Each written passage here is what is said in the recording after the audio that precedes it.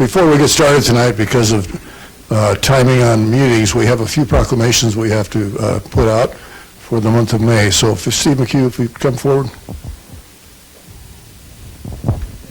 I could invite Sure. George up here too. Sure. And Josh? Yeah, Josh will come, yeah. Yeah. We have I know.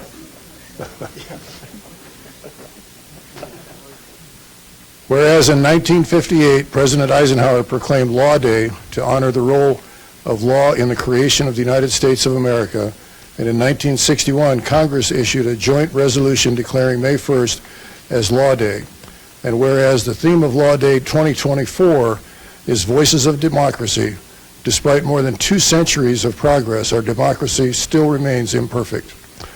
Whereas members of the legal profession should lead the way in promoting democracy by taking individual responsibility not only to speak up and vote, but also to find the courage to listen, to respect, and to agree on paths forward toward a more perfect union.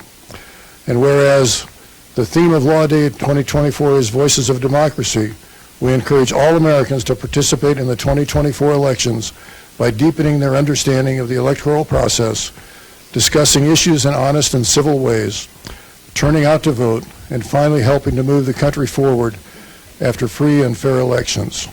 Now, therefore, I, Don Adams, Mayor of the City of Beavercreek, Ohio, along with the entire City Council, do hereby proclaim the week of May 1st, 2024 as National Law Day. And in the City of Beavercreek, and further call on all citizens of Beavercreek to urge everyone to observe this day by renewing their commitment to democracy, by becoming informed, participating in elections, and together let us strive to build a more just and equitable world where the rule of law prevails. I'll give that to you. Mayor, thank you. Appreciate that. Thank you very much. Thank you. I know you've waited a long time for this. Do you want to say a few words? Well, it has been something I've been pushing for something like 10 years, from feeling that it is important to recognize law in our society and what law, how we live as a under law and how. So I think it's important. Thank you so much. I'm glad you did. Thank you. Thank you. Now, if they can make their way in, we'd like the police department in here.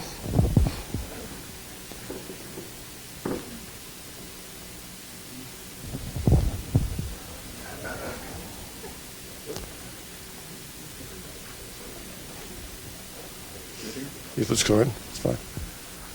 I feel really safe now. All right, we've got National Police Week coming up in May, and I'd like to do a proclamation for the city for that as well. It said, whereas the Congress of the United States has designated May 15th of each year to be Peace Officer Memorial Day, and the week in which May 15th falls within National Police Week being observed May 12th through May 18th, 2024. And whereas the members of the Beavercreek Police Department play an essential role in safeguarding the rights and freedoms of the citizens of Beavercreek. And whereas it is important that all citizens know and understand the duties, responsibilities, hazards, and sacrifices of their law enforcement agency, and that members of our agency recognize their duty to serve the people by safeguarding life and property, by protecting them against violence and disorder, protecting the innocent against deception, and the weak against oppression. And whereas the Beavercreek Police Department has grown to be a modern and nationally accredited law enforcement agency, that the men and women of the Beavercreek Police Department unceasingly provide a vital public service. Now, therefore, I, Don Adams, Mayor of the City of Beavercreek, along with the entire City Council, do hereby proclaim the week of May 12th through May 18th, 2024 as National Police Week in the City of Beavercreek, and further call upon all citizens of Beavercreek to observe Wednesday, May 15th, 2024 as Peace Officer Memorial Day in honor of those law enforcement officers who through their courageous deeds have made the ultimate sacrifice in the service to their communities and have become disabled in the performance of duty. And let us recognize and pay respect to the survivors of our fallen heroes. So, gentlemen, thank you.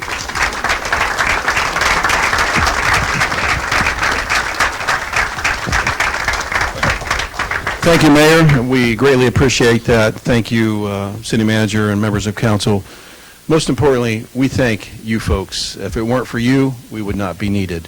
Been doing this for many, many years, and I have to say this is probably the largest crowd we've ever had for this evening, so thank you for coming out. I'm not sure what else is going on, but thank you very much. So we greatly appreciate the support we have here in the city, and it has been a privilege to be here as many years as I've been, and with these gentlemen as well, serving side by side and taking care of all of you, our citizens, and making sure that we're trying to do the best we can to fulfill the mission of our department. So we thank you very much, and thank you for this evening. Thank you, gentlemen, and I really appreciate all the work you do for our city, so thank you very much.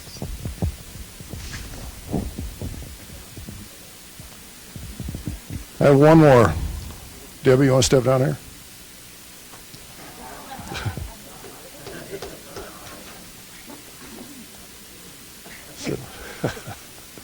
Says, we have something coming up, Professional Municipal Clerks Week coming up in May, and I wanted to recognize Debbie here for her, what she does for us.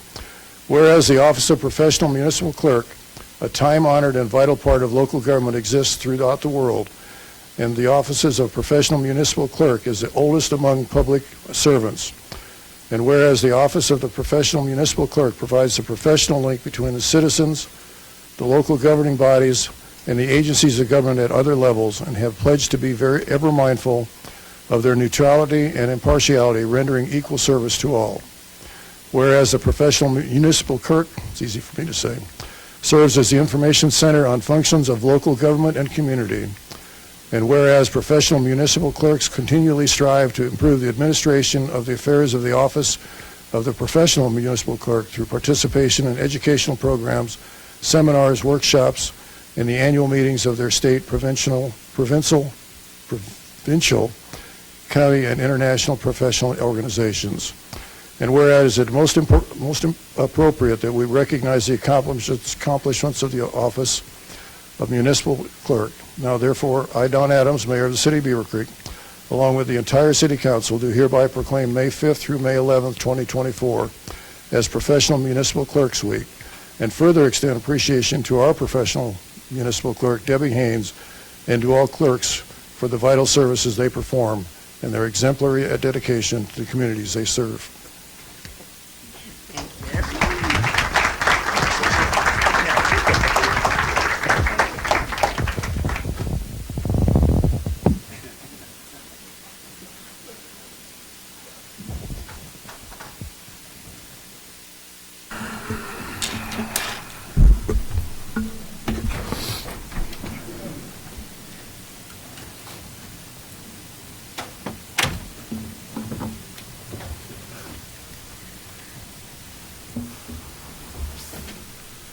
Thank you. Now I'll call this meeting to order. Have a roll call, please. Councilmember Curran. Here. Councilmember Dewar. Here. Councilmember Garcia. Here. Councilmember Literal. Here. Councilmember Schwartz. Here. Vice Mayor Bales. Here. Mayor Adams. Here. And I'll turn it over now to Councilmember Schwartz for the pledge. All join me for the pledge, please.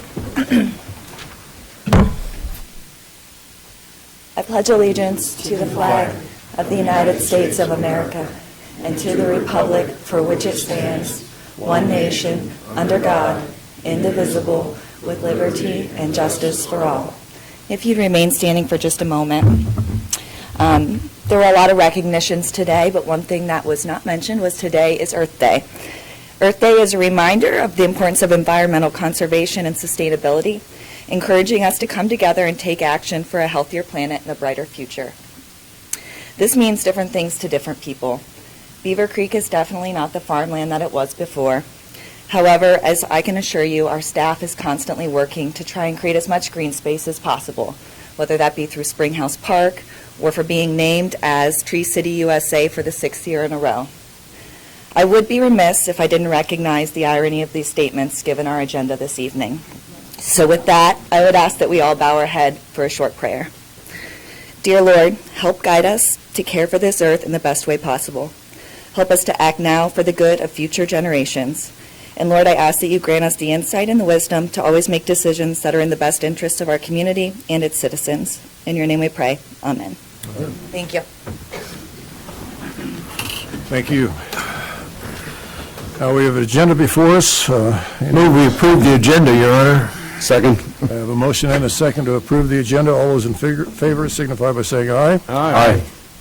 And we have a set of minutes from April 8th, 2024, regular meeting.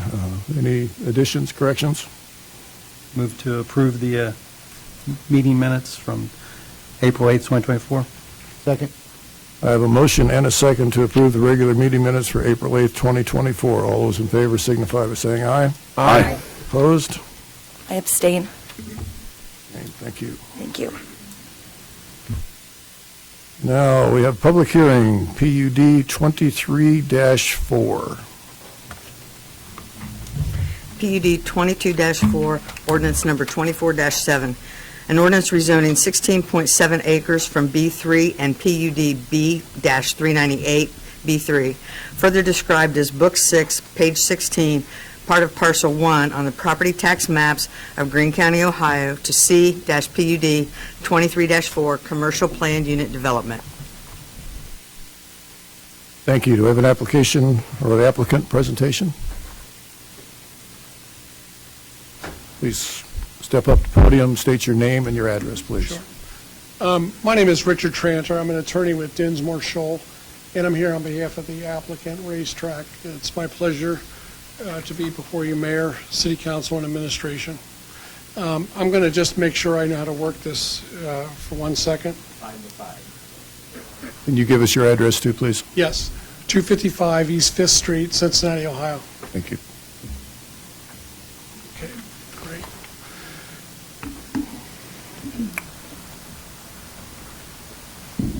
Last time this fell off, so we'll leave it.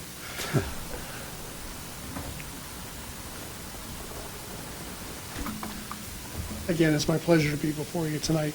With me is a team of RACETRAC and their engineer.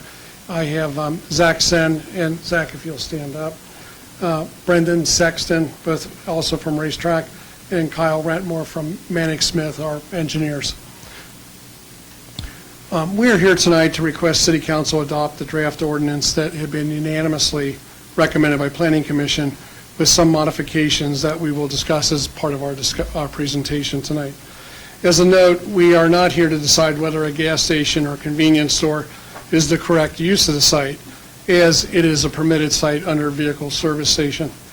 Further, all determinations on site orientation, traffic, access will be made part of a specific site plan approval process, which I know, as you are all aware, is the second step in a PUD rezoning process.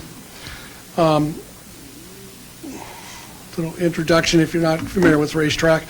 It is the owner and operator of over 560 convenience store and gas stations across the southern United States. They're privately owned and they are not franchised. While operating under its mission of making people's lives simpler and more enjoyable, RACETRAC stores offer guests a one-stop shop featuring a wide selection of retail convenience store goods, house-made food and beverage products, and competitively priced fuel. It also has a great philanthropic initiative with these organizations, and RACETRAC obviously is excited to become a business neighbor within the city of Beavercreek.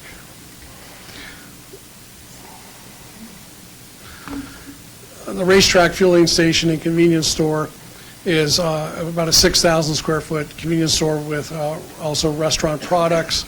It's sale of items customarily seen at a neighborhood gas station and convenience store, indoor and outdoor seating for food service purposes. The one thing that I do want to emphasize, because I know this is going to be the topic for tonight, is that we are not a truck stop. We do not offer truck washing. We do not do truck repair services. We do not offer separate shower facilities, laundry, or trucker lounges. In fact, tonight, with the permission of RACETRAC on what was a concept site plan, we've actually eliminated the truck parking spots also. So the discussion tonight, in a nutshell, is going to be around the definition of vehicle service station as opposed to truck stop. To give you a little history on the site, in 1981, a PUD was created in anticipation of a extensive law that obviously never got built. The PUD in 81 rezoned formerly B3 and B4 zoning districts. I assume you know the location. It's at US 35 and Factory, and it was originally 161 acres, which now around 80 are left following the 2021 rezoning. And then it was envisioned that there would be a ring road surrounding the perimeter of the site and tying into North Alpha, Bellbrook. The permitted uses since 81 and prior to 81 have always included vehicle service station.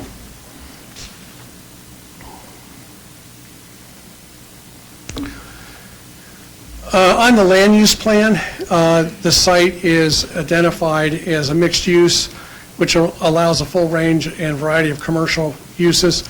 Commercial uses do include gas stations, and I'll get to that specific slide next. The land use plan recommends office and commercial uses in the east and northeast, and it identifies the subject property, one of the largest future development areas in the city. Again, with you recognizing Factory in US 35, the site that we're going to be discussing is tucked up into the most northeast corner of the site, which is actually recommended under the land use plan as to where the transition from office towards retail should occur. So we are putting the site in the most logical spot per the land use plan.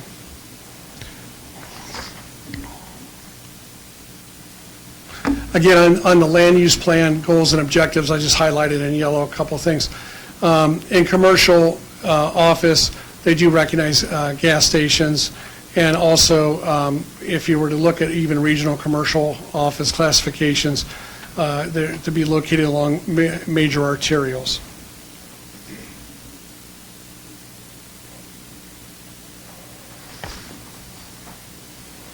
So in 2021, there was a rezoning of this PUD. Approximately half of the PUD, again, it was a commercial PUD, was rezoned to residential to permit sky crossing. And the zoning went through successfully, and even in the staff report of that zoning, it was acknowledged, again, that the permitted uses would continue on the remaining portion of the PUD, which permitted uses, again, included vehicle service station.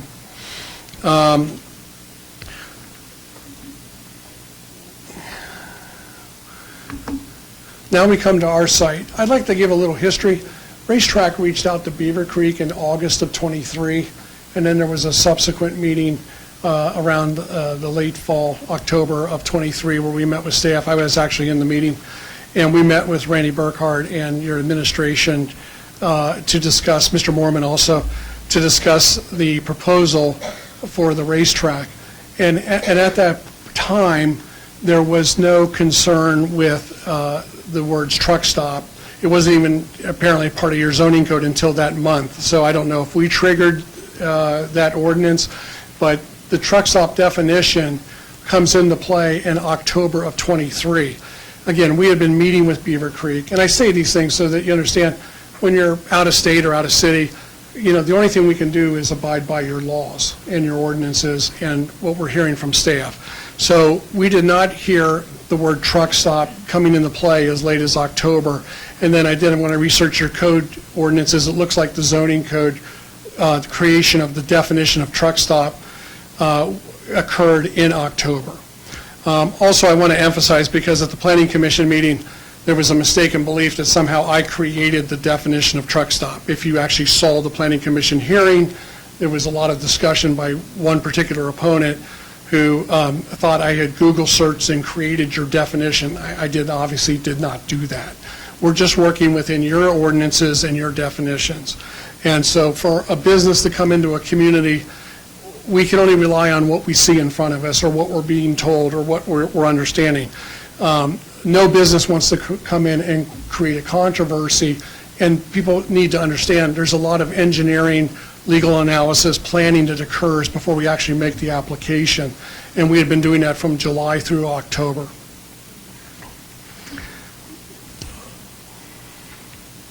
Let me go back, sorry. So if you look at the staff report and the site composition, it takes the approximate 16 to 17 acres, and it makes a recommendation by dividing it into commercial, office, and then office. Again, our site plan, as you'll note, is in the upper orange portion of that site. So of the 16 to 17 acres, we're only looking to develop about 7 of the acres. And to your point, we're leaving 9 acres right now as conversation, possibly for open space or for green space, which is quite candidly unprecedented because we're looking at a 16-acre site, and we're offering to the city the opportunity to have 7 acres developed and possibly work that bottom area, the office, as an open space or any recommendations. I also will say after Planning Commission, I stayed an hour after Planning Commission, having announced to the audience, this is on your video, that I would stay to anyone that would want to discuss this with me. There were 3 or 4 citizens that were nice enough to talk to me. I tried to re-engage with them. I had some very nice conversations with a particular person, but the conversations quite candidly just died off. Not because of the enthusiasm on our side to discuss it. The conversations just died. And so I don't want to make it look like as if we have not tried to reach out and have neighborhood engagement on this. We have. And that's their privilege. If they don't want to continue the conversation with us, that's fine. But I'm leaving open to the appropriate board and maybe to talk to staff between the rezoning tonight and the final site plan is what do we do with those 9 acres? And we are sincerely saying we are not committing to making that an office district or to sell it off. We would like to use that as an opportunity to allow either for buffering or other screening or the like, and you'll see that in our presentation. We've unilaterally even tried to address that between the Planning Commission meeting and tonight's meeting.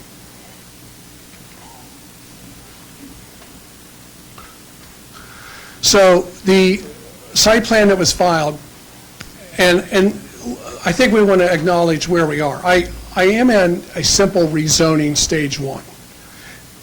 For purposes of transparency, we have presented a lot more information than is required for a rezoning. We actually have given a concept site plan that even shows the truck dispensaries and potential vehicular movement on site. It would have been very easy for us to just file and say, let's change this to a B3, recognizing vehicle service station. But the style of myself, my personal style and the personal style that fortunately Racetrack has is to give as much information as we can to staff so that we can have a full discussion earlier rather than later. So rather than kick the can completely down the road and just say, we just want the B3, vehicle service station, we're done, and then we come back in and we show this plan, we've lost an opportunity to have discussion. So the reason we showed the plan was to have discussion. So what you're looking at then is a site that has to the north is what would be like the effectively cars and gasoline, and there is some diesel there. If you have like a Mercedes or certain cars that take diesel, you have the 6,000 square foot convenience store, and then to the below you have what are the truck canopies and the dispensers for the diesel. The reason, and again, Racetrack could have easily just merged those all into one giant fueling station and just raised the canopies. But for purposes of efficient and safe movement on site and also leading to off site, they have separated the gas from the diesel. And again, I'm going to mention that because there was discussion about the bottom portion being a truck stop. And again, I'm going to effectively address that. But you don't want to have to take a unified project site. This is a PUD. It's a unified site, single ownership. The prominent building there is the 6,000 square foot convenience store, and the dispensaries are almost like ancillary uses. We did that to separate to allow for a safe and efficient truck and vehicle movement on site. Then this is the site plan we are going to be discussing tonight. This is a superseding site plan, and what we did is we took the parking spaces, the truck parking spaces, and we've eliminated those. And we are adding a green space with significant tree plantings. Again, this is not something you have to say is a final. This is a rezoning hearing. This is meant to invite conversation for final site plan. So in order to address concerns, we are taking that entire southern portion of those fueling stations, and we took out the parking spots, and now we're adding this green space which would have trees planted on it, significant tree planting, 6-foot high arba vitae. And it's an effort to say, look, we're not necessarily agreeing with maybe some of the things we're hearing about noise and the like, but we're trying to address it so that you understand we're trying to address a concern. You know, I don't want to necessarily go and disprove everything tonight, but I would rather say we listened to the concerns and we have eliminated the truck parking and we're willing to put in that green space.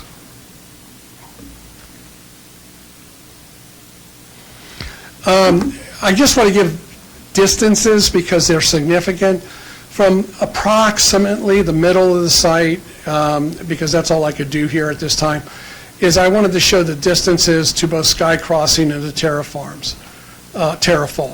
So it's over 1,600 feet, basically to the rear border of Sky Crossing, and it's approximately 2,400 square feet to Terra Falls. These are significant distances. Generally in zoning, you're dealing with adjacency, immediately adjacent properties. Even in publication notices, it's usually 200 feet. In your own zoning code, you have a lot of references to 500 feet in terms of like sound studies and the like. We're significantly beyond, and you got to ask, well, where does the radius of risk ever stop? I mean, is it a mile, 2 miles? I mean, it's just, you have to, within land use, have realistic borders in terms of impacts of a site. And when you start getting into 1,700 square feet, 2,400, linear feet, 2,400 linear feet, you have to understand that's a significant distance for any adverse impact. An example would be, there was a lot of discussion about noise, potential noise. And again, if we have to at the final site plan, not at this level, we would be glad to submit a noise study. Just generally speaking, that the ambient noise coming off US 35 is going to be significant. That's not to say that they may hear something on our site, but if you go a distance of 1,700 feet, 2,400 feet, the noise off our site will be subsumed within the ambient noise of US 35. There already is significant noise at that site as a result of US 35. But our site is not going to exacerbate the sound pressures that they're hearing. And again, we'll be glad to submit a sound study at the final site plan, and I'm quite confident that we will be proven correct on that point.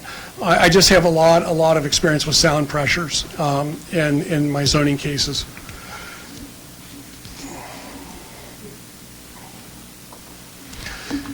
So here we are tonight with the red indicating what had changed from the proposed zoning resolution that was provided to us in October and what was submitted to us several days just before the Planning Commission. We had received a draft of a zoning resolution from Mr. Burkhardt at the meeting we came to in October. We had no problem with that zoning resolution. And then a few days before Planning Commission, we got this draft of the zoning resolution. And we do have a problem with this. Because now the truck stop concept was introduced and also the prohibition of traffic down to, not Factory, but Shakertown Road. And this is going to be the conversation point for us tonight.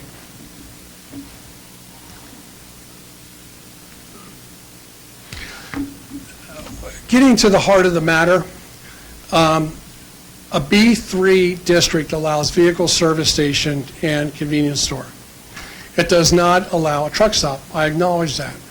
But I'm also saying we're not a truck stop under any definition. I'm using your ordinances, the language, and the truck The vehicle service station says a place where gasoline or any other vehicle engine fuel, including diesel, maybe, and it says related directly, it should say retailed. I want to correct that in the 6th line down. It says related directly. It should say retailed directly. On the other hand, a truck stop says any establishment that is engaged primarily, and primarily to me means more than 50%, predominant, majority, in the fueling or parking of tractors or trailers. We are not a truck stop. A good example would be the car counts that have been submitted as part of the application. At the peak hour, there will be 200 cars moving in and out of the site at the peak hour. There will be 10 trucks at the peak hour moving in and out of the site. Ladies and gentlemen, please let him make his presentation. You'll get your opportunity later. Right. Again, 200 cars versus 10 trucks peak hour. So in terms of the discussion we're having, you have got a B3 district that has been recognized since 1981, recognizing vehicle service station. It wasn't until October of 23 you created a definition of truck stop, and then it's been tried to be applied to us. I'm acknowledging we cannot be a truck stop, but we are not a truck stop because we are not primarily, and on any definition, vehicular movement on site, the commodities or products sold. We happen to have the truck dispensaries because that's a racetrack business model. In effect, what you're asking us to do, if we were a grocer, you would be like walking in and saying, you can't sell a product line, like you can't sell kosher foods, because we're just saying that we believe that particular aisle is primarily selling kosher foods. But the entire grocery store, that would not be the primary sales or primary activity. You just can't segregate this by legislative fiat. There's nothing in the code to support the recommendations Mr. Burkhart made to the Planning Commission. And I understand his dilemma. The Planning Commission wanted to address the issue of trucks on traffic. But the issue is it primarily fueling or parking? And that's a legitimate legal issue which is in your ordinances.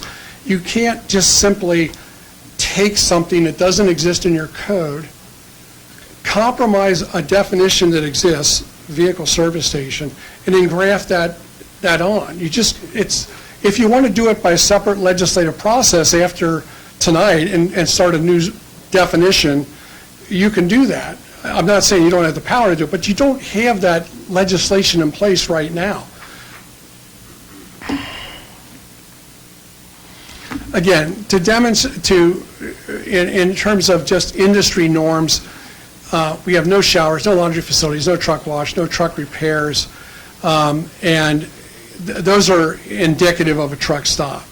And this facility has none of those amenities. And again, I'm emphasizing the fact that there are more gas dispensers. There is going to be more car traffic. And if you take the extension of the argument made for what is been made as a modification, you're going to find that I can't even bring the racetrack fuel truck on site because there's a prohibition in the current resolution draft that says no fueling or trucking of any kind. Well, I can't even bring the fuel truck on site to fuel up our tanks. And then there was a lot of discussion about, well, what about box trucks? Because they're already in the neighborhood. The Amazons, the Krogers, those trucks already exist. And Planning Commission, to their credit, acknowledged that, yeah, this was a bridge too far, and they gave an exception to the box trucks. So we're going to continue in this discussion here. So just stay with me. All right, so, people sometimes need examples, and I tried to give examples. So what they've done to my site is effectively they've taken our site and RANIER drew a circle around the bottom south of the site and said that's a truck stop, because it just happens that those several square feet have the truck dispensaries. But if I got a McDonald's and I got that playground up there, and you do have definitions for recreational uses as separate uses, is that a McDonald's or is a restaurant or is that a playground? Or if I go to the backyard of one of the houses out there and I see that playground on the right, does that 1/3 of their yard mean, because that's exclusively used for a playground, does that translate that residential single family into a playground or recreational use? I think the answer is simply no. Or if I put a pool in and I've got it occupying half of the backyard, does that mean that that is now a pool or swim club? Or if I put tennis courts in and you isolate that and circle it, does that make that a park or a tennis club? And logically, I think we can say no, it doesn't, because McDonald's is a restaurant, that's a single-family house on the right, that's a single-family house on the left, and that's a single-family house on the right. You can't come in and isolate a particular feature of a site that is predominantly what it is, which is it's a vehicle service station, which allows for fueling, and it allows also for convenience store.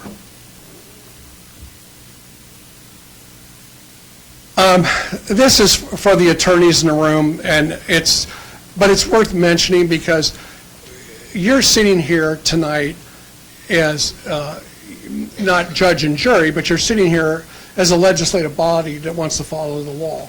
And so this is black letter law, is that you have to liberally construe a permitted use vehicle service station, in other words, to grant the use. And here, it's not like, we're not talking about the penumbra of the Constitution. It's just written in there, fuel or other fuel, gasoline or other fuels. And conversely, you have to strictly construe the restrictions. So the idea that you want to call it a truck stop, you have to write out the word primarily. You just got to take it out of the definition. But the word primarily is in your definition, and it's a current definition. It was a definition you all created in October. So it's very relevant. It's not like it was forgotten.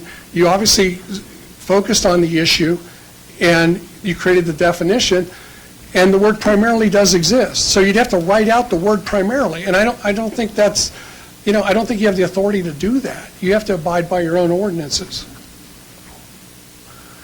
If it comes up, this is again black letter law. Again, traffic is a byproduct of zoning activities.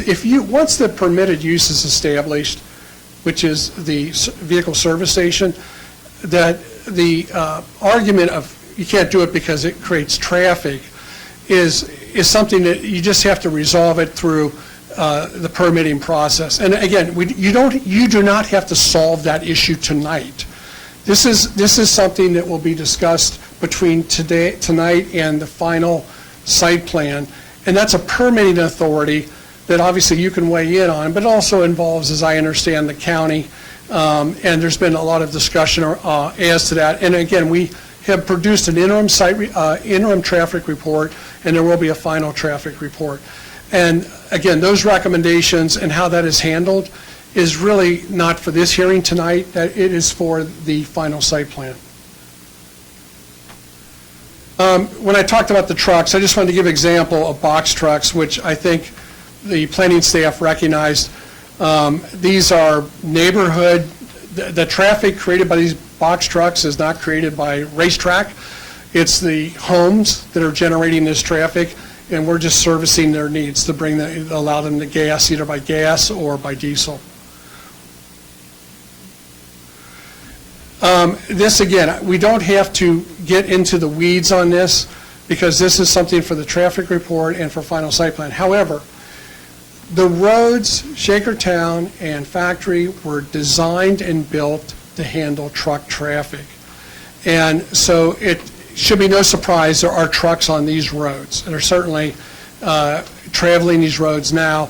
So the idea that this is some Sleepy Hollow arterial is false. This is a major arterial and collector, and it is deserving of and justifying to have some truck dispensaries there.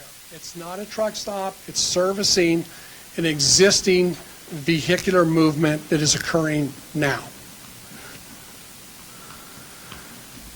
Okay, so we have the revised zoning resolution, and I'm going to actually show you my edits there. to achieve, but I want to go back and just discuss the reasoning. Okay. The parenthetical, which is the first change, in part or in whole, that's a creation of Mr. Burkhart. That does not exist in your zoning code. A truck stop does not have that modification in it. It has the word primarily. And it's defined by the ordinances, again, to engage primarily in the fueling or parking of trucks, tractors, trailers, and the like.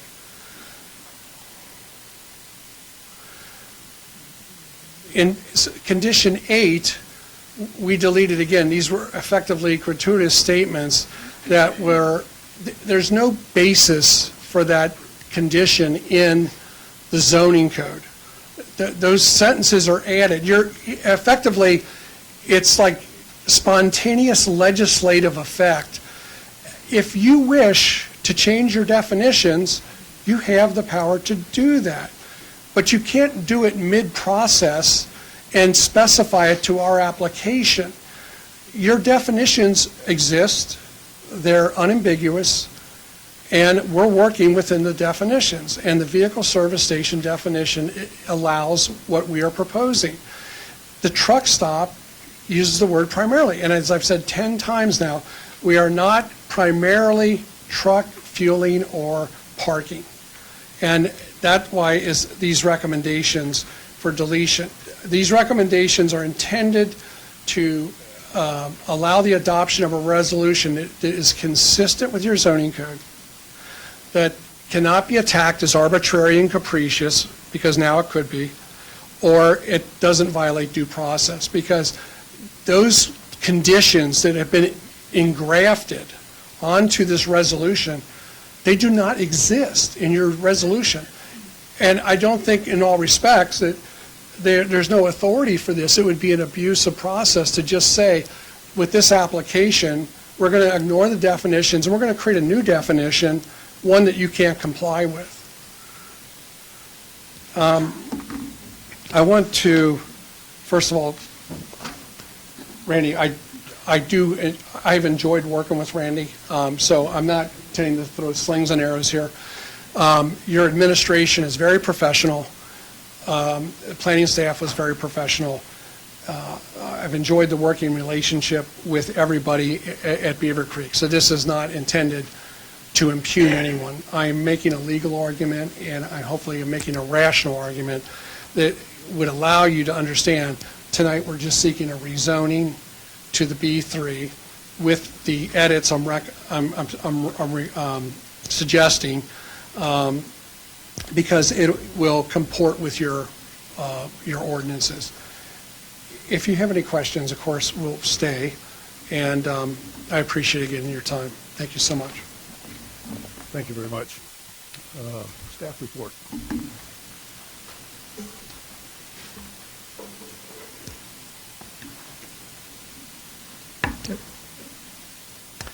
Good evening, Mr. Mayor, members of City Council. Quite a bit of this was actually gone over in the first presentation, so I'll kind of go through that a little bit. So sorry about the repeat here.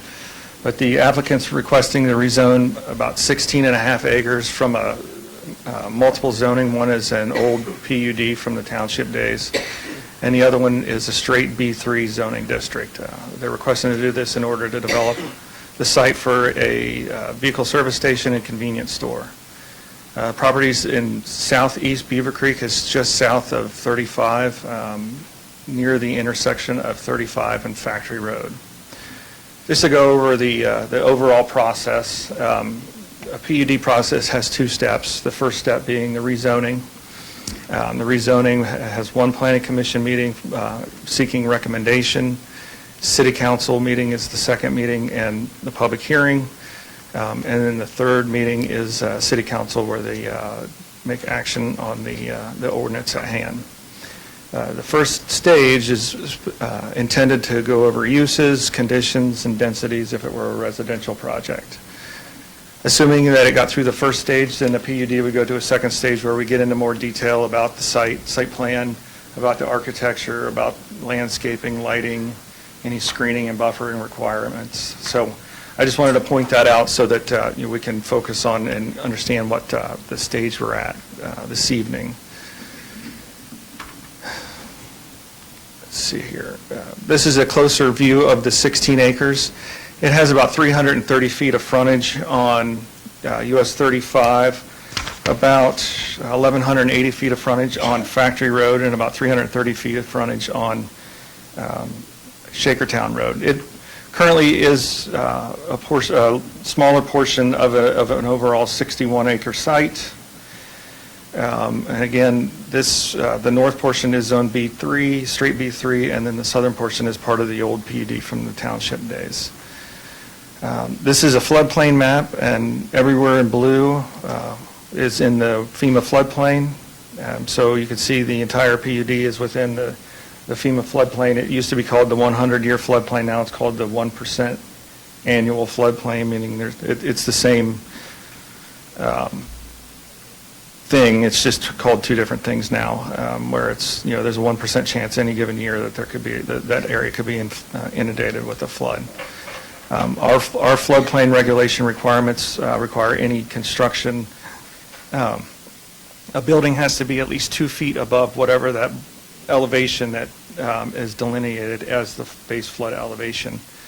For the gas station and the applicant's request this evening, I did a quick calculation, is about 6 or 7 feet of fill to get where they want to put their building up above 2 feet above that base flood elevation. So it's quite a lot of dirt that will need to be brought in to build the building within the floodplain regulations. Also on site and just adjacent to the site, there is a interstate high-pressure gas line. It goes through all the way up into New York and all the way down into Texas. It's a high-pressure line. There's a 30-foot easement on either side of the line, and nothing will be able to be built within that easement. No building can be built in that easement. Again, this is the rezoning. It's kind of hard to see the outline of the proposed PUD, but it does go, it crosses that where you got the stripe, the pink stripe is the PUD, and then the solid red is the B3 zoning, which is also, to the south is that same PUD. To the east is the same B3, and then ultimately to the west is some of the PUD, the B3, and then there is some B4 there as well. And it's just a closer view of that. So as the property stands now, they're allowed, the PUD that it's over half of the site has an underlying B3 district, meaning any uses in the B3 is what is permitted in that PUD, and then the straight B3. So on the entire 16-acre site, they're allowed to currently have bars and taverns, convenience stores, restaurants, vehicle paint and body shops, and they're allowed to have vehicle service stations, as the applicant stated. It is a permitted use within the entire 16.7-acre area. Vehicle service stations are permitted on the site as the zoning stands now. The land use plan. Quick point of clarification. The way it sits right now, they could put a gas station there without going through this rezoning. Am I correct? That is correct. The rezoning,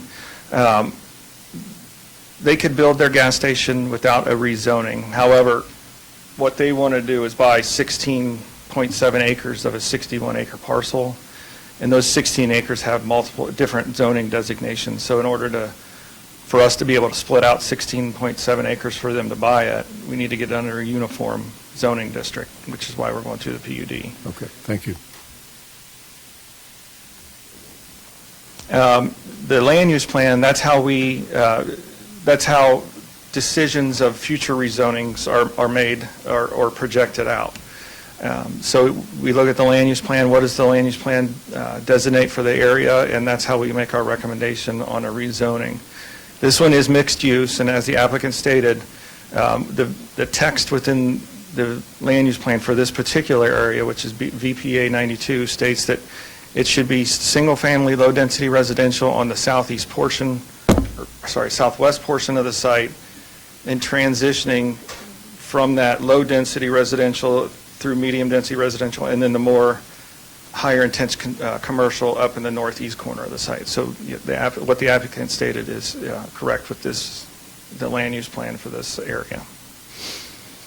Again, and this is just that text with the VPA where it shows that, it should transition to more commercial in the northeast corner. And mixed uses developments provide that full range of uses from commercial to office and to residential. So that goes back to, or that goes in line with what we're proposing with the overall concept. This is the concept plan that the applicant has provided and is referenced in the proposed ordinance. I just kind of wanted to take it back further so it can be seen as a whole in context, where they're proposing to have on the north side, in the northeast corner, the fuel pumps, and then south of that would be a convenience store, and then south of that would be diesel truck pumps, and then truck parking area. I know the applicant had mentioned getting rid of the truck parking area with this evening. And then ultimately, access point onto Shakertown that lines up with the signalized intersection at Shakertown and South Alpha Bellbrook, and then 2 access points out onto Factory Road. Now, why I had that second slide about stages, this is very, very detailed for a concept plan. So while all this detail's on there, I don't want to imply that if this gets approved in any shape and form, it doesn't mean that they can go out and construct this as it's shown on the concept plan. This is concept, and there would be a second stage to go through further on details of the site layout and the architectural of the building. So what they're proposing this evening and what the proposed ordinance calls for is about 5 acres of that 16.7 acre site to go from straight B3 and 11 acres to go from the PUD into 2 separate and distinct uses and sections of the PUD, with commercial and office in the north and then office in the south. So in the northern portion, the proposed uses outlined in the ordinance say that all the B3 uses, what they can have there on the site, can continue to happen, except for bars and taverns and lawnmower sales, vehicle body shops, vehicle repair stations, vehicle sales and service, so the car lots for new or used car for sale, and then the minor repair stations. And in the south, all the uses that are proposed within the ordinance are all the uses allowed in O1, which is a litany of office uses, except brew pubs, drug and alcohol, addiction rehabilitation clinics, hotels and motels, which is more traditionally in a commercial area, but they are a specialized use allowed in office areas, and we didn't want to see a hotel or motel being at that location. And then vehicle parking garages, those are permitted in office districts, but it just wouldn't be appropriate at this location. And then restaurants, they usually have quite a bit of traffic on restaurants, and we wanted to see that if they wanted that on site to be closer into the commercial office area. And I guess what the applicant pointed out, that the crux of the discussion this evening is what is a truck stop and what is not a truck stop, and what's a gas station and what's not a gas station. For me, I look at the site and I think of the users. Who's going to be using the site? The south, well, on this, it's flipped. So the north, the bottom of this map is the north side of the site. Those are going to be the uses you'd find at a traditional gas station. You got everyone with cars, you will have the box trucks, and they will be going in and out of the site as you would any other gas station. Then you get to the top half of the site that is designed primarily, it is designed solely actually for semi-truck tractors, for large diesel vehicles. They have pumps that, those type of fueling stations have pumps that normal cars can't use. You can't use, they just push out too much gas at too much speed. The parking spaces are designed specifically for track trailers, semi-truck tractors. And so I when I'm looking at this site, I say there is a vehicle service station, and then immediately adjacent and attached to it is a truck stop. And that's how I view the site. That's how staff has gone through the site, just because you have different users, different traffic movements. And so that's how we see that as a separate and distinct use from the convenience store. I know the applicant had pointed out, like the McDonald's and the houses with pools and the like. And we would, the playground at a McDonald's, we would consider that an accessory use. That's accessory to the restaurant. That's a subordinate use. It's not a separate sales place where you would sell entrance into the playground. Then yeah, that would be a separate and distinct business if it was a completely different retail area, and you would not be using it as an accessory. It's not intended for the customers of the restaurant. Then yeah, it would be a restaurant and a playground. Same thing with a house. If you had a house with a pool and you rented out the pool, or it was a completely different set of users than the people living in the house, then yes, that's a house and a recreational pool, and that wouldn't be allowed in a residential district. So we look at it that way, is what's an accessory use, what's a principal use. And for this particular site, we would see two principal uses, one being a vehicle service station, a gas station, and the second use being a truck stop. So that's why we are recommending that, or why our argument is that these are two separate and distinct uses, and that truck stops being only permitted in industrial districts wouldn't be appropriate at this site, being that it's intended for commercial and office uses. Even their traffic movement charts show that you'll have trucks moving throughout the top of the site. So just to go through a few conditions in the ordinance for your consideration. One, that any new buildings, and this is if we get to the specific sites plan stage, any new buildings or modification down the road are subject to the rules that are outlined in the sections 158, 066 through 070 in the zoning code, meaning they'd have to go through major mod or specific site plan or minor mod or incidental mod. Also specifically that truck stops are not permitted in the PUD. So that would prohibit the 5 diesel truck-oriented fuel pumps and the 8 parking spaces for diesel trucks that are shown on the concept plan from February 23, 24. Also that there be a building setback from US 35, Factory, and Shakertown Road of 40 feet, and that there be no overnight parking of commercial vehicles at any time. Also, I know that I've heard a lot of concerns about stormwater runoff and how this will affect, any runoff from the site would affect the neighboring areas. This type of portion of the development is again is addressed at the second stage, the specific site plan stage. But should we get to that stage, they will have to follow our stormwater runoff ordinance, meaning approval will not be given to a development if they are exacerbating or causing an accelerated amount of runoff off their site. So what all that means is they have to create a stormwater detention pond or retention pond, and any additional runoff they have to contain it within that site. It can't just sheet flow off into the road or into the neighboring areas at a rate any higher than what's there today. And just a real brief overview of the city's role in development, because we get a lot of comments that you just need to say no and stop. You got to prevent anything from happening. Based on Ohio and U.S. law, the city does not have the ability just to stop development outright. There's private property rights.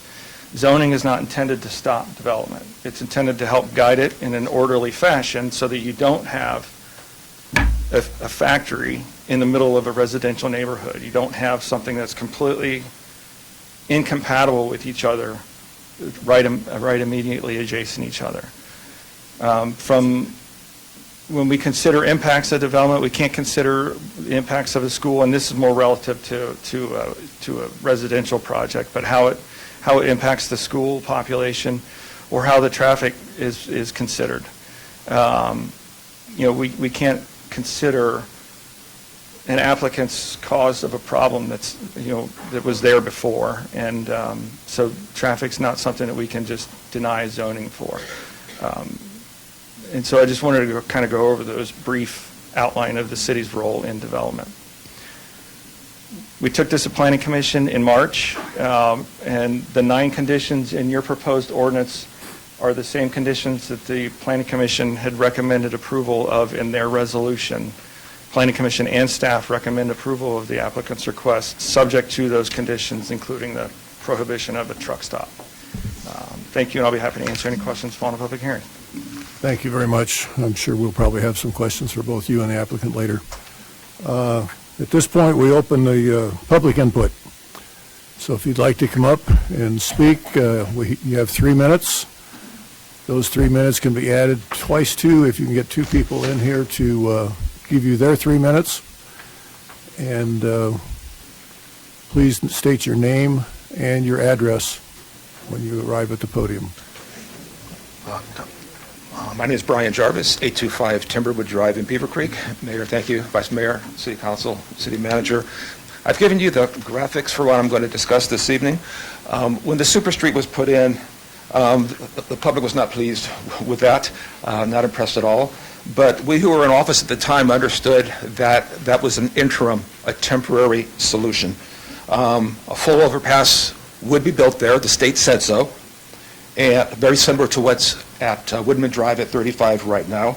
And we understood that nothing would be done to interfere with that full overpass. I've given you the front page of the state's briefing to us back in October 2016. And on that next page of theirs, it says factory is an interim solution. It's in the headline right there. It lists how the Super Street fit the requirements that was needed back then. And on the next page of their briefing, again, they repeat, Super Street is an interim solution. It states the reason for it. At the very bottom, the last bullet, it says it will perform better than the existing signals for many years while interchange development and construction funding is pursued.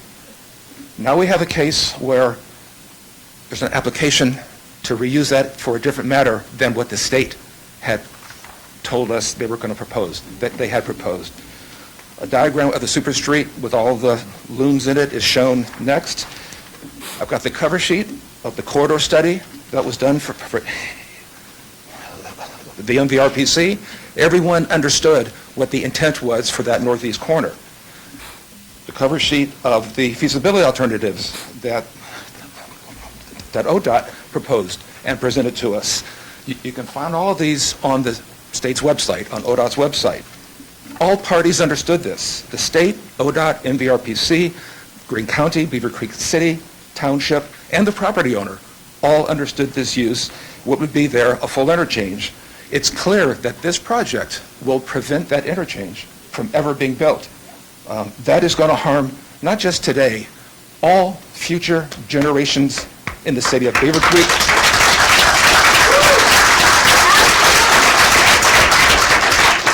City Council needs to prioritize public safety with regards to what is known for this planned intersection. This project does create a controversy and create significant harmful impact to public safety. Again, you can see from the final diagram how this project fits where the intersection needs to be, the overpass. They cannot exist together. This is going to prevent that.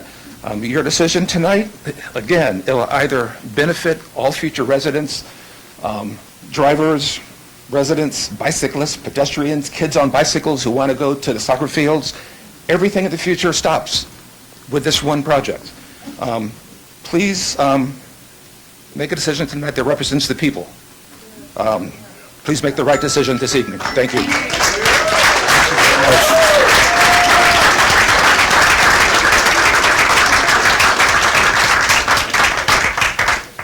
Anyone else?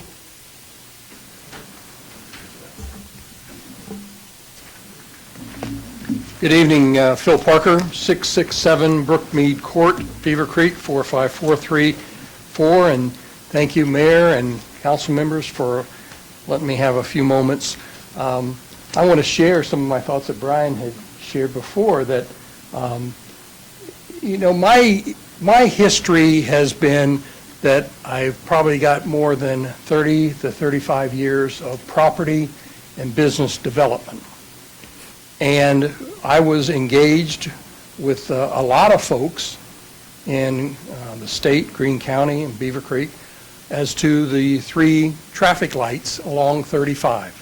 And as you see, we're finally making some progress on the one at Trebine. But notice that because of a historic river, and I'll come back to that in a moment, that we've had to shift everything in a different direction than what we normally would do in some type of cloverleaf. I believe that, indeed, if we try to build something, and I'm not anti-business, and some of you that know me should know that I'm not an anti-business guy, but I think we have to look at the traffic pattern and the concerns that we have for should we ever be able to fix the morass that we now have. So instead of 3 traffic lights, we've gone to about 7 or 8. And it's a real mess, and we need to have it fixed, but they would not spend $120 million for at least a minimum of 2 overpasses. So now here we are stuck with what we have until ODOT can find the funding. And unless you as council can get some type of a determination from ODOT that changes their philosophy, that says that they will change this, and a development like this will not have any impact on fixing our roadways there on 35. If you can't get that, and I don't think that you can, you would be making a strategic error and allowing this type of development there at 35 and Factory. And I encourage you to rethink the position of your planning folks. Thank you.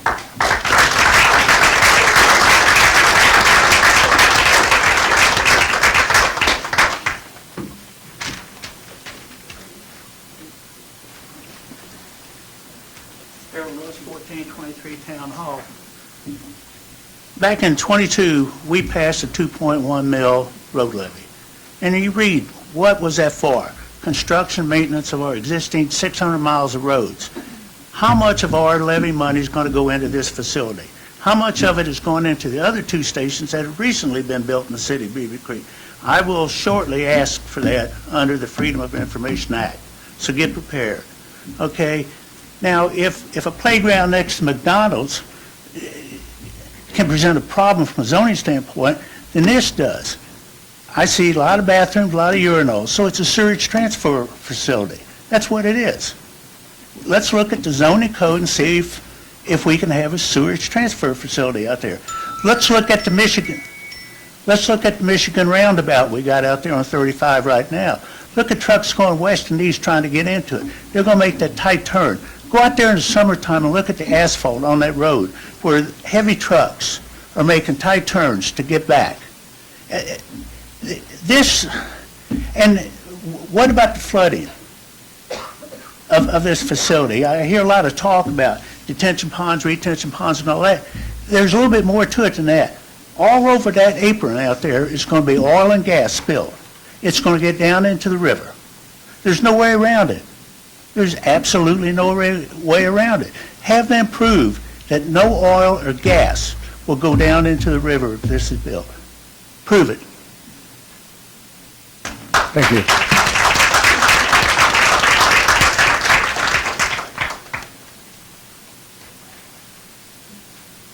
Marie Cesar, 1280 Durham Court in Beavercreek. First of all, Mr. Mayor, Mr. Vice Mayor, council members, I appreciate the opportunity to open things up for a public hearing. I think it really shows a lot that you're ready to listen to what the citizens of Beavercreek have to say. I'd like to weigh in a little bit about the 2 previous speakers spoke about preserving options for the larger interchange later, but I think whatever we decide in the interim, we're faced with how do we coexist with a development with the super street and the superstructure that we have now. I'm sure many of you have taken the super street intersection and sometimes wondered how to navigate your own cars, let alone the addition of truck traffic. I'm sure you've also been subjected to folks who are a little bit confused, folks who are coming through an area as opposed to who live here, how to navigate that intersection. And I'd now like you to imagine what the addition of a large commercial entity right at that intersection would do. And I realize we're past that from the start, but I think we're at the point of making a decision of how large is that development going to be. I think what we are at the risk of doing here is creating opportunities in Beavercreek that are better for folks flowing through Beavercreek than it is for the residents of Beavercreek themselves.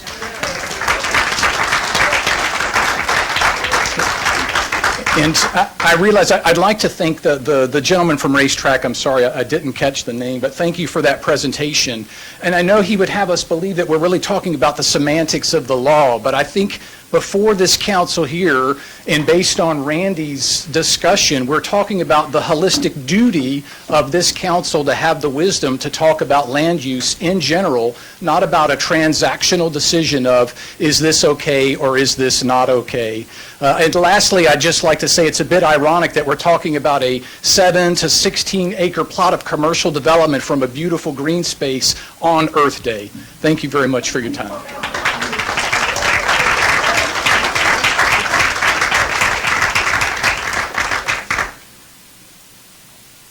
Anyone else?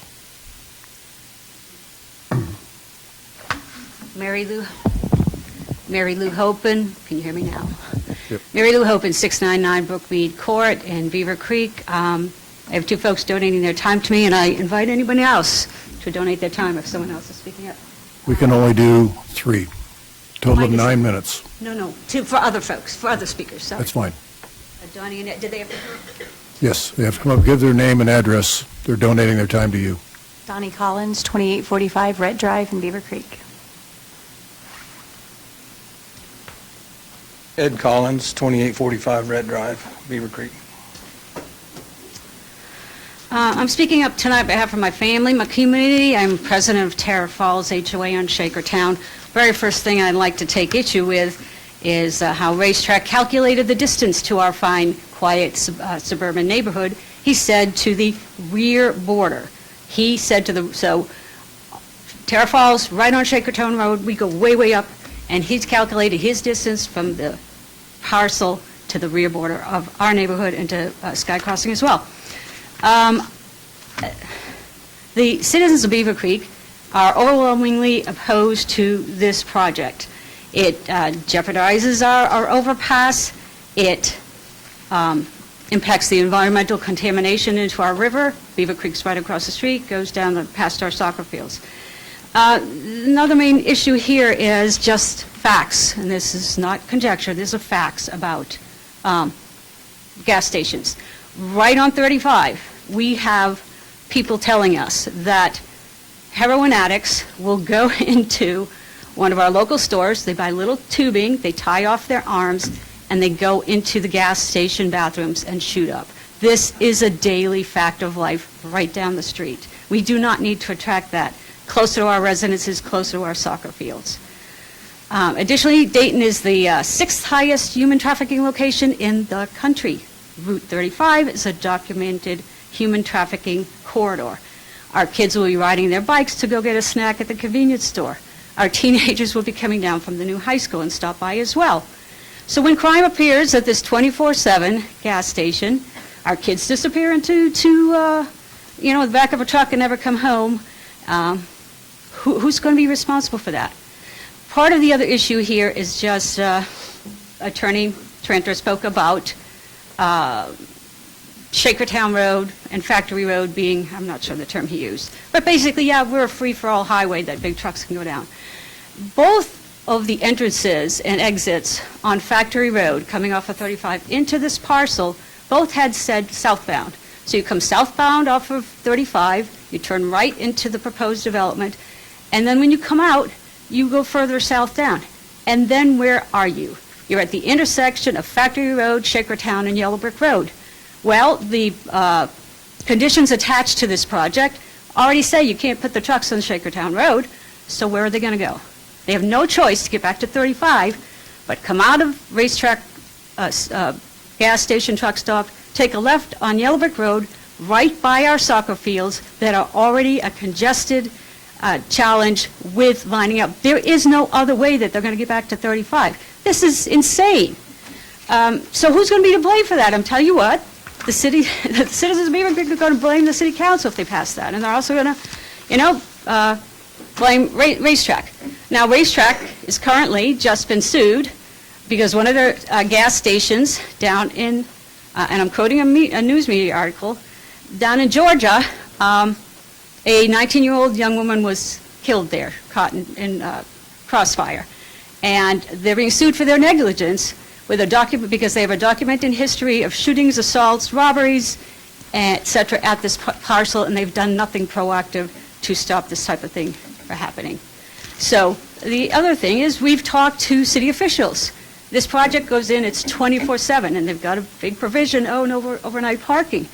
And I said, well, who's going to monitor that? 24/7, no overnight parking. And we were told, you are.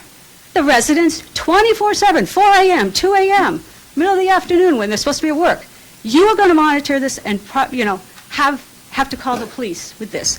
This is just ludicrous. One thing that the Beavercreek residents are doing to take it in our own hands, because we can't always depend on city government, is a dry petition. That means we are already well on our way to getting all the signatures to put this on the ballot in November to prevent carry-out alcohol, beer, liquor at the premises, and that will succeed. That will succeed because we're going to do this. More concerns, if someone could keep time and tell me when I'm about 5 minutes in. Thank you. Okay, so we have the flooding issue, and there was a flooding-related death a few years back on Factory Road. So you're going to put this 7 feet of fill, put Racetrack up on its own little private hill, and as the previous gentleman said, that rain's going to go into the creek. It's going to flood Factory Road. There was already a death there, and 2 townships, Sugar Creek and Beaver Creek, had to institute $100,000 water rescue programs because of that one death, and why we think that the flooding won't continue is not reasonable. Downstream, it's going to run past our soccer fields, and we have a lot of other environmental issues. Zoning, despite the claims to the contrary, this map, it is not already this non-existent PUD B89, whatever, the stripey marks. You can't fit a gas station on there right now. You have to fix this, and so it is, as zoned, is not approved. Now, the Planning Commission's recommendation prohibits the exit and access from Shakertown. So now we have the only avenue is Yellow Brick Road. And Racetrack mentioned that these neighborhood thoroughfares are fine for trucks. Well, guess what? Yellow Brick Road is not zoned that way. Another thing is that Racetrack is just wants to say pleasing things about what they're going to do on these projects. Can you keep my time, please? Thank you. Okay, I spoke with an industry insider. They talk about this as not primarily a truck stop. I spoke with someone who worked in gas station development for decades. He said their massive amount of their project is from diesel fuel. That is it. It trumps the local vehicular gas, the convenience store. So this is primarily a truck stop. They want that truck stop component in. And just as in Marion County, where they were defeated, where Racetrack intruded and tried to do a similar development, and their committee members stood up for them and said, no, that's what we want here. They drove Racetrack away because their governing bodies stood up and said no. So here's our message to the council: just vote no. Just vote no. Ladies and gentlemen, hey, Thank you. let's keep it down. Thank you. I appreciate all your information.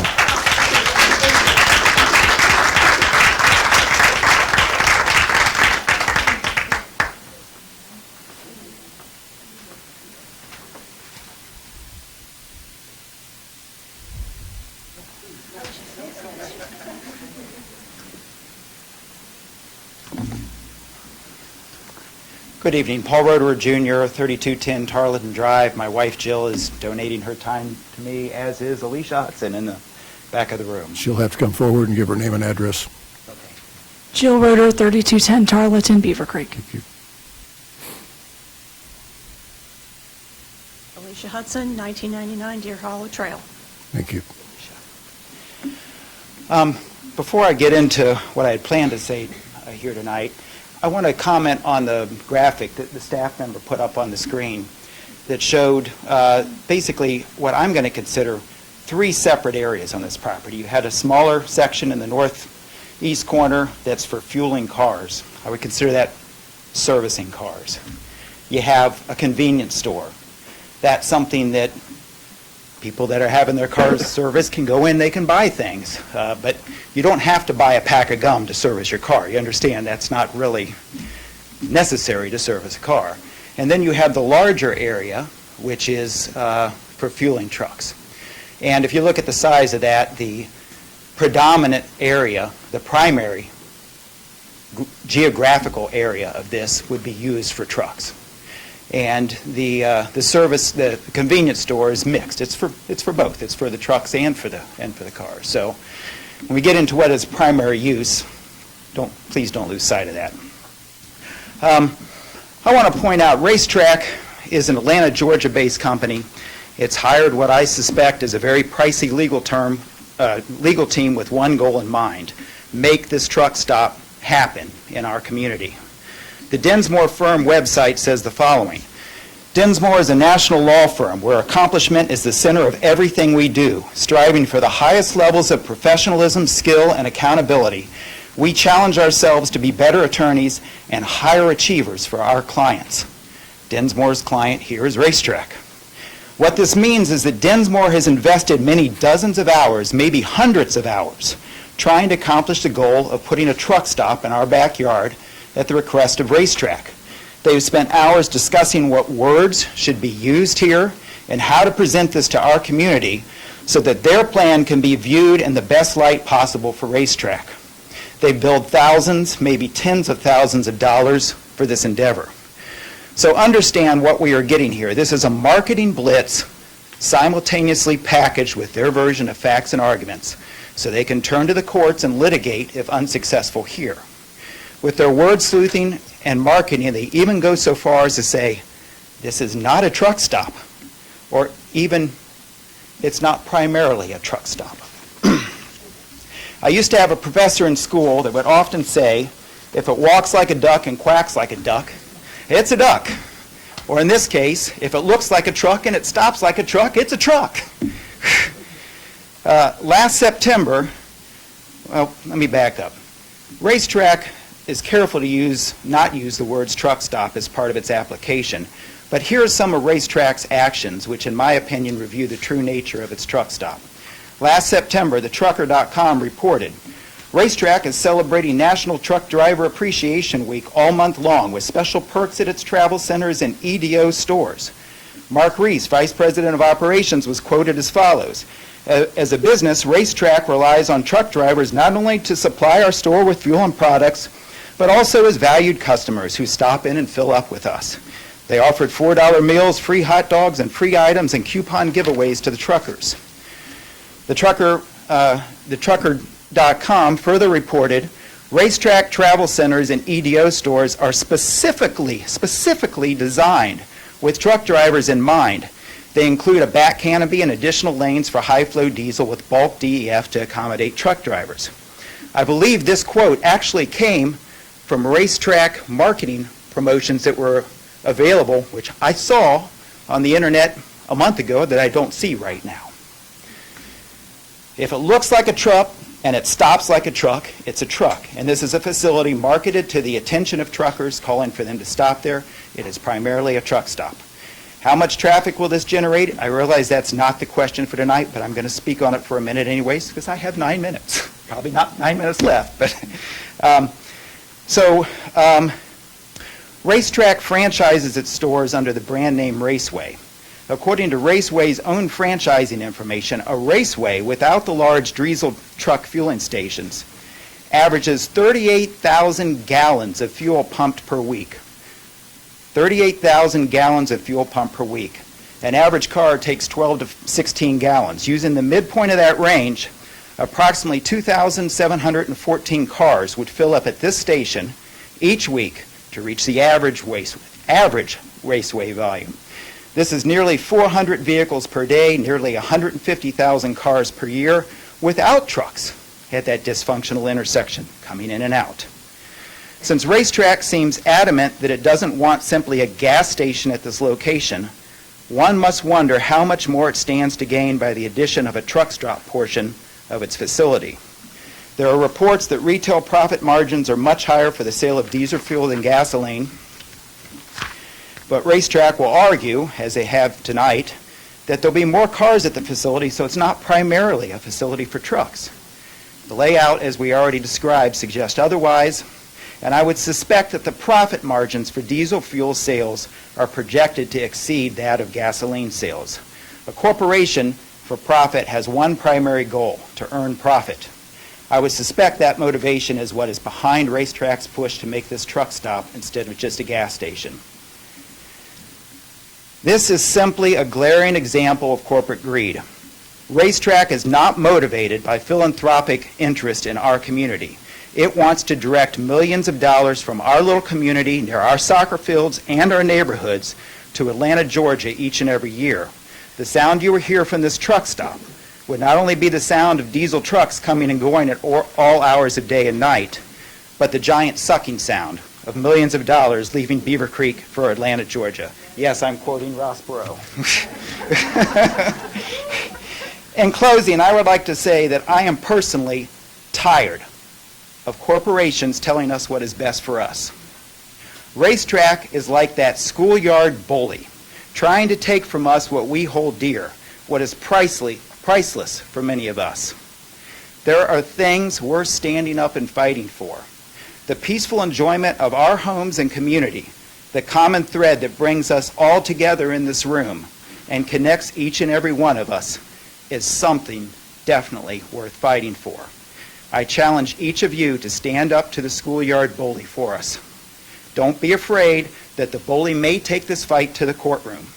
Protect our community from large corporate greed and from something that we do not want or need. Thank you.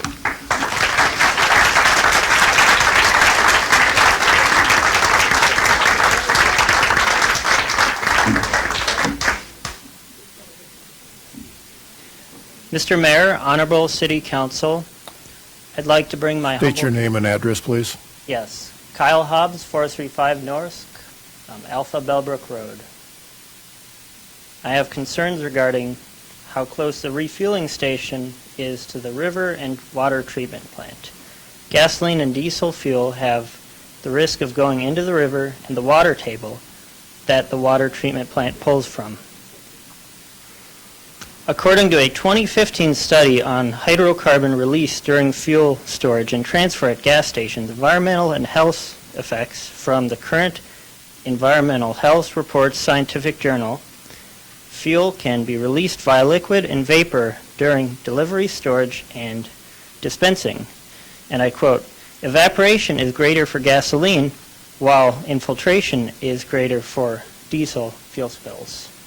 So this is because the gasoline is more volatile than diesel. Diesel, therefore, has a higher potential for soil contamination because of the higher infiltration mass, unquote.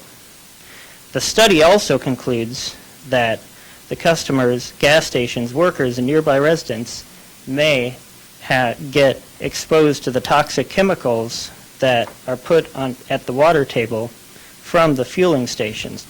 Study uses an example stating that if, say, 0.1% of fuel is spilled and 0.5% vapor is lost during refueling in a worst-case scenario, say a gas station sells 400,000 liters of gas per month, 480 liters is spilled, and 24,000 liters is released annually in vapor form. So I want to bring up an example this is a different state, but in Montgomery County, Maryland Code Section 3.5.13C2C, Any fueling station facility designed to dispense a minimum of 3.6 million gallons per year must be located at least 500 feet from the lot line of, they go on about dwelling units, parks, etc., and then they go on to wetlands and rivers. This truck stop is too close to our rivers and our wetlands and the treatment facility. So I ask and urge you today to consider these environmental hazards for the community and our drinking water. Thank you. Thank you.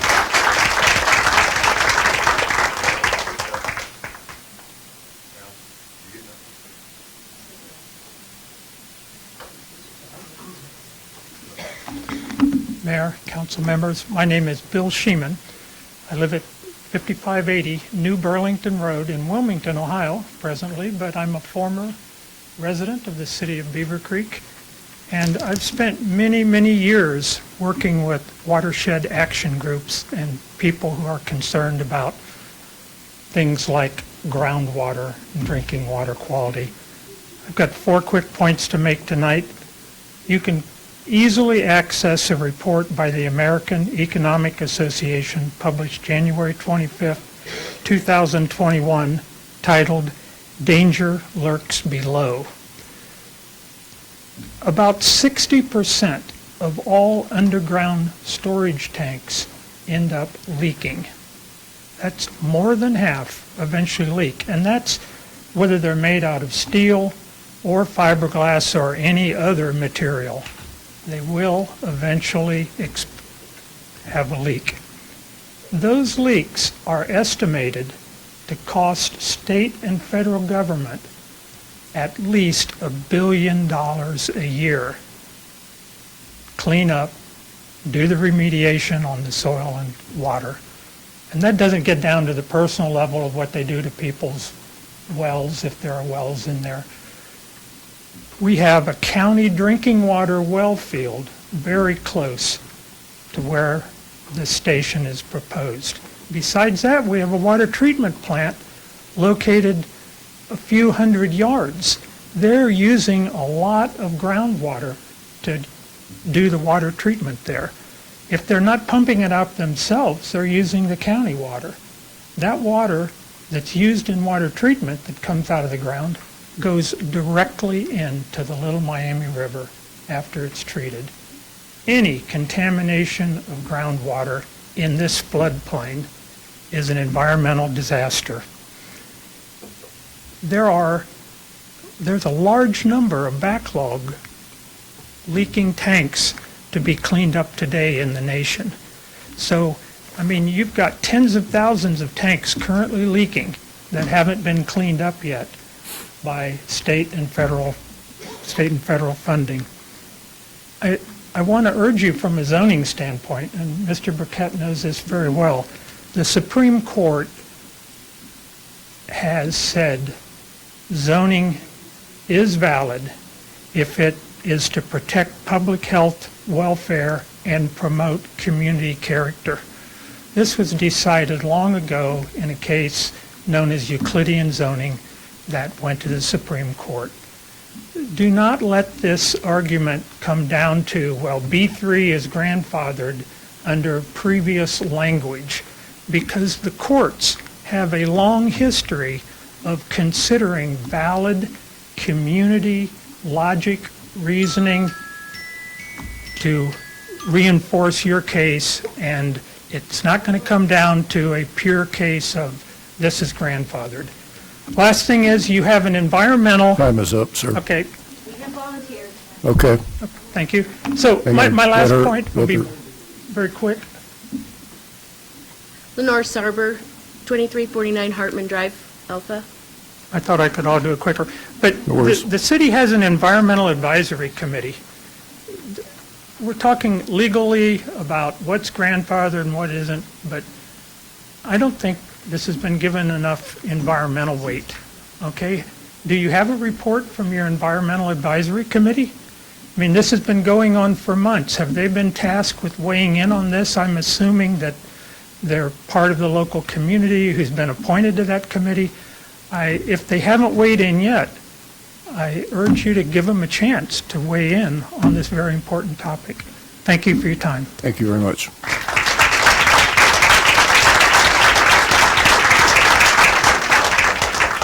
Just so everyone knows, we maintain the 3 minutes just so we can get through everyone. Otherwise, it would take all night long, and I don't think you want to be here all night, and I know I don't, so. I'm going to yield my 3 minutes to her. It's Marilyn Reed, 2904 Terra Trail. Thank you. I'm Susan Marticello, 270 Rebel Court. As a daughter of a alderwoman in my hometown, I spent a lot of time doing homework at the meetings because my mom found it was easier to not have so many fights at home. So anyway, in my hometown council would focus on what was good for the common good and what was best for our citizens. And from my perspective, city leaders have been pro-development, and the citizens have been damned. So as leaders, you should have had some foresight when you did the land use plan in 2020 to figure out what this parcel of land is needed for, and we needed an overpass. So now we're being told there's no money for the overpass. The money there was money for the overpass at Trabine Road, which former Mayor of Beavercreek, Bob Stowe, pushed for. And yes, I'm aware that the overpass at Factory and 35 is more complicated and more costly because it involves Orchard Road. But I'm frustrated because the main purpose of the Trabine overpass is to eliminate a traffic light at 35.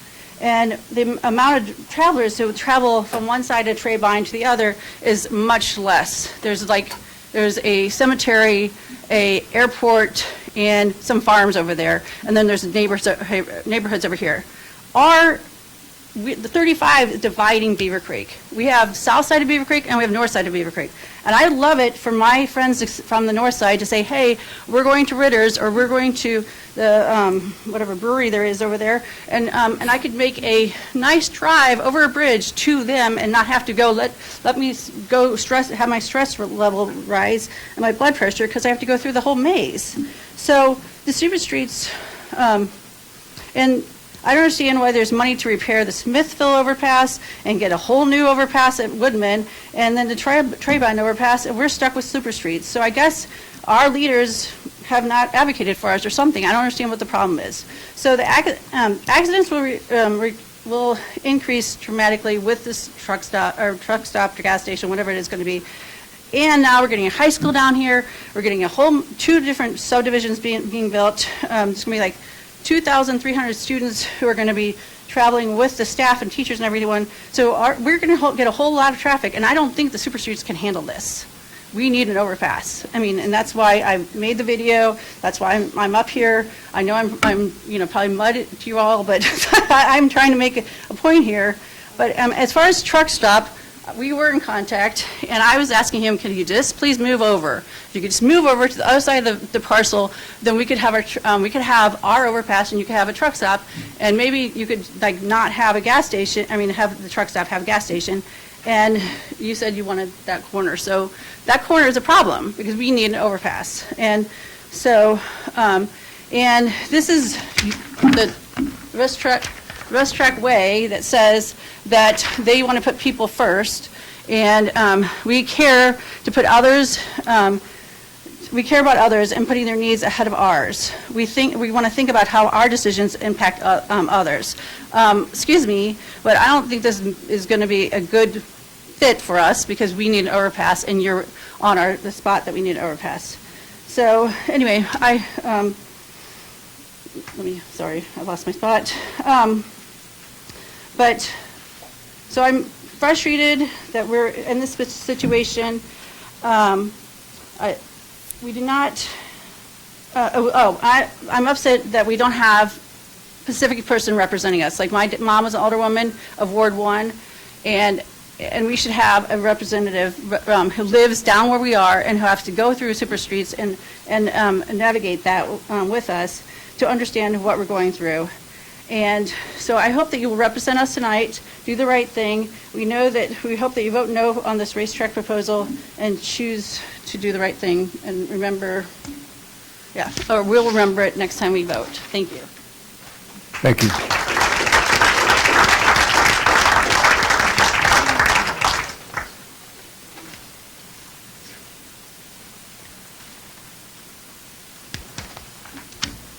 Hello, Anissa Bell, 708 Shana Lane. You are probably familiar with the concept of leaving the world a better place than how you found it. I am here tonight to ask City Council to help protect our drinking water source so we can leave it to our children in the same or better condition we found it. Our source for drinking water is an underground aquifer. The EPA has designated this aquifer as a sole source aquifer, which means it's our only source of drinking water supply.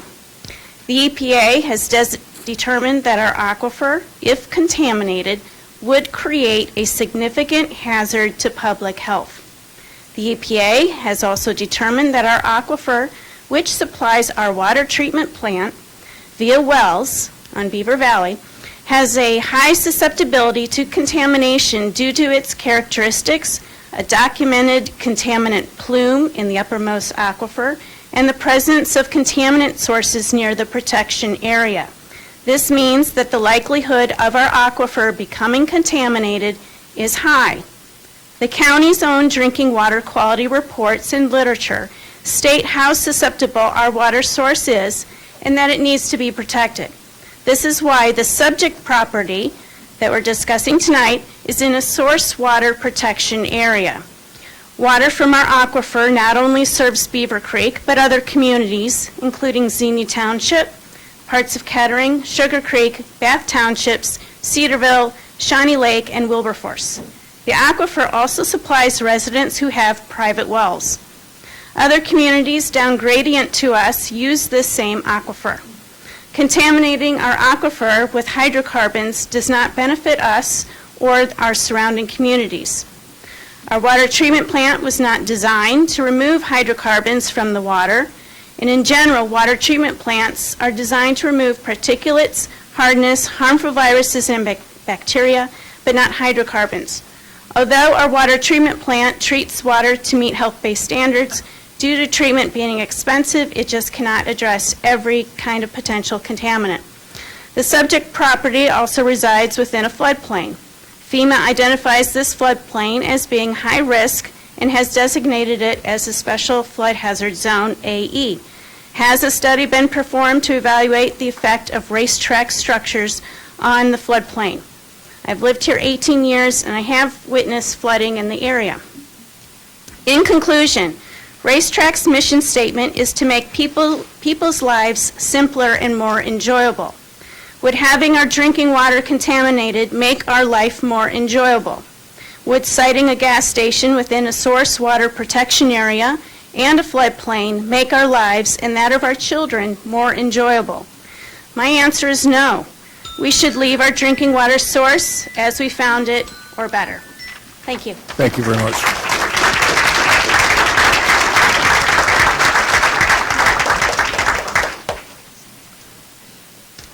Terry Brennan, 382 North Alpha, Bellbrook Road, Beavercreek. I was told when I built my property I was in a the 100-year floodplain. That was 50 years ago. And I could not bring any dirt from someplace else and put it in my property. I could take it from my property in the floodplain and use it, but I couldn't add any more. I don't know if they've changed that. Bob Barlow had the same problem. Also, the guy says it's 200 cars and 20 trucks. How much gas does a 18-wheel hold, or fuel? 100? Single tank? There's usually two tanks, right? So that's 200 gallons versus... Address council, so if you would, please. Oh, I didn't... no problem. That's 200 gallons plus over 15 gallons in my car itself. That was all I wanted. That and the super speedway down there. If you've ever seen Channel 2 in the morning at night, look at the road conditions. There's always one road that is yellow. Everything else is green. And that's right there at Factory and 35. So I think it's already overused. I appreciate your time. Thank you. Thank you very much.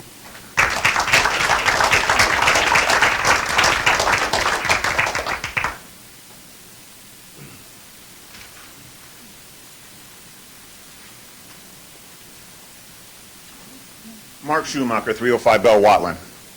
I just want to appeal to the mayor and the council. You can see all these people here. They all have an interest. Each one of them have come to and elected each of you.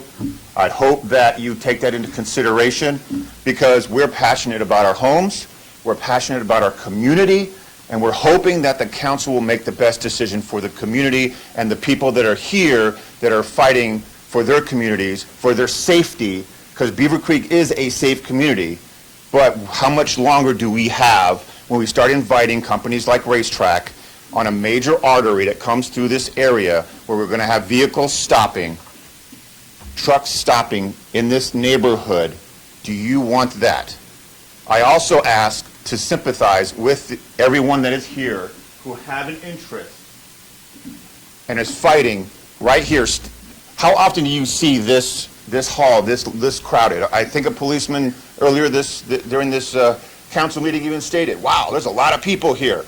So I hope you remember that when you vote.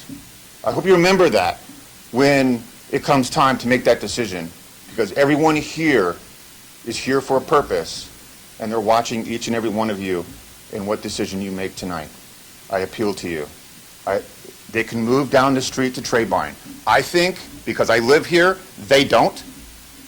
That's probably a better place. They probably get more business because it's a great area for trucks to come on board and they can sell all the gas they want there, and there's no communities nearby that they'll directly affect. Think about the kids that are going from that new development. I just saw kids on that new housing development they have there. Kids are right there on that street. They're going to grow up and they're going to be on their bikes and they're going to check out that convenience store on the way to the bike trail where they're going to go ride their bikes. Again, I just appeal for the council to make this smart decision. Thank you. Thank you.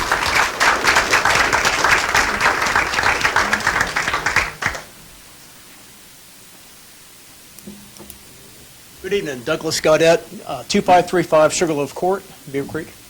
I wasn't planning on speaking tonight, but I think the last gentleman kind of inspired me to. A couple of things that stood out for me is that we talked about this being a floodplain, which I've seen that field flooded before.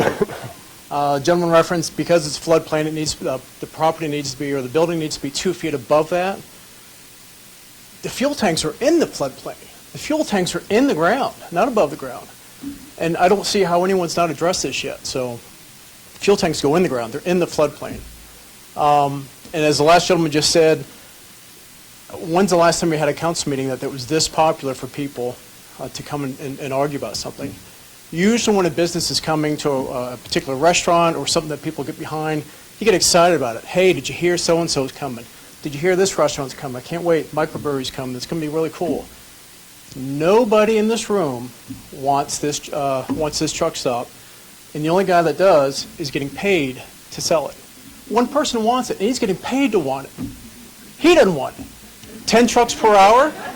10 trucks per hour? When it's 30 trucks per hour, you'll never find him. When it's 30, he won't be here. He'll be on to his next case. You say it's 10 trucks an hour? Absolutely not. Absolutely not. Nobody here wants this. Nobody here wants this. So, thank you for your time. Thank you.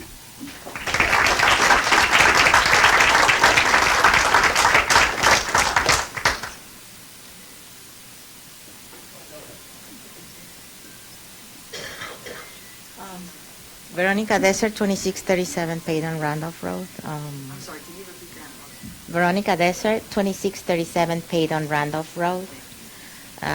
Right off of factory, less than a mile from where the plants are going to be. I just want to say that this will be a public safety. There will be a lot of drug trafficking and whatever that comes with it. Even moving it to Trebine, which will be even best. There's a cemetery there and the airport, so nobody lives very close by. But still, we will have to lead with the flooding as well, because that area as well floods a lot. And I just want to appeal to you all to say no, because It is just affecting our community, and I'm very glad that there's so much people coming in here just to complain about it, to say no. We already have a terrible decision with that, what's the name of it? The Super Street. That was terrible. Probably the people that planned it don't live there, never used it, and they thought it was a great idea, and it is terrible. From 2 lights, we went to 8. So confusing, and this is just going to be bad for all of us. Plus, you're building the high school, and we have Beavercreek High School, elementary, then there's a lot of schools going on in less than a 2-mile radius of this truck stop. Thank you. Thank you.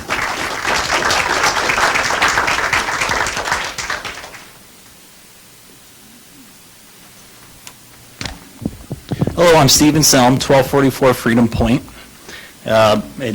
This whole discussion got me thinking about how this council passed the Committee on Foreign Investment in the United States Ordinance, I believe it's called, in 2023. Councilwoman Garcia was the spearhead of that one, and I commend the council for passing that ordinance unanimously. There were some who said that's just symbolic. It's just window dressing. It doesn't really mean anything. But I'm truly proud of our elected representatives for standing up and doing whatever is right to make sure that a zoning applicant is only approved by the zoning commission if it's not against the best interests of the citizens of Beavercreek. So thank you for doing that. Councilwoman Garcia said back in 2023, this foreign investment ordinance is going to deter bad actors if they know that we're serious about the protection of the investment in this area. There's a lot of areas, she said, that are being invested in heavily, and we don't want to deter that. We just want to make sure that we're in an environment where we are fostering the best community that we can. Now, I think I'm here tonight to ask council once again to do what's best for its citizens, because I think the foreign investment ordinance is really instructive when it comes to this current situation that we're looking at with the racetrack truck stop. I'm asking council to once again do what's best for its citizens and protect the hundreds of homeowners who have invested their life savings into properties that are right behind the applicant's proposed location. And also I'd say our most important investment is our kids, and we should probably protect that as well, just like we're protecting the investment at Wright-Patterson Air Force Base. Let's see. So I'm asking you guys to stand up and do what's best for its citizens, and to stand up to a powerful Atlanta, Georgia-based corporation in Racetrack Incorporated, and to their fancy law firm from Cincinnati that's representing them. Don't be afraid of these guys. They're trying to scare you with legalese into selling out our city and its citizens so that they can go build bigger houses for themselves. And you know where I can guarantee you they won't build any house for themselves? It's probably going to be in Sky Crossing or Terra Falls after that racetrack truck stop starts operating. So please keep that in mind.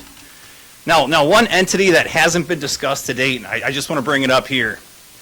It wasn't discussed at the Planning Commission meeting on 6th March, and it hasn't been discussed tonight so far. It's the current owner of the property of this proposed site.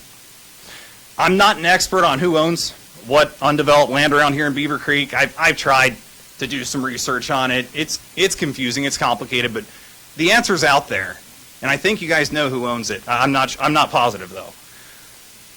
I think so it's a relevant question though in this discussion, because the questions come up. How about we appeal to the current owner of this parcel of land and ask them not to sell to a company that's going to put a truck stop there? I hear that's actually somewhat common in Europe, where a group of citizens.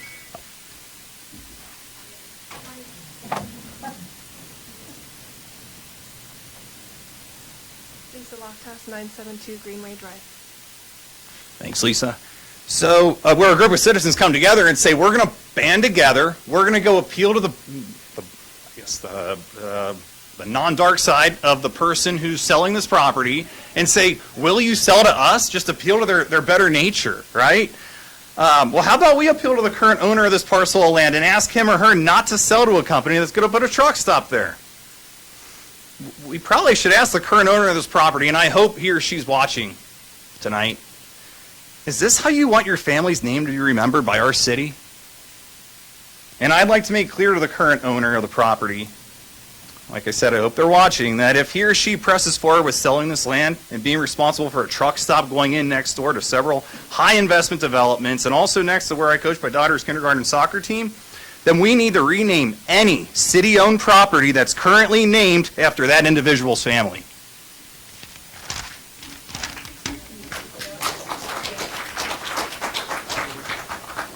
At the March 6th Planning Commission meeting, there were several residents who lived elsewhere in the U.S. prior to making Beavercreek their home. They said a truck stop went in, similar to the situation what we're going through now. It resulted in the following: bottles of urine being strewn about the street, used condoms, used needles strewn about as well, and also prostitutes exiting trucks. If there's just one message that the applicant takes from today, it's 4 words: we will not stop. We will not stop. Whether it's turning the 34th precinct dry, whether we have to take this matter to another ballot initiative, whether it's demanding that every last environmental impact study be faithfully completed, Happy Earth Day, we will not stop.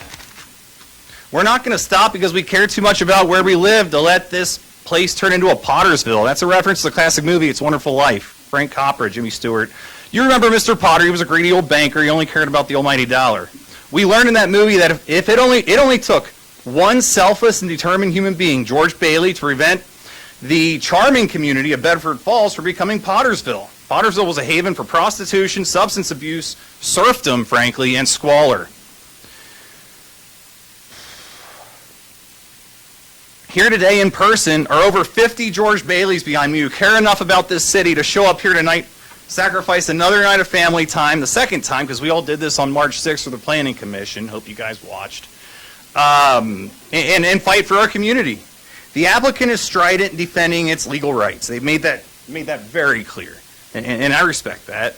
Well, we're strident in defending our God-given right to a representative city government composed of our elected representatives who do what's right for its citizens, period.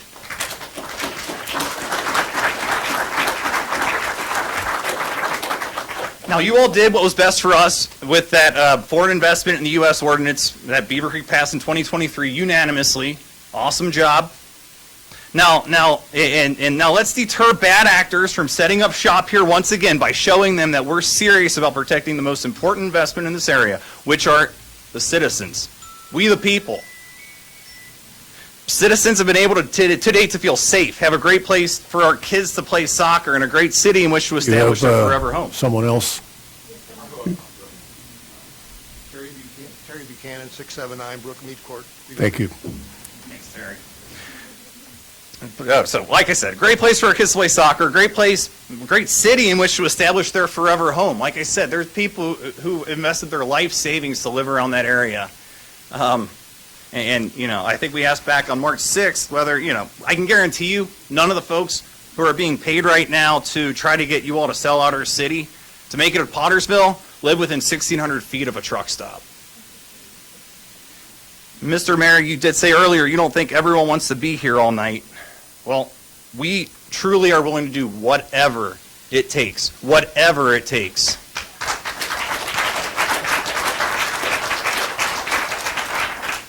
We're not going anywhere, and we're not going to stop. We will not stop. Thank you. Thank you very much.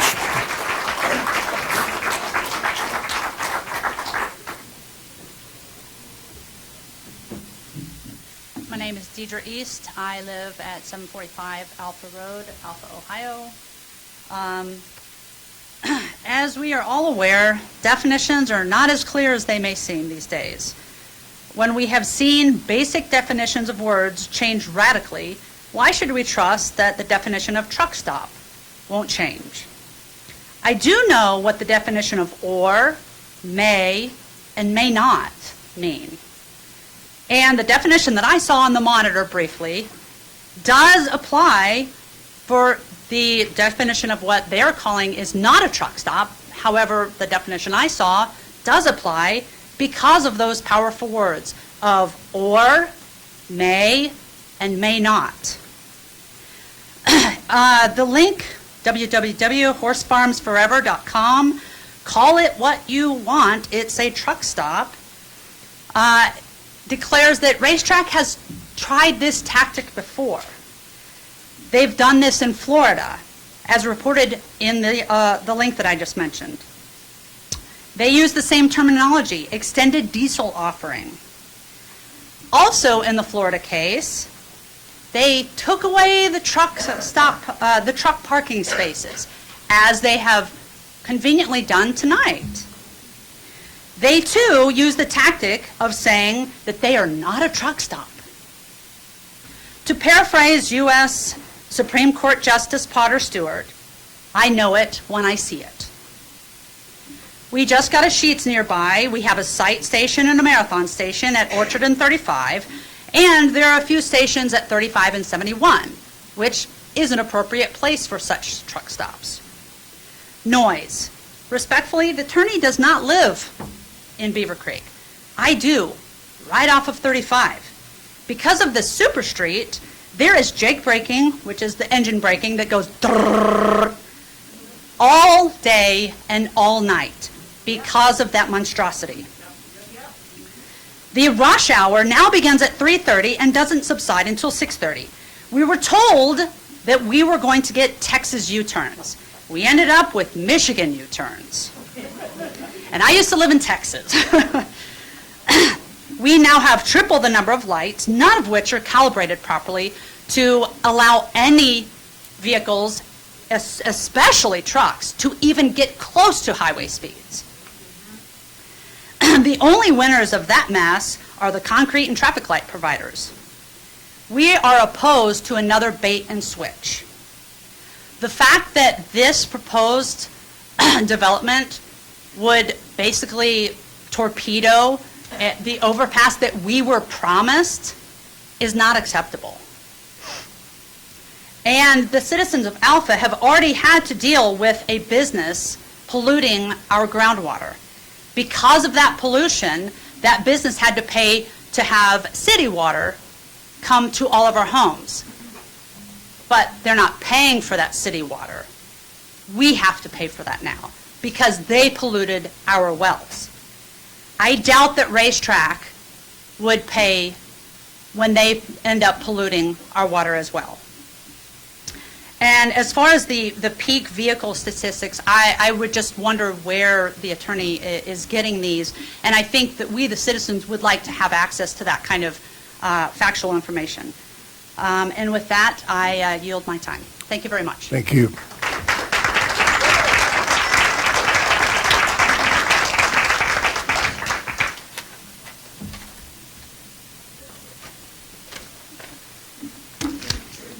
Hi, everyone. I'm Josh Eisen, 1463 South Longview Street. Thank you, Council, for hearing comment today. For me, this is, it's a matter of the future. I think we need to preserve the integrity of the overpass at all costs. That is Beavercreek's future. But as so many eloquently have spoken tonight, the folks representing RACETRAC do not represent our community, nor do they live here. So they're unfamiliar with the term Beavercreek Strong.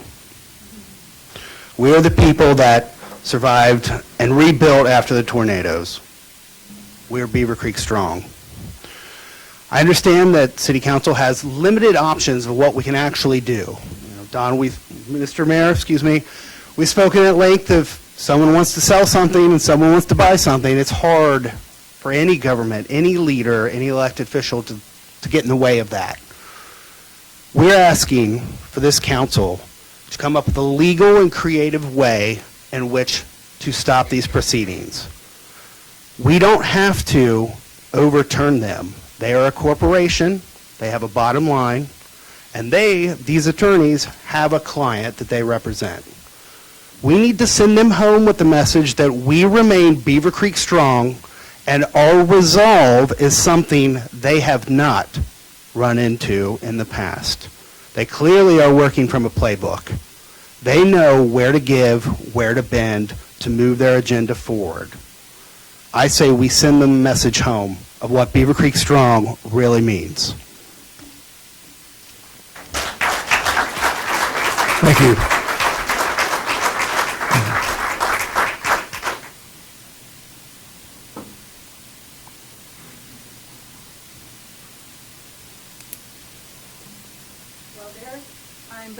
presenter.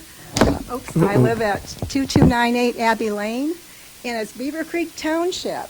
And I'm here to represent the township because your decisions are going to affect us also. There are a number of subdivisions that are on the south side of 35. I have lived here for 16 years and went ahead and built my retirement home here. And prior to that, I lived in Oak Brook Chase subdivision for 7 years north of there, and used Factory Road many, many times. And I can tell you from a fact that Factory Road will not accept the kind of traffic that this new establishment would go ahead and generate, especially where the turn would be and the entrance right now to that schematic. That is an accident waiting to happen. It's way too close, crammed to 35. There's no room for anybody to come in and have a, lull in traffic, et cetera. We're trying to keep out semi-trucks and the noise, and I actually would like to propose that we don't allow a 24/7 establishment, because I agree with the lady from TERA, their homeowners association president, that invites crime, and we don't need that in our area for drugs, for robberies, burglaries, loitering, all that. I don't know who's going to monitor that. It's an assault to the noise for the 24/7. It's an assault to the lighting, for the lighting that this establishment would have, and also, like I say, the traffic just will not handle that. So I'd like to thank you for your consideration, and I hope they'll think of the residents in the township too. Thank you. Thank you.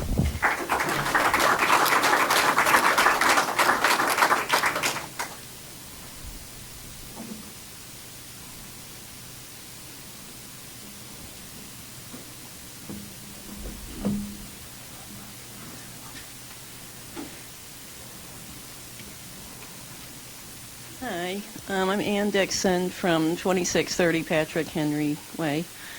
And the lady that just spoke, you think of a point that has come up tonight, but really maybe hasn't been considered, emphasized a lot.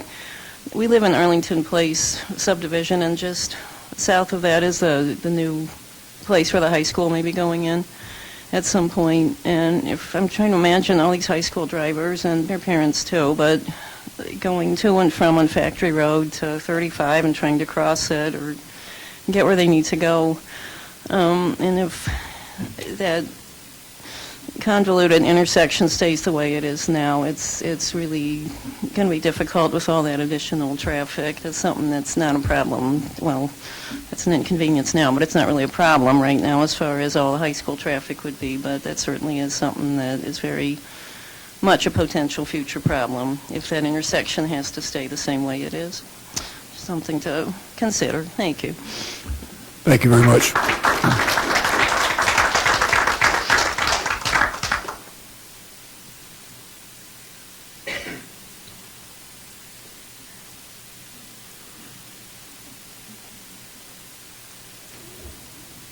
Hi, my name is Rita Ryer, 1372 Windsor Drive. I'm in the township. And I just got finished running off of the bike trail. And I saw the sign that said 24/7 truck stop. And over the past few years, I've run a lot. I've run a lot on the trail. I felt very safe. Not so much these days.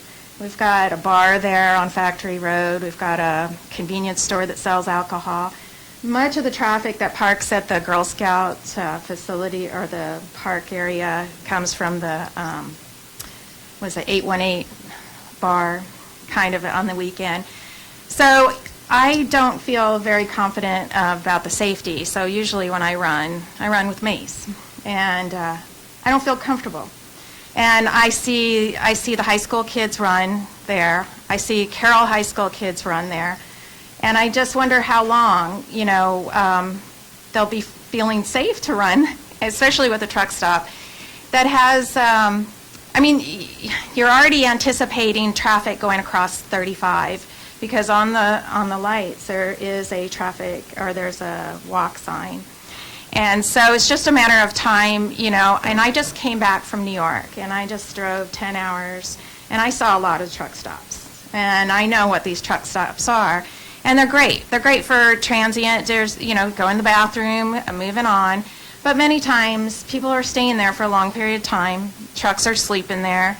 And who knows? Who knows what, how safe it's going to be from then on. So as we look forward in our community about safety and what our community really, what we want out of it, this is a truck stop in the middle of town. And you've kind of, I think one of the other gentlemen says, you've already kind of separated the town. I think he said Beavercreek strong. How can we remain strong when you're separating us already with what's going on 35? It's really hard.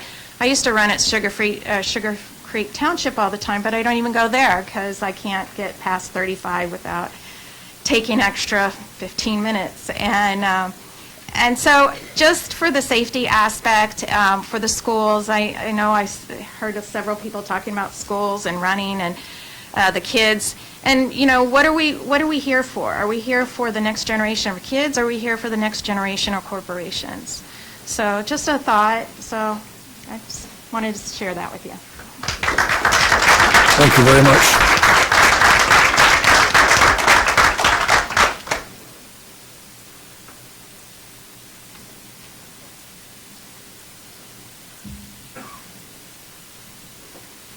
Denise Hurley, 3021 Southfield Drive. I wasn't going to speak tonight, but after listening to everybody, I want to say first, I concur with everything that everyone has spoken about, and I am totally against racetrack coming. And the second thought I had, if we're going to need that part of land on the northwest corner for the overpass that we are going to get according to what has been said tonight, then why don't we just take it by eminent domain now? That could be a creative way out. So, again, I wrote all of you a letter when I was on vacation in Florida that I sent to you for the last meeting because I couldn't be here. So, that's all I have to say. Thank you.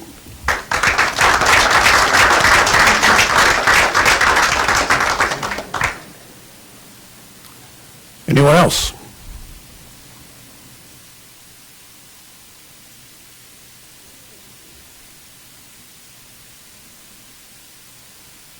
Dakota Helfenstein, 2658 Richmar Drive. So I live on the north side of 35 from this, but I feel that this also affects me too. The jake braking that was mentioned is really, really annoying. I hear it all the time, and I can't even imagine how much louder it would be echoing across that field for the people south of this parcel. The crime, you know, that will happen, and that will be a burden on our police department to have to deal with that, not to mention the citizens. The leaking, you heard the study, most underground storage tanks do leak. It's just a matter of time. So I don't even know how involved the cleanup with that has to be. The water treatment plant being right there, I'm surprised that this was even, Racetrack even proposed this in the first place, because if any stranger that I talked about this to, if I was to say to them, yeah, they want to build a truck stop or gas station, it's just about catty corner from a county water treatment plant, I feel like I would be laughed out of the room. So that's just like such a deal breaker to me. And also the trail safety. I use those trails all the time. You can technically, I think last I looked, there's crosswalks where the loons are, so you can walk across. It was designed for people to be able to walk across, and bad actors will cross that and get onto the trails. Thank you. Thank you very much.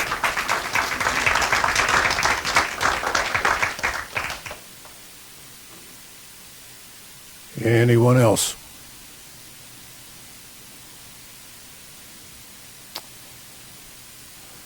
All right, seeing none, we'll close the public portion of this meeting, and it's council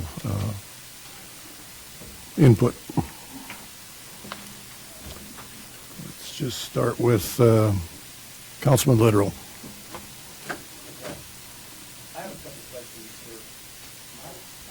Mike. Oh, Mike's not. Thank you. I had a couple questions for the client, the attorney, Mr. Is it Trator? Tranter. I had a couple questions. One of the questions I never heard answered is, why do you know why Racetrack wants to come here? What is there some study that they did that said that this location is ideal for? It's best answered by the client. Okay.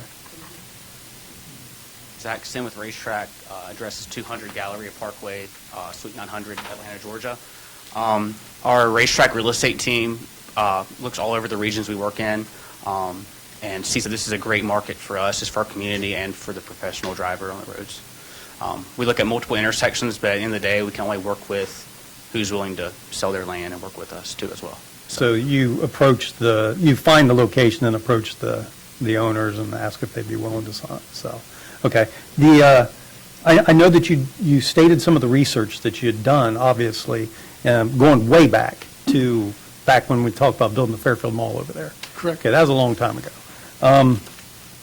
Had you done much research about the reason behind the super street that was built there in lieu of a overpass? Had you heard anything about that or seen the research on any of that? We have a traffic engineer through Manning Smith who is not here tonight, but she is studying that issue and vehicular movement and access points. But no, I'm not a fact witness to speak to that. Okay.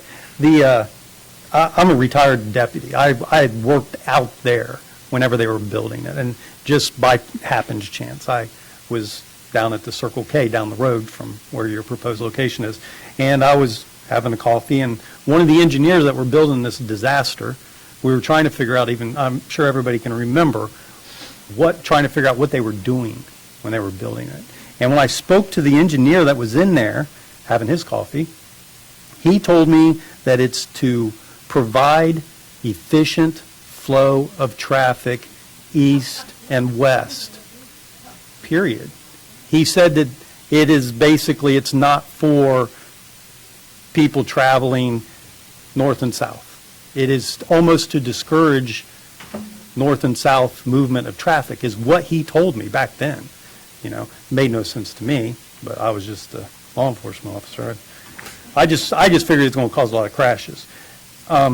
With the reason I asked about the research on the traffic flow of that area is, just as you may have heard stated here tonight, the Factory Road intersection that comes right there at 35, every morning you can listen to the broadcaster say that there's a backup, there's a backup, there's a backup.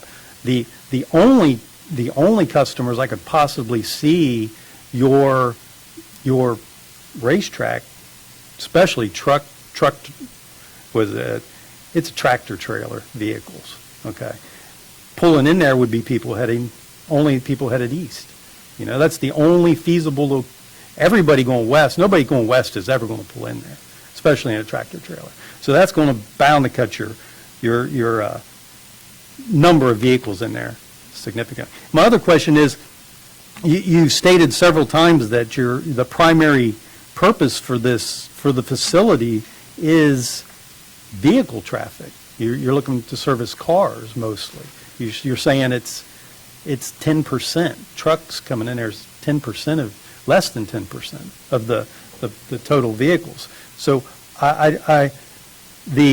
you were very well prepared. I appreciated your presentation, but I do feel like it was an attempt to convolute some of the issues in the sense of calling a truck a truck. Okay, a semi-tractor trailer is a truck. As somebody who worked crashes, I can tell you that a tractor trailer crashing into a vehicle is not the same as an Amazon van hitting a car. It's not the same thing. Please give me a minute. The issue with if it's only less than 10% of what is the big deal with just saying and accepting the conditions of the ordinance that had been proposed, and also in addition to that, I feel like Beavercreek City Council has the right to create an ordinance at any time that we see fit. I know that you kept bringing up the date that we did this, and there's no way that you could possibly have known that maybe they've been talking about that for years, doing something like that. Okay, that I don't believe that comes into play at all. The reason I asked the question about the locations is I got online, I looked at many other racetrack locations.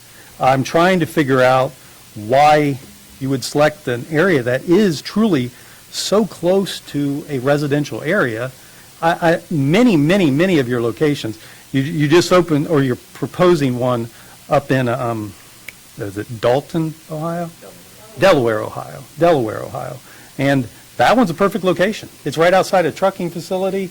It's out off, 36, 37. It's at an intersection. It makes total sense to me. And I could see where that would, I don't understand the reasoning or the desire to come to a location that is in a floodplain, next door to a water treatment facility, next to soccer fields for children, at an intersection that is very difficult to go north and south on. The road has been designed for no north and south traffic.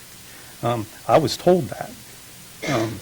I'd really like to be able to talk to the person that could say that the traffic study showed that would be a good location for a truck stop. And is there any way I can get input back from this person? Oh, sure. I mean, well, first, Randy, is the interim report filed?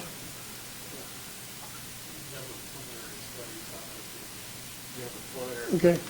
And again, recognizing that, first of all, your question, I understand it. Recognize I'm in a zoning stage, but we actually did do an interim study which can be available. We're not hiding it. It's filed. It's been reviewed by the county city consultant and the traffic engineer. It works with Manick Smith. I'm just not the person to answer your question on the traffic. But now my reporting to city council is just factually reporting what I have read, which was the peak hour, 200 cars, peak hour trucks, 10, not 100, not 20. And anything in the report that you want to review, it's accessible. It's a public record. Okay. All right. Give me a minute here.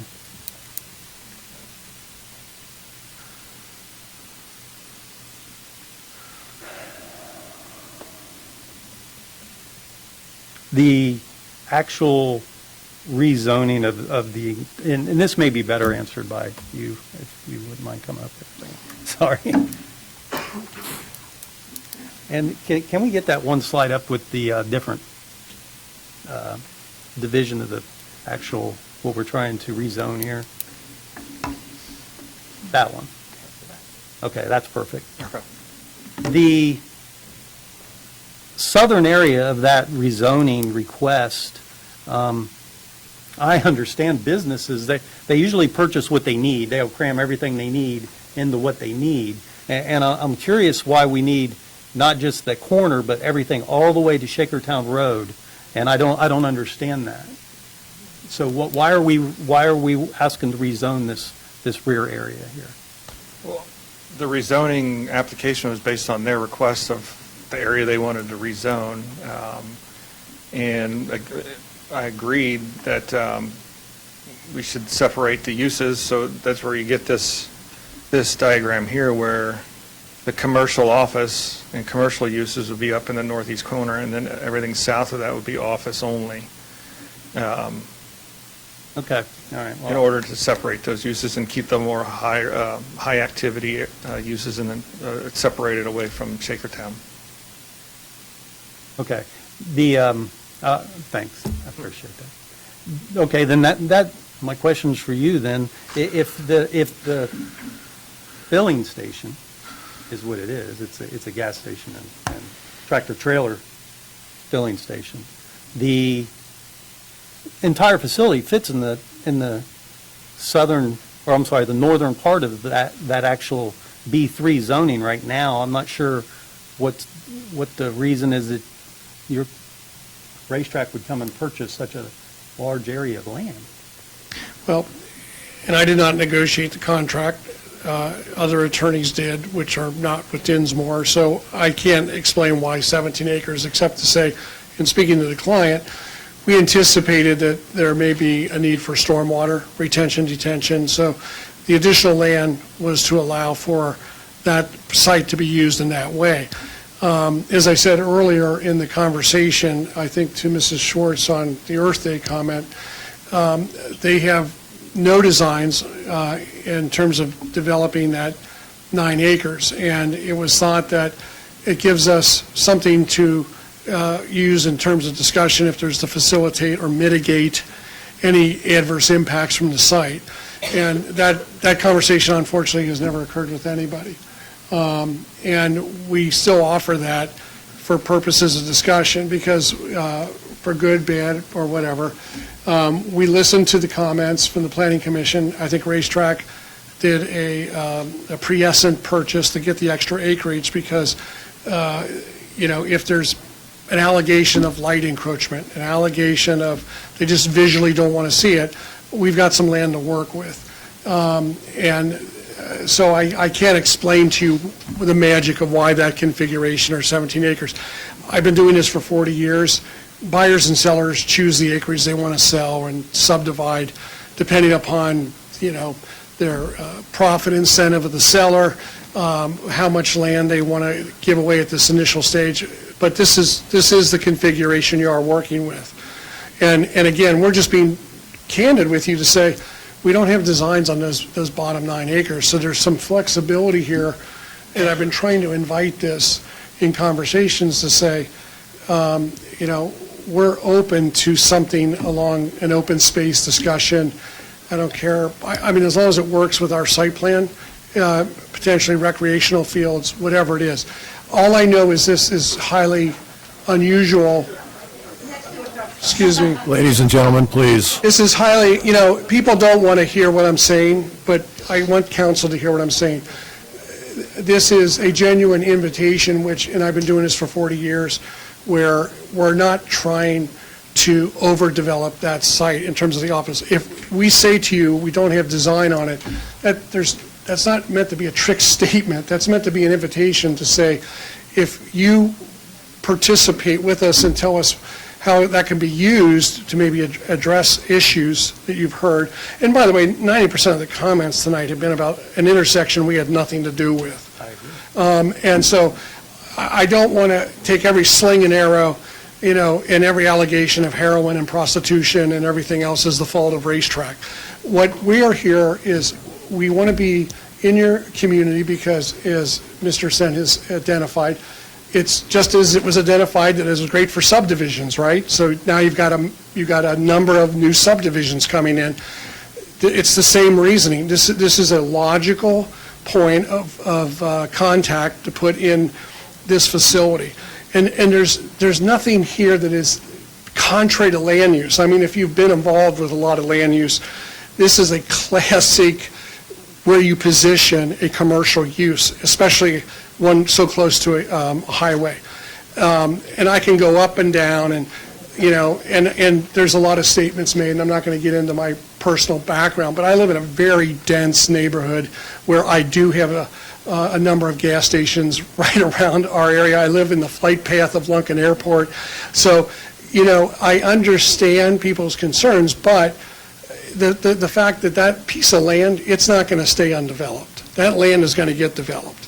And the opportunity to do a 19-acre development, of which 7 will be developed and 9 could be dedicated to open space, this is a rare opportunity if you've been around a lot of land use, because we are not we're not requiring to get every economic dollar out of this site. They want to build what their business is. They're not a speculator, not a developer.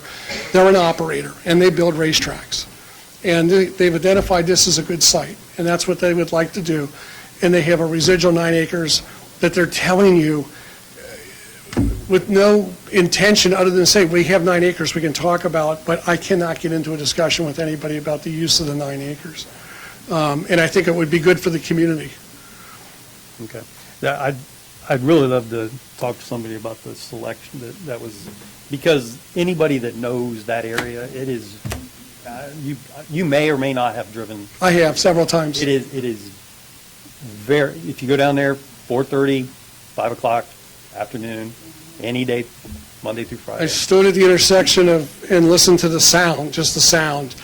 We're not there yet. That sound is already migrating across that. And I'm not even talking about the sound. I'm talking about the ability to transition from the north side of Beavercreek to the south side. If you're coming down Factory Road, and now that you're sharing traffic now with, 18-wheel vehicles, full-size tractor trailers, that, on any given day, if you go down there and count, I'm speculating, but because I spent a lot of time out there in that area, whenever I worked out there, you would be hard-pressed to see a tractor trailer going down Factory Road if they're not going into the car lots there to make a delivery.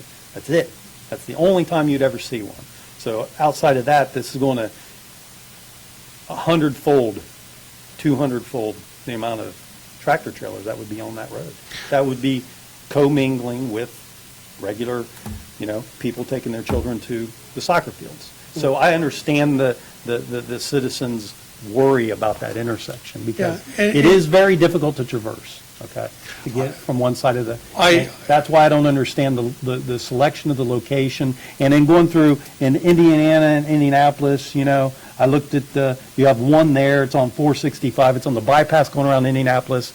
It is in what I would consider almost an industrial, no houses right up next to it, perfect location. Kentucky's got 4, they're on 64, Interstate 64 and 65, they're interstates. This is US 35, and not even, this is like the city portion of US 35 in the city in residential. I don't understand why it was selected, and I'd really love to have that answer. I don't have anything else. Thank you for your time. Thank you. Thank you.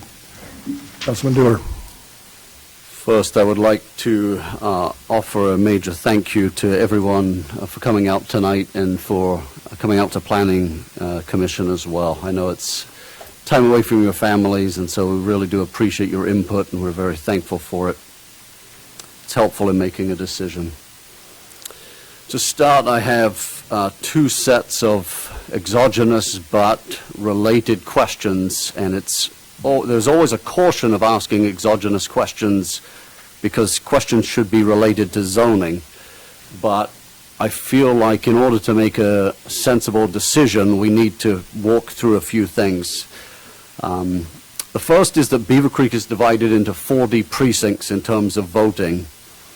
And as Ms. Hopen and Mr. Selm noted today, in precinct number 34, there is a dry petition.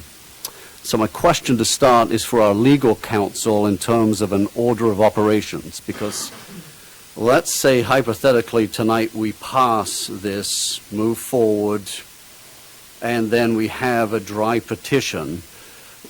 What happens and in what order? Because if things start getting built and then there's the precinct number 34, which seemingly from the petition size looks like, and I don't want to speculate too much, but what is the order of operation? I unfortunately do not know off the top of my head the timing of a petition to make that precinct dry. I would have to do some research.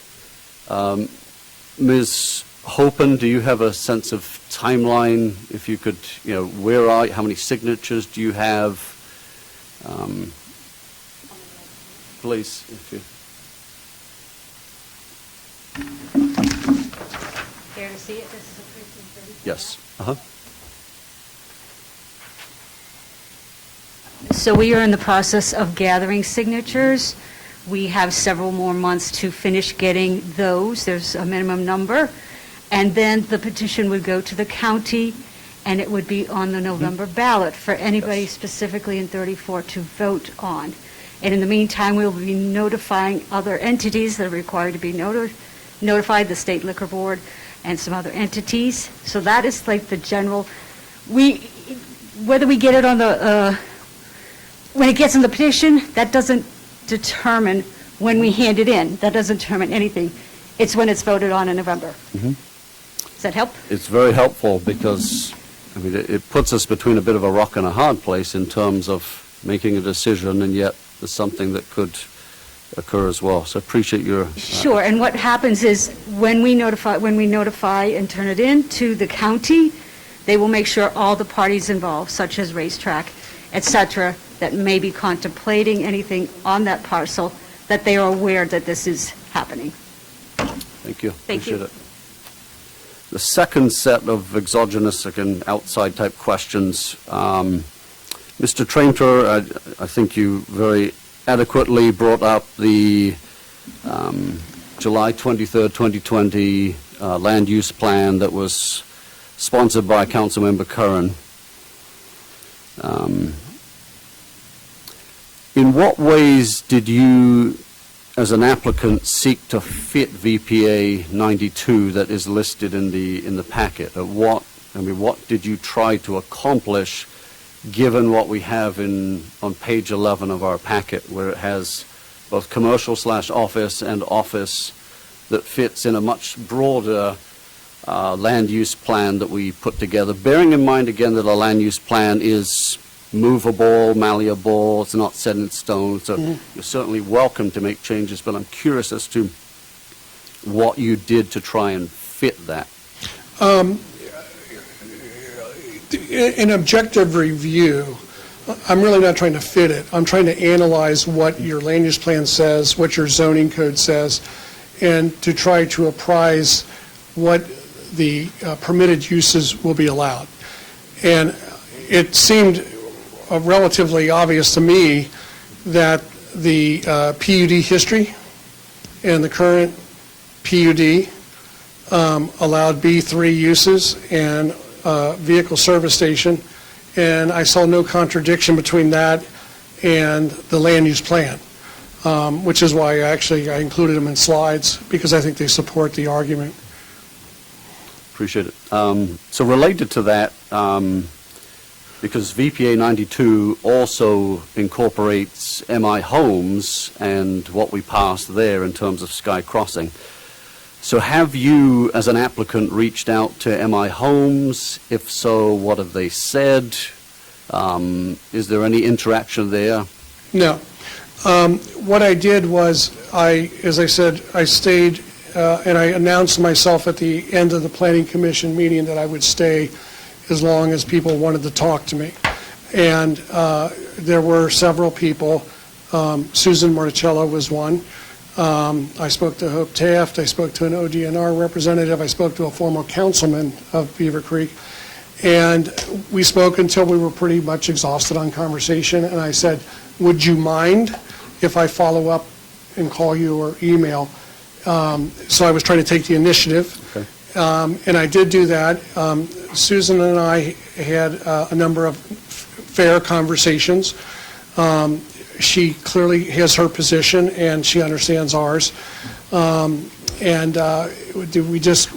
never got further than the idea that I said, could we talk about the 9 acres as some way to allow it? And I don't want to speak for Susan because I respect her position, but as I understood it, they just did not want any truck traffic. And it could be more than that. I don't want to speak for Susan specifically. She can contradict me or correct me. I don't want to say contradict me. Correct me if I'm saying anything wrong. I also reached out to the Terra Falls lady who spoke here, Mary Lou, by emails. Never got a response. I don't know if it was because I got a bad email, but I got the email off the sign-up sheet and never got a return reply. I spoke to an ODNR gentleman several times. And what we were trying to figure out was, is there a wetlands? And I do want to add this to the record. Per Manning Smith, looking at it, there is no wetlands on that site per wetlands delineation. So the term wetlands would be mischaracterization of this site. That doesn't mean it's not in a floodplain, but that's candidly typical of a lot of sites in Southwest Ohio. And you just got to build the building out of the floodplain. And in terms of environmental regulations, there are numerous and varied regulations anybody has to conform to. And of course, Racetrack would know that it has to conform with the law. So whatever the current regulations are, that's understood. That's standard with development. Appreciate your input. Thank you. Sure. This is where it gets tricky because let's say we deny this tonight. I don't know the view of council, but let's say it's denied and the inclination is perhaps that this would go to court and that Racetrack would make a claim against us. But let's say we approve this and there's a lot that's been said about sound, but not much about light tonight. And thus, in a beautiful subdivision, MI Homes, Sky Crossing, that may not be able to sell homes given the proximity of racetrack, if we approve you, they may come back and engage in legal action against us. And so we're stuck. In what way? Because they're unable to sell homes because we have approved within the same VPA 92, which is under the same land use plan that you referenced from July the 23rd of 2020 that was sponsored by Councilmember Curran. We're stuck because we've approved 2 ordinances that seemingly could be contradictory legally. I disagree. Okay. I mean, please make your case. You have your ordinances, and if you, and I'm assuming you've got some kind of a light encroachment concern or a luminary study or anything like that. Yeah. So if we go to final site plan and it's required that we do, let's say, a noise study, we would be prepared to do that. If there has to be a luminary study, we'd be prepared to do that. I mean, you know, there's been a lot of comment about sort of ignore the law tonight. I'm always sort of bothered by that, especially on law day. So the idea is that if you have a decision that's made in accordance with your ordinances and regulations, you're protected. And they'd have to bring some kind of a nuisance claim if they wanted to. They could bring it directly against racetrack, and we would vigorously defend that because, again, I've done enough development to understand when you start talking 1,600, 1,700 feet of linear distance, this is significant. And by the way, on that kind of point, a person will say, oh, I got out of my second floor bedroom, I looked across and I could see the racetrack. Well, of course, you're looking at it, but it's not encroaching, you're seeing it. It's like if I look at the moon does not give light. I can still see the moon, but it's not necessarily, you know, illuminating my entire bedroom. But you have ordinances and you have regulations that can deal with that. And again, that's a final site plan kind of thing. The idea is that racetrack wants to build a facility that is going to work within the land, the impacts on adjacent land or even further. And 1,600, 1,700 feet, that's quite a standard. I mean, if you're going to hold us to that, you have to hold every developer to that. I mean, in theory, is that they can't give adverse impacts to 1,700 feet linear distance. That's an extraordinary radius of risk. And I just wanted to pipe in as well. I don't think there would be a cause of action by those residents for the or MI Homes. I don't believe so. They could have a cause of action against racetrack. I can't even fathom how they get to the city for approval of a zoning. And there would be specific site plan. I mean, they would handle lighting especially and noise issues. Appreciate you both. But plausibly, MI Homes and racetrack could have issues with one another. Oh, sure. I mean, it's a great American tradition. It's a First Amendment right. You can sue anybody. You don't even have to have a reason, basically. So if they wanted to complain or create aggravation, they could bring a lawsuit. But we would defend. That doesn't keep me awake at night. Appreciate it. Couple more questions. Oh, can you, please? absolutely. Sorry. In regards to the lighting, all of our sites are 100% dark sky compliant lighting, so no light leaves the site. It only stays in the site. Thank you. Appreciate it. Sir, as the representative for racetrack, I have a couple of questions for you. Congratulations. The overall business has done very well, as mentioned in the opening presentation, 567 sites. Do any of them have a comparable road layout to the one that's proposed here? We have variable. We work inside city centers, out on the interstates, on the beltways, in rural areas. So we do have some at tricky intersections. Okay. Care to name any of them? Any?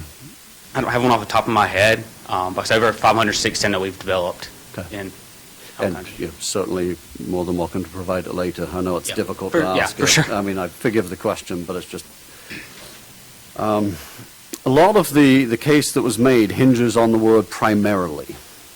That was brought up over and over again. And so the analogy was made to one aisle in a grocery store, given 200 cars to 10 trucks. And that's a fair point to make. Mr. Roter said that the space used for trucks there amounted to probably, half the space. So that would be half the grocery store, using the same analogy. And so it gets into a case of, well, how are we defining truck stop versus a vehicle service area? And it hinges on the word primarily. So my question for you, because we have two metrics now, one number of vehicles and then one size of location, but it seems fair to potentially say dollars made per, on the gasoline, diesel, however. So in your 567 comparable stores, what amounts of money are made, and give me a rough percentage perhaps, of the cars at a gas station and the trucks at a vehicle service station? I mean, can you give me a rough percentage? Anticipating his question, the exact sales or percentages, but he can give you a sense of, like, proportion, but their sales data has to stay proprietary. In other words, we're not going to reveal the specific sales, but he can answer your question in terms of gasoline, convenience store, and truck, and in which order. Okay. So 10% total volume of our fuel sales are for trucks across the similar type stores. The similar type stores, meaning? What he wants to know is, in terms of profit or sales, right? Is let me ask it, can I ask my question? Please, yep.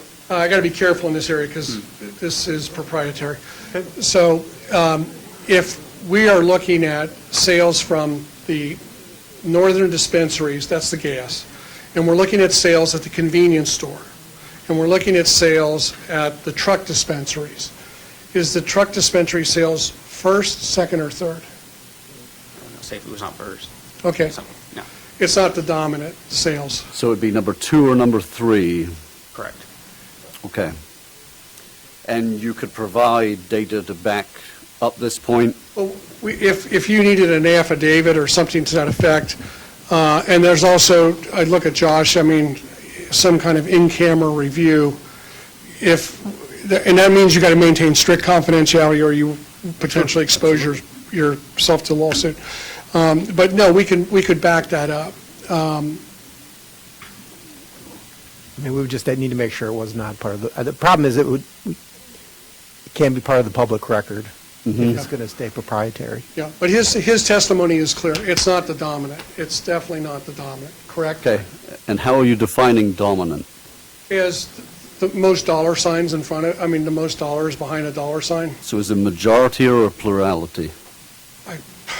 I'd have to get approval from the client to talk to I them. understand. It's hard to answer. Yeah, but to address the question of primary is defined as predominant or more than, okay. Because all of this hinges upon the term primarily, and that's where, I think I'm you've hit. driving. I think you've hit the legal issue, and not to make it into a legal case, but these are your ordinances. You've hit it right on the head. Okay. Which is the issue of primarily, which is why I have a reaction to that. When Randy drew a circle around 1/3 of our site, the question would be then, well, okay, now we're on a slippery slope. So every time there's a zoning application, does city council have the right to take an application and then just sua sponte, almost by legislative fiat, start changing your definitions and start applying them in a way that is not consistent? That's why I've asked so many Yeah, questions. no, but that's I totally agree with you. Uh-huh. That's a key word. You Absolutely. can't eliminate the word primarily. Mm-hmm. Thank you. Thank you, Mayor. Appreciate it. Thank you. Councilwoman Garcia. Yeah, thank you. So thank you so much to all the residents who came out here tonight. I really appreciate it. And thank you to the applicants for your respectful silence and listening to all of our residents' concerns. I really appreciate that. And thank you also to the residents now for, your respect as we're asking these questions of racetrack and trying to get the right information. I do have a few questions for Mr. Burkett, but before I get there, I just want to the residents themselves, a few things stuck out to me, but one of the residents said, I may just be mud to you. And that really made me feel bad because we are really trying to listen to everything that you're saying. And I hope you would feel that, if not from the conversations that some of you had with our mayor, but just from hearing the very thought-provoking questions from our two council members already, we really do want to hear your concerns. And I think it was Miss Susan, I didn't catch her last name, but you mentioned that your mom served in a position like this and you did your homework. That resonates with me. My children are very much at the feet of Councilmember Dewar and Vice Mayor Bales, eating their dinner regularly a couple times a week here for these meetings. To the woman who said she runs, and sometimes she runs with mace, I run with a knife on the exact same tracks. BPD, pretend you didn't hear that. But I live in this community. We all do, and that's why these hearings and these, hearing from you is so important. So we really, truly appreciate that and take that to heart. I do have a couple questions because I feel like I've lost track of why we're here tonight. Mr. Burkett, can you come back up here very quickly? I want to talk about the property one more time. Can you get to the slide that shows the rezoning that Councilmember Literal was talking about, where we have what's currently zoned as B3 and what's asking to be rezoned? I think so. Yeah, this one's fine. Okay. So, I know you said it's kind of hard to see that extra kind of red line up around the letter B. Could this gas station fit as it's currently zoned in B3 without rezoning the rest of the property? Yes. Okay, so that's my challenge with this, is that I completely understand council's argument as far as what you're offering to keep this zone, or, to buy this and then work with council to keep this a green space, but it already is green space. And I think that's where I'm struggling with understanding some of these rezoning requests. So we want to rezone something, build only on the portion that's currently zoned for it, and then discuss keeping as green space what we're trying to rezone for office use. And I think that's a lot of where I'm coming in with challenges as well. Right, but from the city's perspective, from land use perspective, I can't just ignore 15 or 12 acres of land or 9 acres of land and say, well, we won't zone it anything because we may get it as green space. I have to prescribe something to it in case this gets rezoned and then racetrack all of a sudden decides, no, we're not going to build there. Somebody else was going to come in and then. But if they own it, someone else can't come in unless they sell it. Yeah, right? So if they sold it, if they decide we don't want to build there, so we're going to sell, we're not going to build a truck stop there, we're going to go somewhere else, then the future landowner may not be as willing to give away open space. So I have to have something designated for that area. If we rezone it, right? So I guess my question is, why can't we just sell as is without the rezoning if the gas station fits within the B3? That's where I'm getting confused. They want to buy the full 17 acres, so they want to split it out. And so I can't split out, I can't create a lot that has two separate zoning distinctions. I see. But we have it as that way Part now, of the right? application, there was a letter from Steve McHugh, I think, dated from 2005, saying that this would have to be a At some point PUD. done. And their original application, the one I got when we first started discussing this project, the truck stop area was further south and crossed that line and went into the PUD area.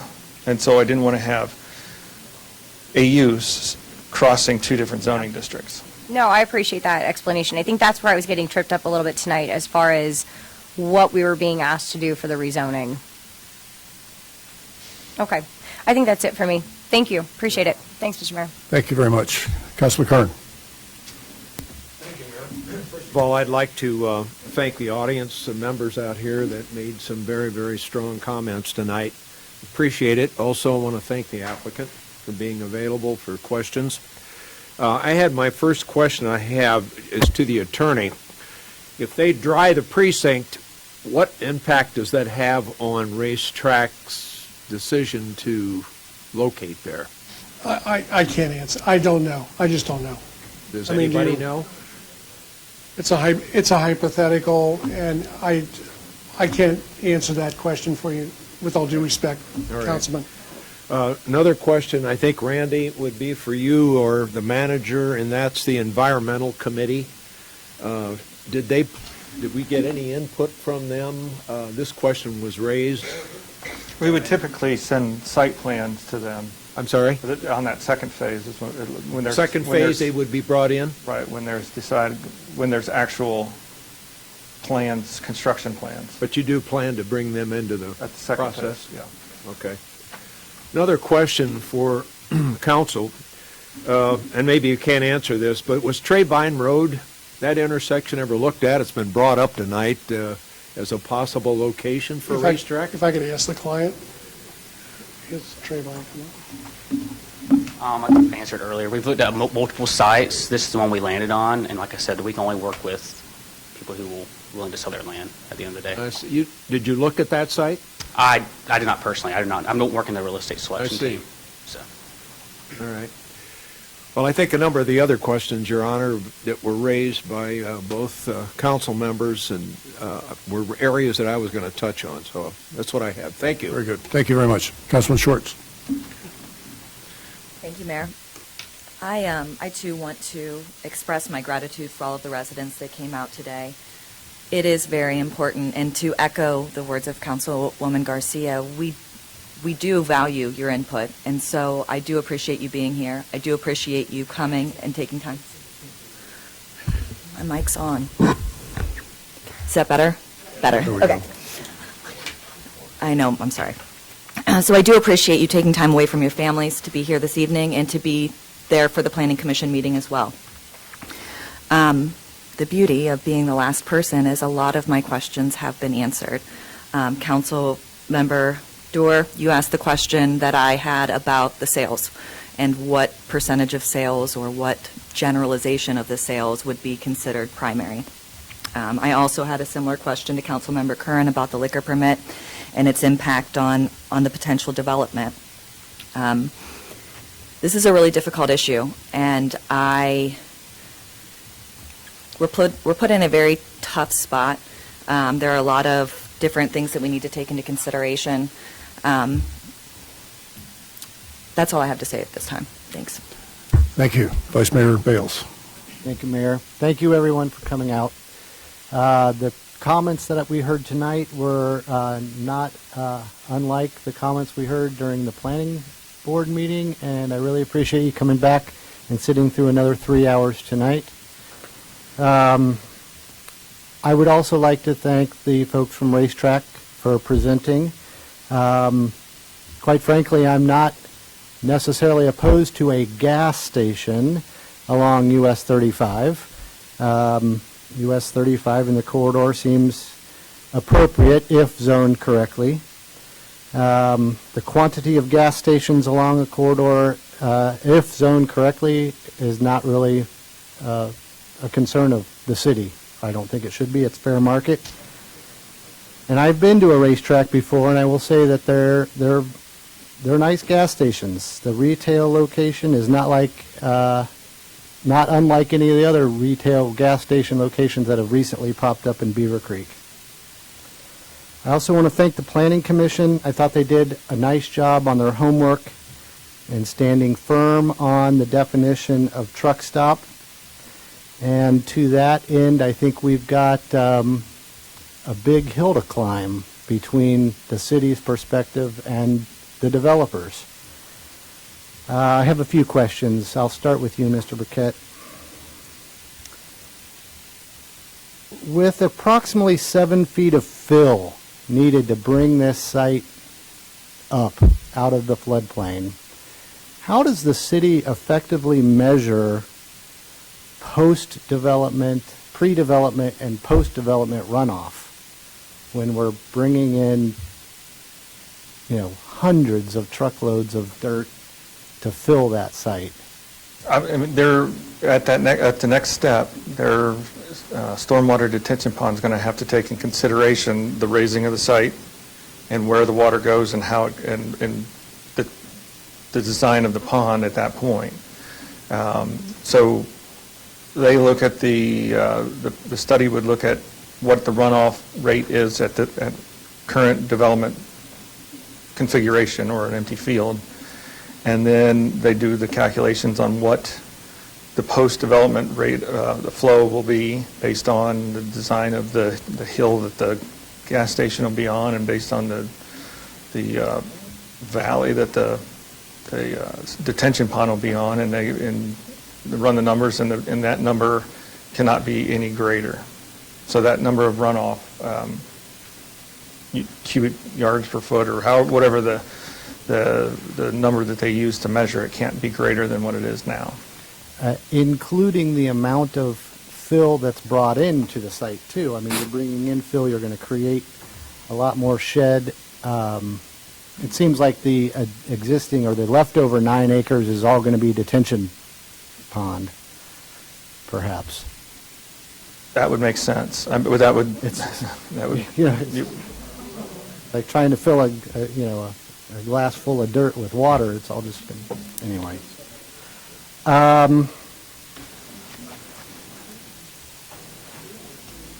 Both tonight and during the Planning Commission meeting, the developer stated the current proposed plan is not a truck stop, even with the presence of semi-truck fueling pumps and semi-truck parking areas. And that's different from our definition. You know, I mean, we believe that constitutes a truck stop. Yes, I mean, and the word, I know that there's the conversation's been focused around the word primarily.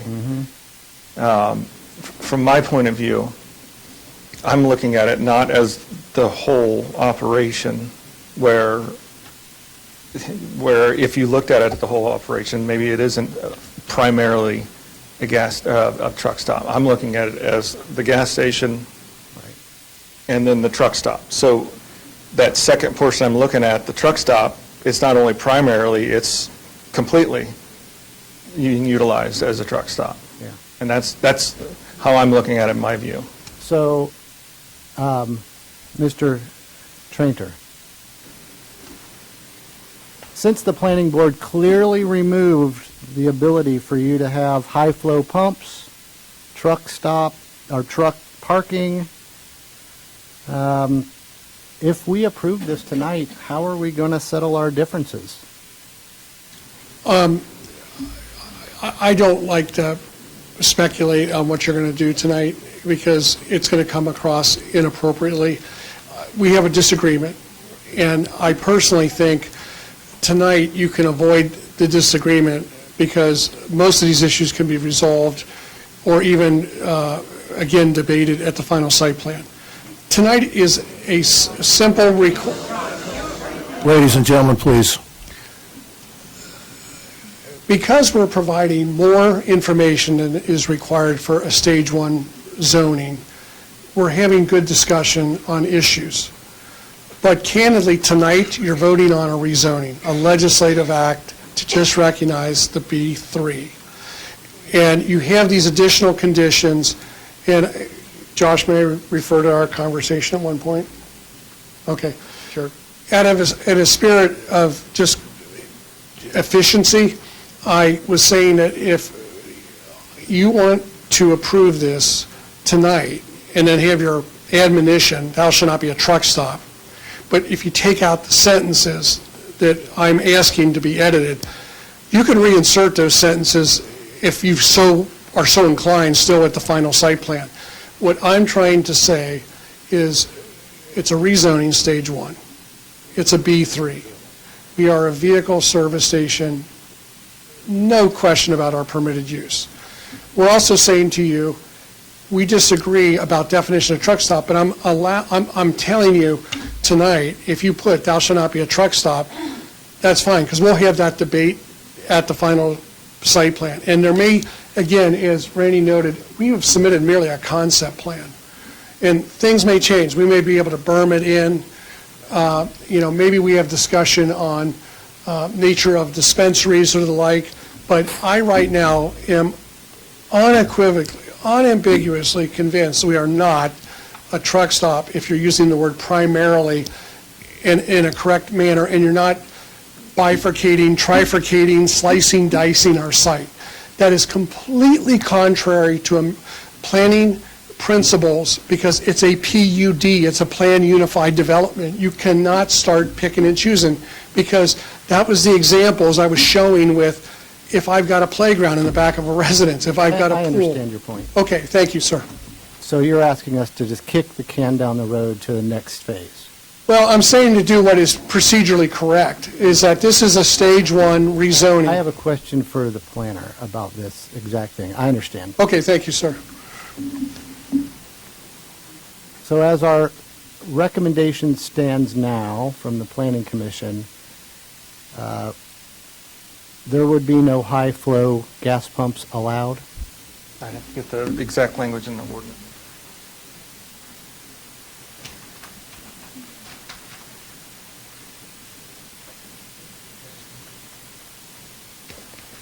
Everybody's speaking with exact words, and I don't want to be the one that doesn't.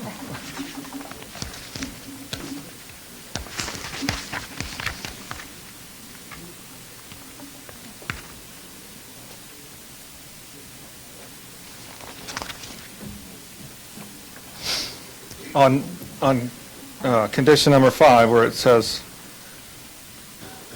no portion of the site shall be used as a truck stop in part or in whole, that is, as that term is defined in the Beavercreek zoning code. Accordingly, fueling or parking of truck tractors, tractor trailers, semi-trailers, or similar heavy equipment vehicles shall not be permitted in this PUD. This prohibition includes the 5 diesel truck-oriented fueling pumps and the 8 parking spaces or diesel truck, 8 trucking park spaces or diesel truck-oriented fuel pumps. So basically, yeah, it's saying that you couldn't have the fuel pumps or the fuel parking spaces. Okay. Sorry, that's hard to read.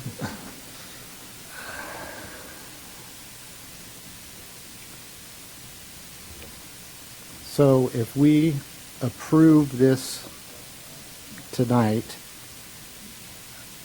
and it moves It wouldn't be to... approved tonight, this is just the first reading. Understood. If the ordinance gets approved completely, how do we enforce no parking after this is built? No parking of Or trucks? Truck parking, semi-truck parking, or... I mean, there's multiple ways. If they're parking trucks out there, we can give them PUD violations. And it just, a PUD violation is a minor misdemeanor, and then the second time it's first-degree misdemeanor. I mean, it's an escalating thing. And, you know, there's fines. I mean, it's not, we're not going to throw anybody in jail for it, but it's going to be one of those things where it's a fine-based. Okay. There would also be no designated parking for those trucks on the area if that was... There'd be no place for them to park. The site plan would not be approved with spaces large enough for a semi-truck. Correct. Yeah, okay.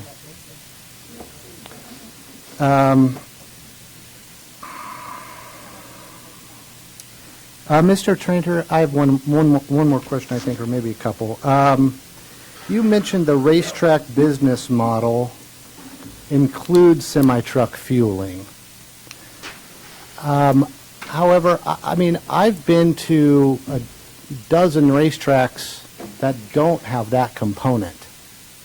So is there a reason why those were built without semi-trucks? If that's a part of your business model, I'm wondering why others have been built without it. Again, the most Perfect, yeah. Brendan Sexton with Racetrack, 200 Galleria Parkway, Southeast Atlanta, Georgia. Racetrack has been a company that's been evolving for 90 years, entering our 90th year this year, and as the company evolves, the market does with it. We've seen through the years self-service gas was something that was not commonplace in 1934 when our company was founded, but has become the norm. And we've been with those trends as they've evolved in the marketplace.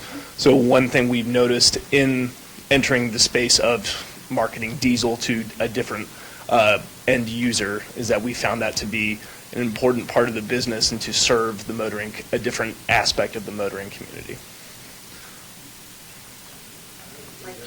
I understand, yeah, I understand. So, but I've been to a myriad of racetracks without any diesel semi-truck pumps.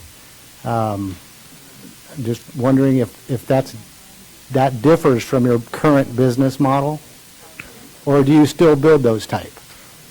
I would say, don't quote me on the exact statistic, but I would say 99% of the new stores we're building today have a separate diesel component. 99%. All right.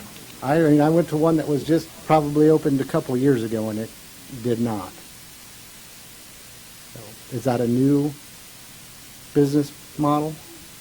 It is a new part of our business, yes. Got it. Okay. I think I'll switch gears. I hate the super street.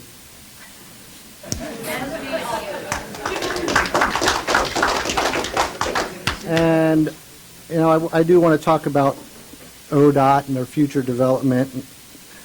And I understand ODOT's long-range plan does call for an overpass. And so I really don't want to cost the taxpayers more money with an eminent domain, even though that was brought up tonight, down the road if there's a gas station that's built right where we need the land. I'd rather do the right thing today than have to pay for it 10 times over tomorrow.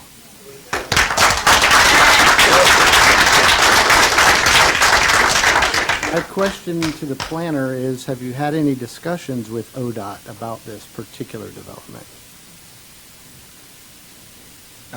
No, we don't talk with ODOT on these kind of issues.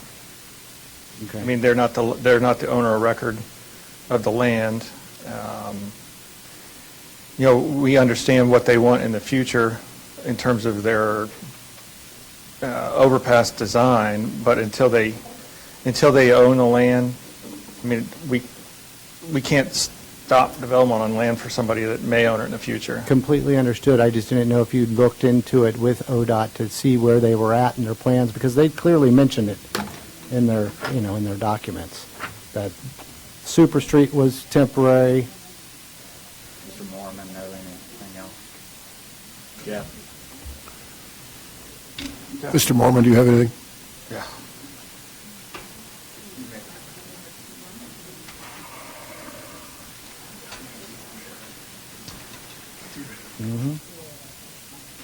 Yeah, I just wanted to share that when we first started the traffic study, which hasn't been approved yet, still under development, we had a representative from District 8 involved in that study too. So they were well aware of what was being planned and the different configurations with the entrances along Factory Road and such. And I should mention also that we've had several inquiries from the public about, obviously Super Street. When was the interchange going to happen? So we've had several people call it in District 8 and talk to the head engineer that was kind of over the development of the preliminary plans for the interchanges along there, and there's been some give and take with that also. But, the bottom line is back in 2016, it was a $110 million project. There's been a lot of inflation since then, so I would speculate that today it's even more than that. I think the last round of funding that ODOT did for major new projects was on the order of $127 million for the entire state of Ohio. So, it's a pretty good hill to climb to get that funding to actually build that old configuration. Okay, thank you. Yeah, sure. Jeff, can I ask you a question? What was the portion that the TRAC board expected from the local governments in order to make that thing go the last time? Do you recall?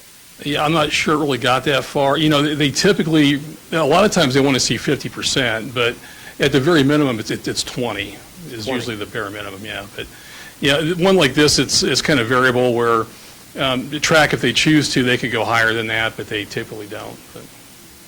Okay, thank you. Sure. And I think, Mr. Trainer, you said that you had not really taken into consideration long-term ODOT plan. Did I hear you correctly? Yes, and anecdotally, having been involved with a lot of takings down in Cincinnati around the Brents Bridge, I've got clients that have been waiting 20 years for something to happen, so that Mr. Moorman's testimony, I think, would be, it's Mr. Moorman? Yes, correct. Yeah, would be, I would probably just amplify to say it's been my experience that if they don't have design under work, if they haven't done bids, you're probably 10, 15, 20 years out. And the problem is, yeah, property owners shouldn't have to sit and wait for a speculative event to happen. And that, again, I'm sympathetic to the crowd. I'm sympathetic to the crowd because I've also experienced 5 hours of this testimony, and I know that I hear it. I hear the frustration. We didn't create it. We're not going to be able to solve it. So there are so many unresolved issues. Does it make sense for us to push pause tonight and continue to talk with you about this? Can I talk to my client? Yeah.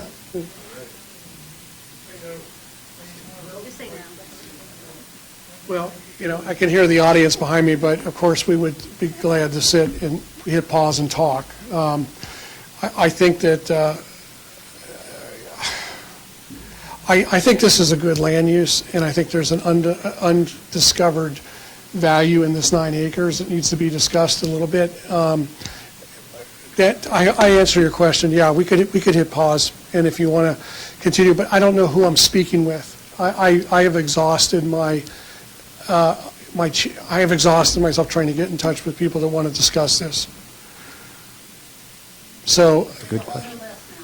Good question. Well, I think there's some responsibility to the people in the audience that if they do want to engage, please engage. But I can't chase 50 people. I can only talk to the people that want to talk to me.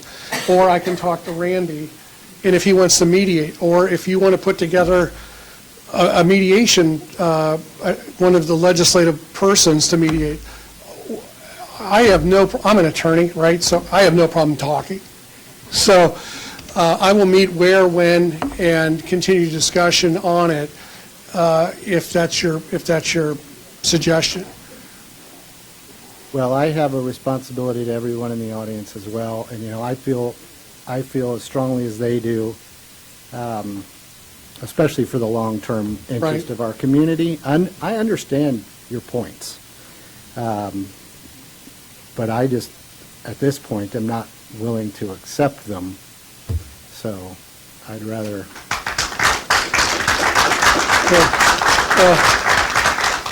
I hope I answered your question, though, that, yeah, we would definitely participate in any kind of a discussion, but, I can't force people to do what they don't want to do. Understood.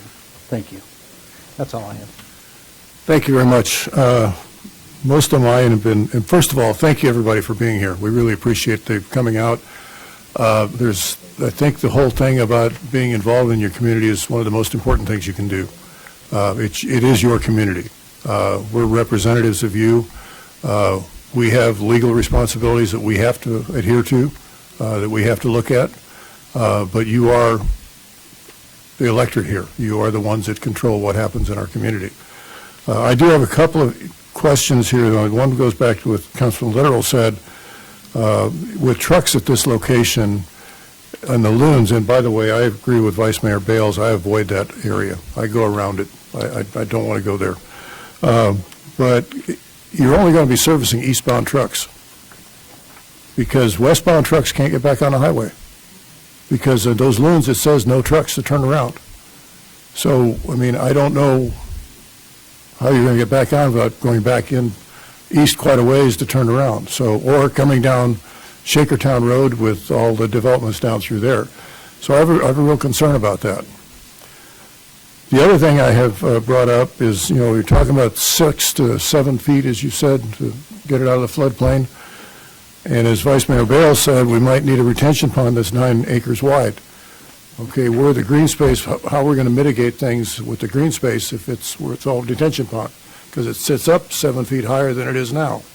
So I have some real concerns when it comes to this. So I think at this point, I'd like to get a little bit of a legal thing from our legal counsel as to where we stand on this. Sure. There's been a lot of discussion about traffic, so I wanted to address that first. And I think counsel actually has cited in his presentation the seminal case law on traffic. And here we have a very hypothetical potential change in what ODOT may or may not do in the future. And the Supreme Court of Ohio has made it clear that if a proposal is otherwise lawful, using zoning to manage traffic is not allowed. It can't be done. To quote the court exactly, if a proposal is otherwise lawful and proper, the public authorities must find some manner of dealing with the traffic hazards other than by curtailing the use of land. And counsel also cited the exact cases that I would normally cite to you. The problem of additional traffic hazards must be secondary to the right of the property owner to use of his property in a manner that is consistent with its location. So if the property is in our land use plan, this is within that plan, you can't use the zoning decision to manage that traffic issue. And so in this case, I think Mr. Beckett talked about what this piece of property is under the land use plan, which would allow for the gas station. In terms of excluding permitted conditional accessory uses, there is specific zoning guidelines within the zoning code that I'm going to read, and I apologize. I did this at Planning Commission, so bear with me. There's a lot of semicolons. So one or more of the permitted conditional and accessory uses may be excluded from a specific CPUD when the City Council determines that the specific permitted conditional or accessory use is inappropriate for the specific CPUD. Such exclusions shall be based upon at least one of the following findings that the specific excluded use. This is subpoint A, and this is where there's a lot of semicolons, so I'm going to try to pause. I'll actually say them out loud so you know the distinctions.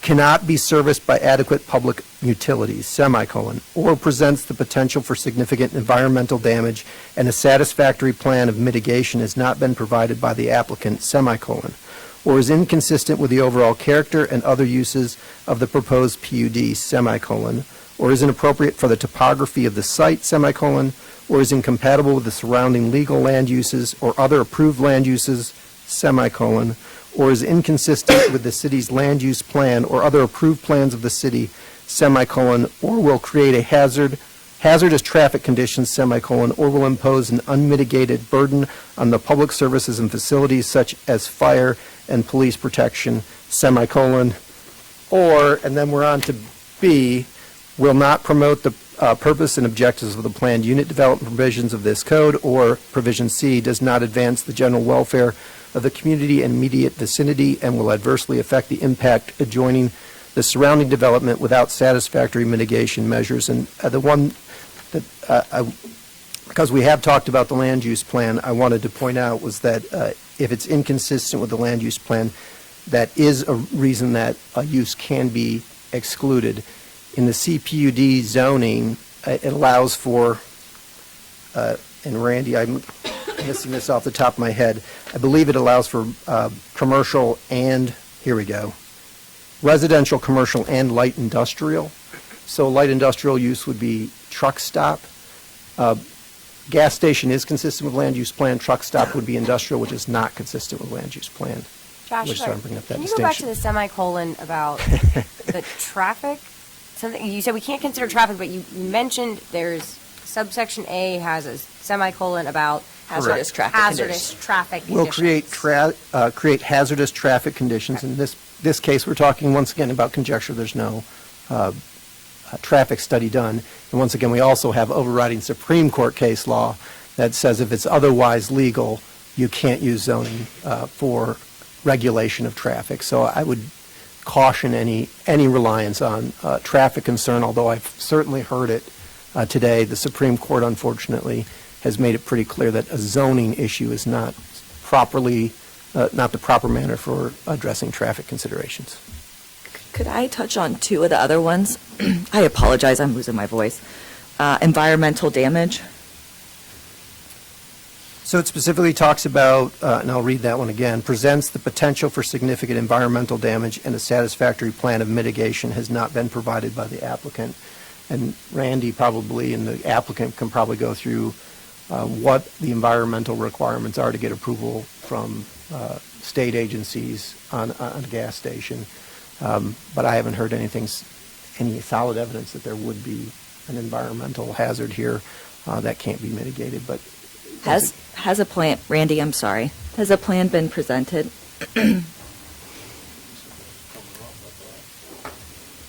See, the challenge here, again, this is the rezoning phase. And until they know what they can and can't have, they're not going to do an environmental study. But is this not, Mitigation plan. I'm sorry, Randy, I didn't mean to interrupt you. But is this not discussing the rezoning? I guess I'm confused. it is talking about rezoning, but when you're making decisions based upon this, you have to have evidence to support that. And all I've heard, I haven't heard any what I would consider evidence. I've heard conjecture. Well, doesn't what you just read place that burden on the applicant? So there would have to be evidence on the record that there is a potential for significant environmental damage and a satisfactory plan of mitigation has not been provided. So the first step is we have to show that there is a potential for significant environmental damage, and there has to be fact witnesses who can speak to that. There has to be, well, it doesn't have to be fact, there needs to be some evidence that suggests that, and not mere, once again, people's concern about what could happen.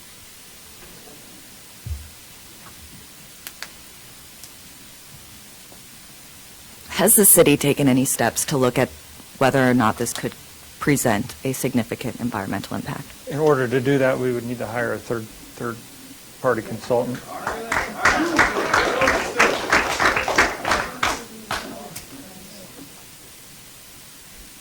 Thanks, Randy. The other question I had was the topography of the site. Could you discuss that, please? There's a lot of semicolons, so give me a moment to find that one. It's after environmental damage and before hazardous traffic. So is inappropriate for the topography of the site. That is the entire sentence. How do we determine what is appropriate for the topography of the site? And perhaps Randy could go into considerations of topography on what they would consider for the site. I don't. From a legal standard, I don't know. Or perhaps he could also give us an example of what is inappropriate for the topography of the site. Sure. I mean,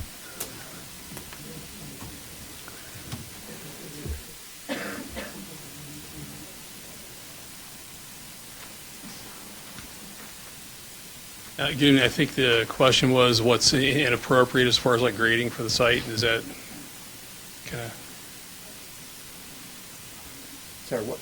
I apologize. What was that? I'm sorry. If you could repeat the question for me, please. So the ordinance, it says that if you're going to exclude a use from a PUD that is permitted, conditional, or accessory, there has to be a finding, and there's many of them. And one of them is inconsistent with the city's, well, I'm sorry, I'm reading the wrong one.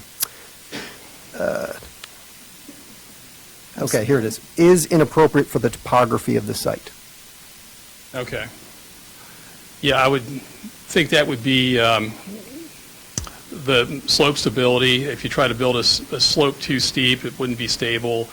As far as like the grades to get vehicles to and from the site, issues of that manner, I would think, so.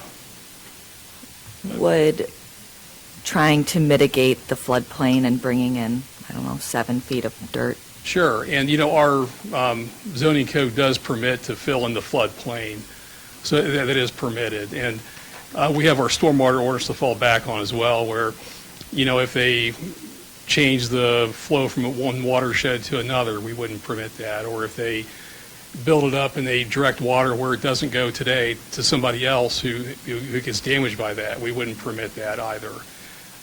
We would have to, and again, we're at the zoning stage now where we don't have a lot of this information as far as like how the grading is going to go, where the pond's going to be located.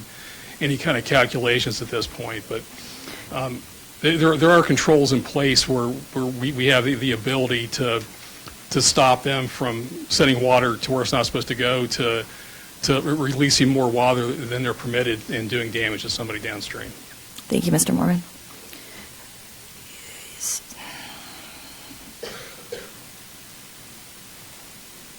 So I guess what I'm really struggling with is we have some options that are presented to us to examine these issues when it comes to zoning, yet we don't have the information that we need to make a determination on those options, to include the potential environmental damage, the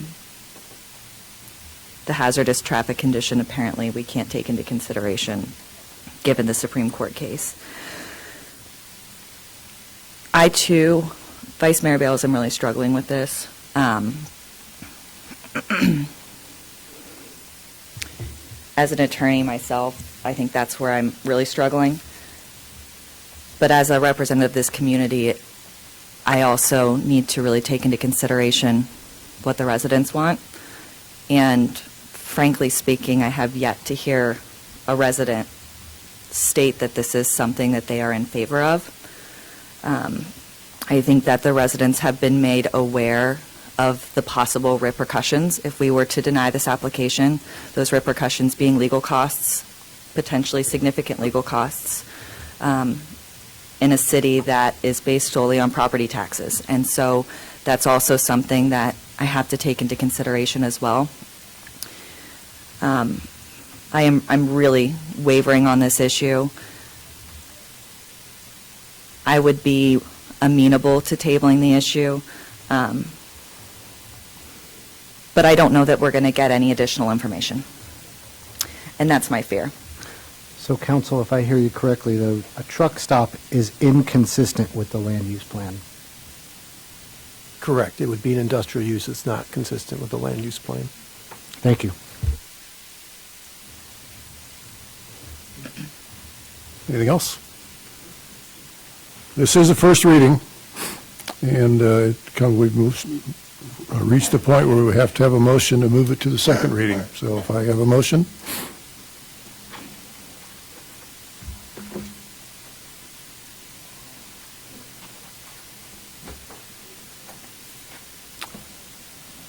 Seeing a lack thereof, it's closed.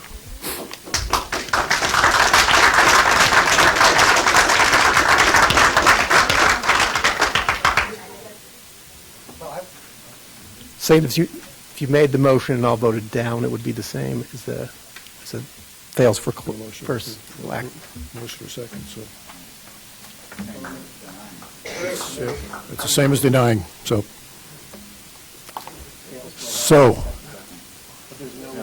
There was no motion. So. I mean, In the past, when this occurred, we were instructed that we needed to have an adverse motion to actually decline it, but then we were also told at times that that wasn't necessary either. So I defer to legal on this one. the way it's supposed to be is you make a motion in the affirmative. Right. And then you vote no. You don't ever vote it, you don't make a motion in the negative. Right. So that would be my suggestion. Making the motion doesn't mean you're voting for the motion. So you would advise a motion and then it's on. You would advise a motion and then see if there is a second, and then for lack of a second, then that would end the discussion. And then, yeah, then Correct. the second, Either and way, then. yes. Okay. Yes. All right. Do I have a motion? Do I have to if I make the motion for sake of argument, do I have to then vote in favor of that motion? No. Unless there's a Okay, all second. right, well then I'll make the motion so that we can move this along. I'll second. Hold on.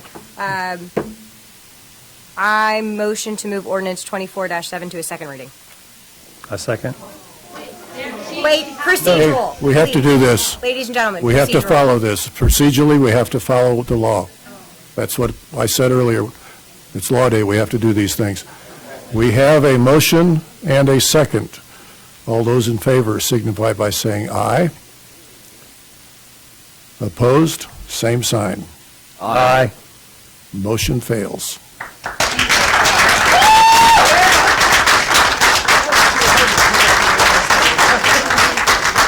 Okay. We are going to take a short recess to give people an opportunity to leave and give us a chance to go to the back room. And we will be back in. I was going to buy them off of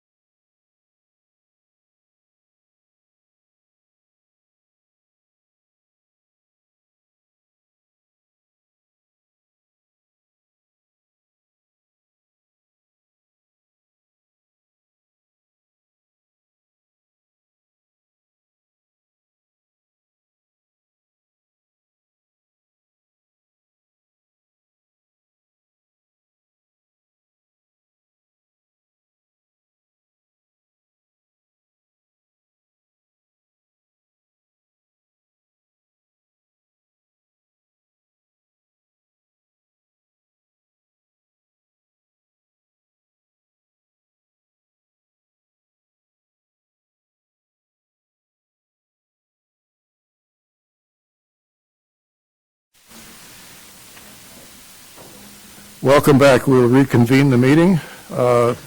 Next on the agenda is public hearing PUD 06-1. PUD 06-01, specific site plan number 1. The applicant requests a specific site plan to allow for the construction of an 84,000 square foot office building on 10.05 acres. The property is located on the west side of Ashford Drive, approximately 450 feet south of Colonel Glenn Highway, further described as Book 1, Page 2, part of Parcel 66 on the Greene County Property Tax Atlas. Thank you. Do you have an applicant present? Good evening, everyone. How are we doing? John Kopelchuk, 3500 Pentagon Boulevard. I'll be brief, not much to add to that. As she mentioned, it is a 4-story office building right there behind the sheets that's currently under construction off of Ashford Center Drive. A couple things to point out. Everybody asked about parking. We have 322 parking spots, which is about 4 parking spots per 1,000, which is really what we try to achieve to meet our tenants' needs. And one other thing to point out is, we have to have at least 25% open space, and this development, really due to topography, has 67% open space. So very open development, a lot of green space, simple office building, and here to answer any questions that anybody has. Thanks. Thank you very much. Staff?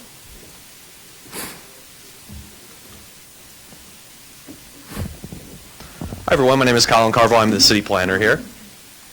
Just working through a quick presentation. I'll try and keep it brief, but be as thorough as possible. So we're working with PUD 061, specific site plan number 1.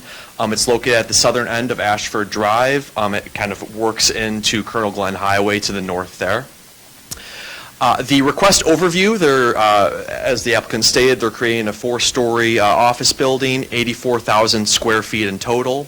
It's built on a 10.05 acre lot. And ingress and egress will be off of Ashford Drive. As I mentioned, will feed into Colonel Glenn Highway to the north there. A little history on this PUD. The property was rezoned in 2006 from an older pre-municipal PUD zoning and it was combined with B2 into PUD 061 that we're working with here this evening. The PUD gave Planning Commission and City Council control of the setback requirements for this PUD with the caveat of it not being closer than 100 feet to Colonel Glenn Highway. The proposed setbacks for this development from the property lines is 82 feet to the north, 99 feet to the west, and 100 feet to the east and south, over 100 feet. This is just an overlay of what the site will look like on the lot. As you can see to the northeast there, that's the approved Sheets building that was approved in fall of 2023, and that's where the office building will sit. The office building itself is represented by that orange rectangle there with the parking lot and kind of the adjacent feed east to west there onto Ashford Drive. As far as the building design is concerned, reiterating, it's a 4-story building. It's 132 feet by 162 feet.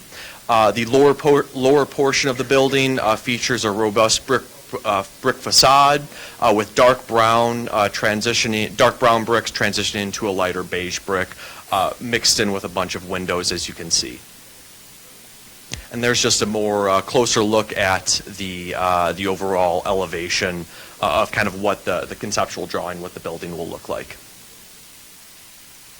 As the applicant stated, the parking is more than what we are required. They're providing 322 parking spaces with 8 ADA spaces.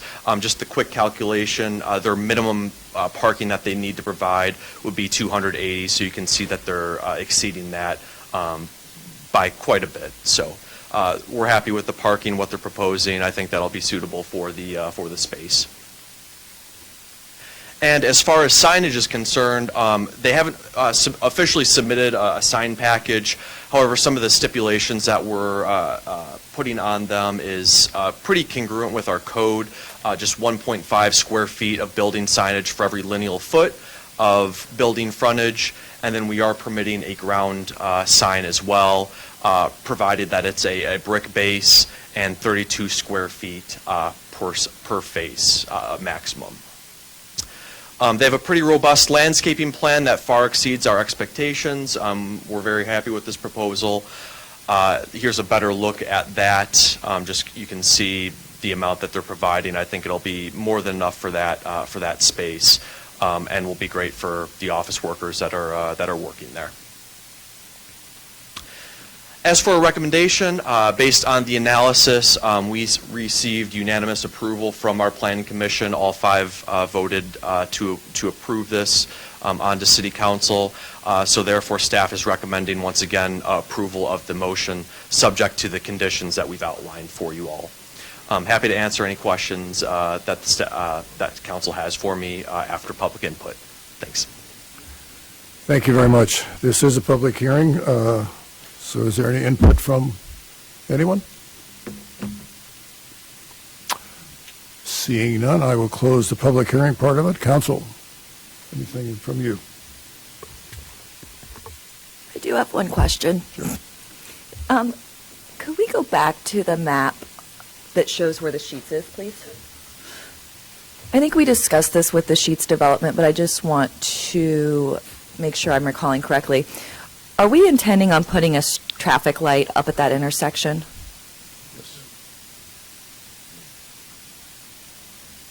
Yeah, Yes, right there. that is our intention. We will be putting a traffic light there. Perfect. That's all I have. Thanks. Mayor, sorry, I have 3 questions. Sure. So we're taking out the traffic light further up Colonel Glen on Zinc Road or in that area, and we're adding one, just to double check. Adding one here with Sheets. Okay. I do want to thank the applicant. It looks like a beautiful project, a wonderful building. A lot of excellent work have gone into the plan, so thank you for ongoing investment in Beavercreek. What's the distance to 675? Couldn't quite tell on the map. Is there a measurement?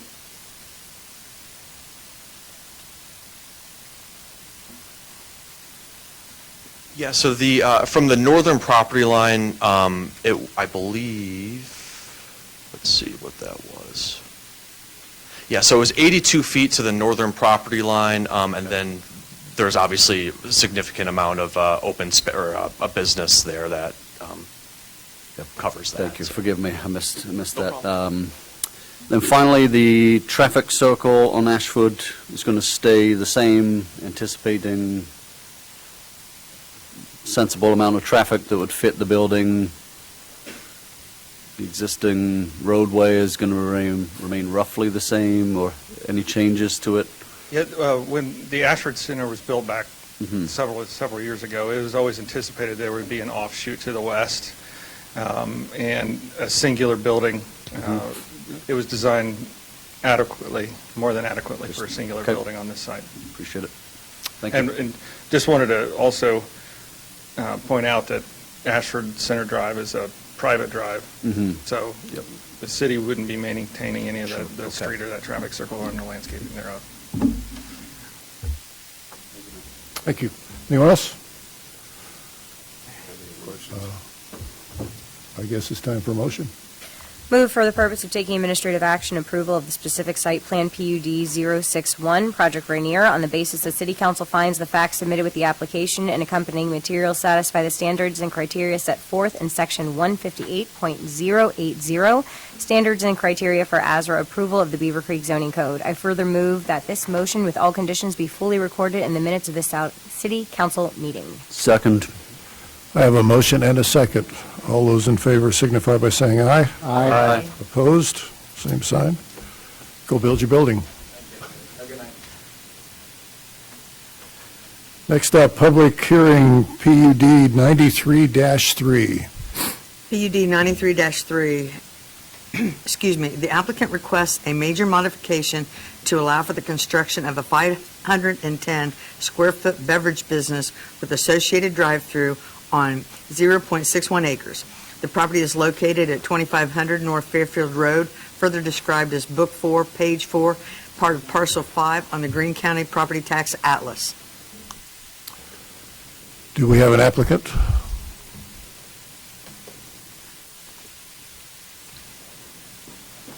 Good evening. My name is Brian Evans, 1686 Victory Court, Prospect, Kentucky.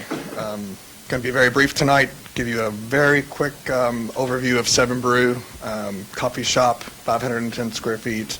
99% of our business is drive-through only. We do have a walk-up window that has very limited use. We built a pre-manufactured building in Springfield, Missouri, and truck it to the site.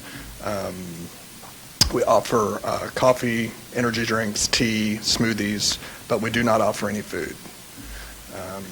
With that, I will let staff present and then be available for any questions you might have. Very good. Thank you very much. Staff presentation. Hi, everyone. Colin Carville, City Planner. Weren't you just up here? I was, yes. We're working with PUD 93-3 major modification located at 2500 North Fairfield Road, once again for a VIII BREW coffee. As the applicant stated, it's known primarily for its specialty coffee drinks, exclusively drive-through. This location will have 2 drive-through lanes. The building itself will be 510 square feet, and it will have a 280 square foot remote cooler basically right next door to that building.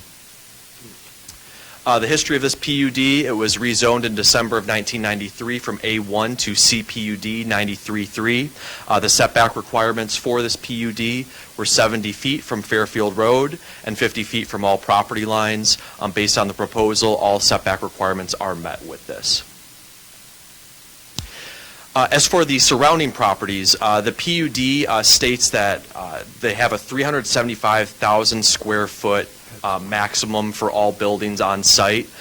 With this addition of the 790 square feet, that brings our proposed total for this PUD at 288,510 feet. So we're still well under what's able to be at that PUD. Right. Just to give you a frame of mind for where we're talking, this is home to the East Sporta, the Furniture Fair, the new REI Co-op, Michael's, PetSmart, Haverty's, etc. This particular location will be right in front of, to the west of the REI Co-op, just to give you a frame of reference there. So this is the proposed overlay here of the VIII BREW. As you can see to the east, that's the REI that'll be in front of, and then you can see there the 2 drive-through lanes, and then kind of the feed into the private road with North Fairfield Road to the far west over there. Regarding the building design, it's a single-story. Primarily made out of metal and brick kind of adjacent.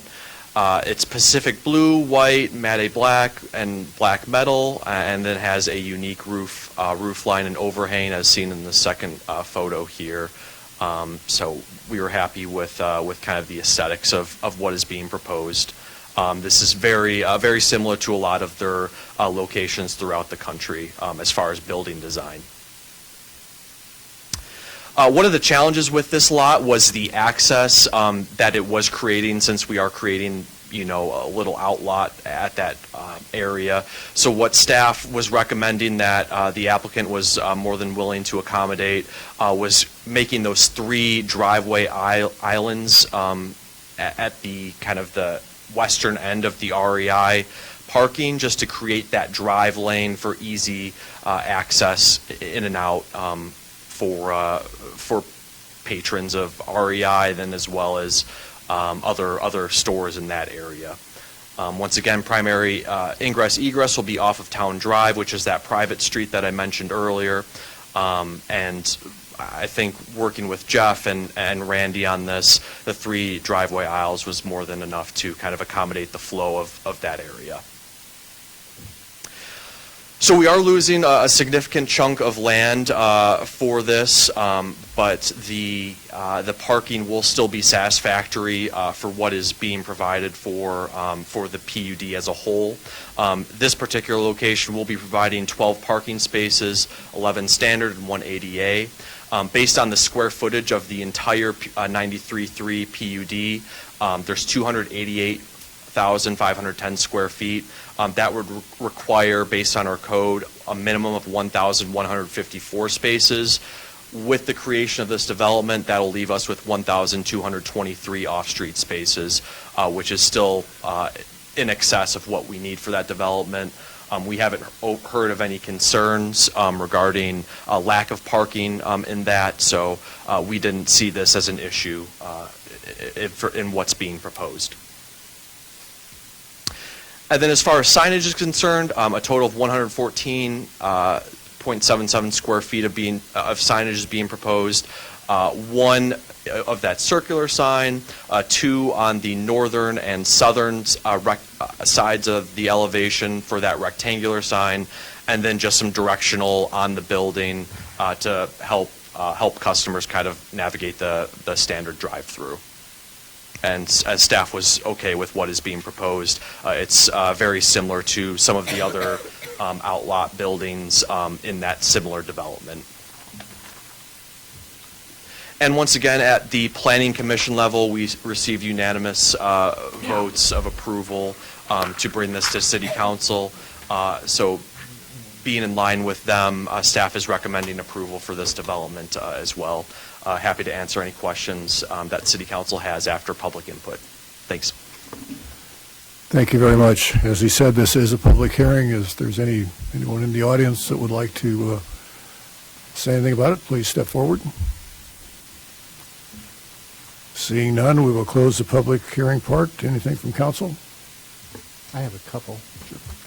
Would you mind going back to the aerial of the site layout? That's good. Are you convinced that the traffic flow through the site will prevent any backups onto Town Drive? I mean, at peak hours during people getting coffee,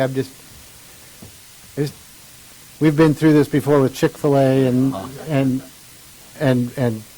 Starbucks and. Yeah, I believe the applicant can kind of talk about kind of their stacking and how I believe maximum time customers in the drive-through is approximately 4 minutes. There wasn't concern as far as the immediate development as far as stacking concerns for them as far as overflow. As far as the REI, I'm not particularly sure if that would create any issues. I don't foresee that happening, but. Well, it shouldn't for REI because doesn't everybody enter up here? Yeah, correct. So I guess you're worried about the stacking within the development. Yeah, 'cause I've seen Starbucks with Sure. 25 cars lined up, pulled out into the mall loop, and Understood. I guess I'm just curious. Maybe the developer can. And I do think that I don't think Starbucks has kind of the double drive-through lane, so I believe that would help alleviate some of the stress. But I'm sure the applicant can attest to that as well.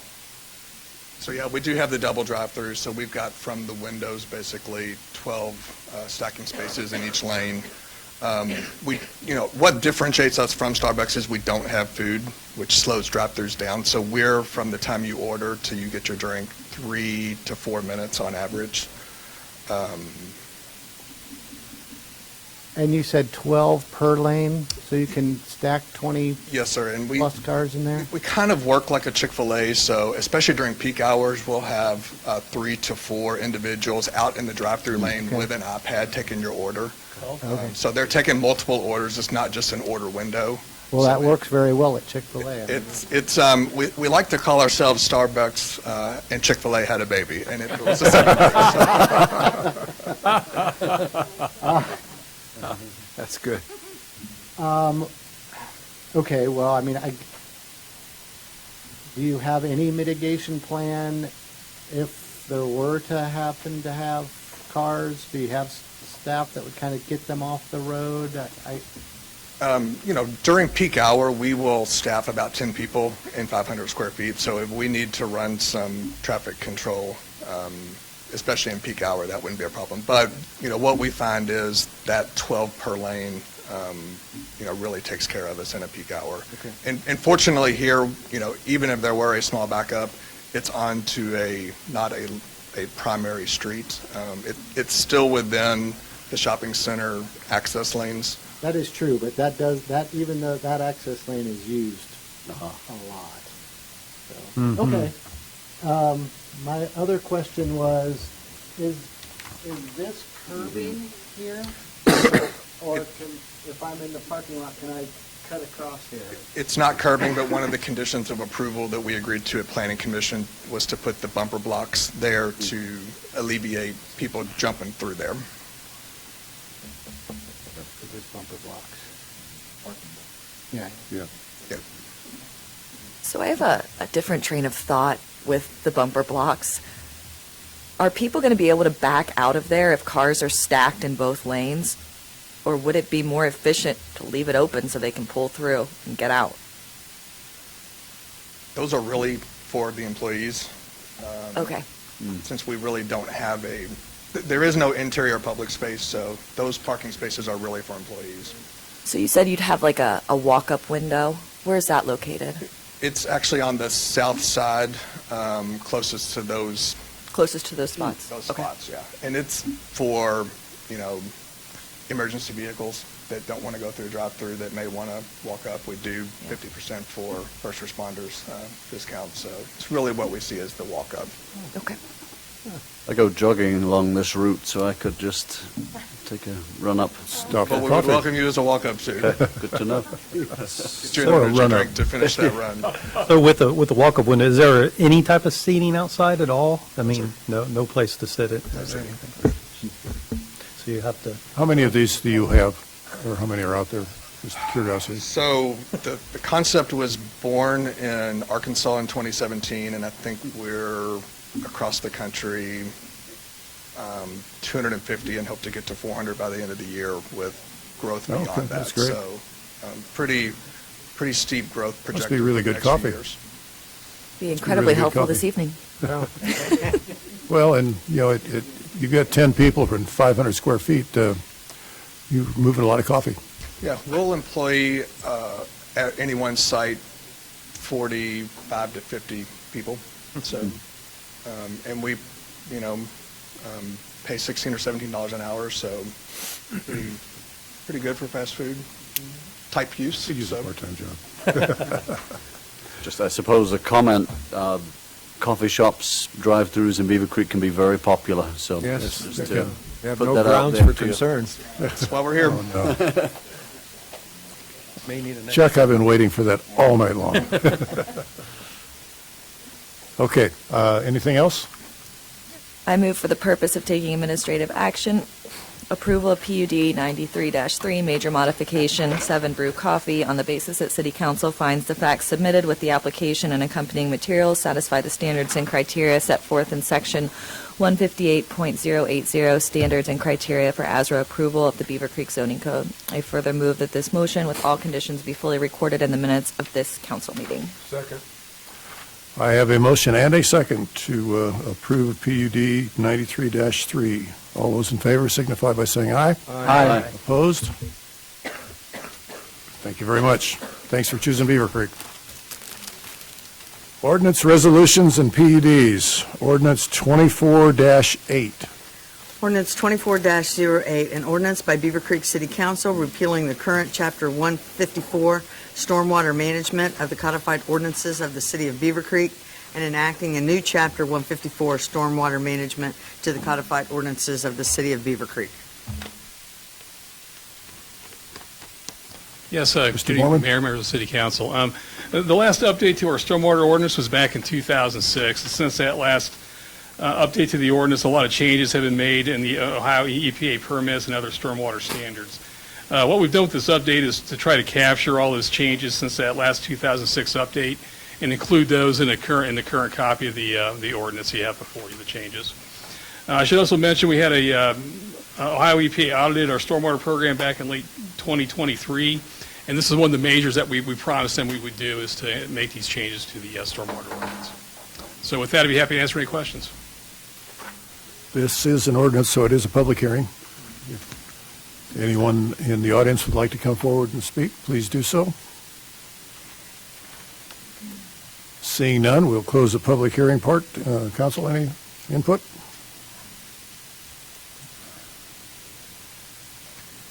Have a motion?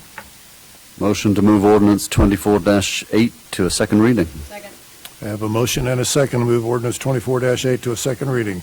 All those in favor signify by saying aye. Aye. Opposed? Next up, ordinance 24-9. Mr. Casera, I knew we'd finally get to you as soon as Debbie's finished. Ordinance 24-09, to approve supplemental appropriations and certify additional revenue and authorize interfund transfers for fiscal year beginning January 1st, 2024 and ending December 31st, 2024, and to amend Ordinance 24-06 and 23-36. Mr. Casera. Feels like Tuesday morning, doesn't it? This is just a couple of things here. This is all fairly good news. One, the ARPA money, you recall we got $5 million worth of that, and the last project on the board was the Willow Crest stormwater. And we had budgeted $2 million for that, and the bids came in and they were 2.14, which was a little less than the engineering estimate, 2.3, so that was good news. And so we just had to rally around. We had budgeted again to $2 million, so we needed to come up with that $140,000 worth of funds to allow Jeff to issue that bid. And so after doing a full reconciliation of the ARPA money, and we saved some money on some other projects, we had about $96,000. So we were still short the $44,000 and some change, and so what we need to do is bring that over from the general fund. We've encumbered or exhausted all the ARPA funds, so this will just allow it to complete that project. So pretty good planning on the engineering side, but we do need to make that transfer now. Again, with that magnitude of a project, there may be some additional money that change orders that pop up, and again, just to let you know that the any further change orders, again, would be another transfer from the general fund to accomplish this long-term project. So, again, what we have to do is we have to transfer the money in and then receive the money into the 280, the ARPA funds, and then appropriate the entire contract amount, the 2.14. So that's what that does. Then the other thing is that you've heard about these in past meetings, but the PD got 2 grants. You allowed them to apply for grants, and they were awarded those grants. So they've got 2 new grants. The total was $103,295. And the first one was from the State of Ohio Office of Criminal Justice, and they were expanding and updating the body cameras, the body-worn cameras that the PD uses. This is no match for these funds. This one is $87,062, and that will replace and upgrade the current program that we have. We had budgeted a little bit of money to do those. This will accelerate them and put those on a faster turnaround time with that additional money. And then they also got a summer holiday enforcement program grant, which is the SHEP grant. They love these acronyms, that took the place really of the IDEP STEP grant. And same type of thing. They're doing traffic safety patrols, and this money goes to pay for that overtime and the benefits associated with assigning our officers to these specific patrols designed to increase enforcement in heavy traffic areas and to reduce aggressive driving, that type of thing. So that grant was $16,233, and again, that is simply a there's no match with that one either. So, and then just as a side note, we had our discussion at the work session about a potential facilitator to come in and assist us with some of the long-term financial goals that we have. And again, we had budgeted some money in there, the $10,000, and we were increasing that a little bit. That doesn't require me to certify it or appropriate it, because we're just taking some of the money from the stormwater project and putting it in there. So we're just transferring it within the general fund. But I just wanted you to be aware of that what's going on, because it's a fairly major transfer. Usually when there's transfers, the city manager has the authority to do that. But I just wanted to let you know that we were following up on the conversation we had at the work session. So be happy to answer any questions. Very good. This is an ordinance, so there's a public hearing. If anyone would like to come forward and speak, please do so. Don't everybody jump at once. All right, we'll close the public portion. Anything from council? Your Honor, I'd make a motion to approve ordinance 24-9. Second. This is a single reading, so I have a motion and a second to approve ordinance 24-9. Have a roll call vote, please. Councilmember Kern. Yes. Councilmember Literal. Yes. Councilmember Dewar. Yes. Councilmember Schwartz. Yes. Vice Mayor Bales. Yes. Councilmember Garcia. Yes. Mayor Adams. Yes. Next up, Resolution 24-13. Resolution 24-13, a resolution authorizing the city manager to enter into an agreement with the Beavercreek Wetlands Association and Ohio South Youth Sports Space, Inc. for the maintenance of a city-owned parcel of land. Yes, good evening again. We were recently approached by the Beavercreek Wetlands Association. They kind of started the ball rolling with this. There's a piece of ground just south of Bales Arena and just north of the Creekside Trail. It's highlighted in orange on the drawing there on the screen. The Wetlands Association, they want to pair it with the Girl Scouts, and they want to do a project in that orange strip of land that's owned by the city.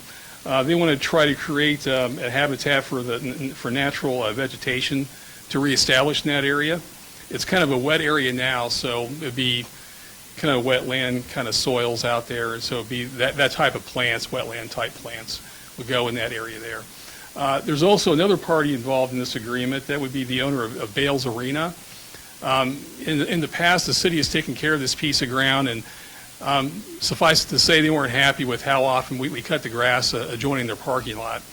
So they're part of the agreement also, where they would have control to cut the grass along their parking lot to better suit the kind of look they want to have with the arena there. So that's kind of the gist of the agreement. To let you know, too, if things don't work out or somebody's not happy with it, it's fairly easy to terminate. There's a 30-day notice from one of the parties, and we could get out of it if things don't work out the way council would like it to see. So with that, to be happy to answer any questions. Anything from council? Move to approve Resolution 24-13. I have a motion and a second to approve Resolution 24-13. All those in favor signify by saying aye. Aye. Opposed? Decision item. We've had a resignation in the band tax, so we have to appoint someone new. Motion to appoint Brian Hawk to the Bikeway Non-Motorized Transportation Advisory Committee due to a resignation. Second. I have a motion and a second to appoint Brian Hawk to the Bikeway Non-Motorized Transportation Advisory Committee.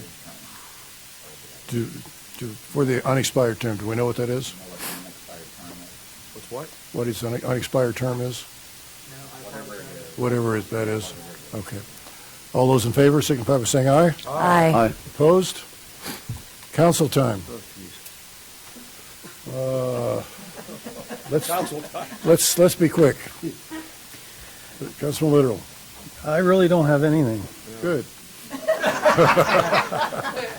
Councilman Dewar. I would be remiss if I did not wish my lovely wife a happy birthday and to beg for forgiveness for not being home. Councilwoman Garcia.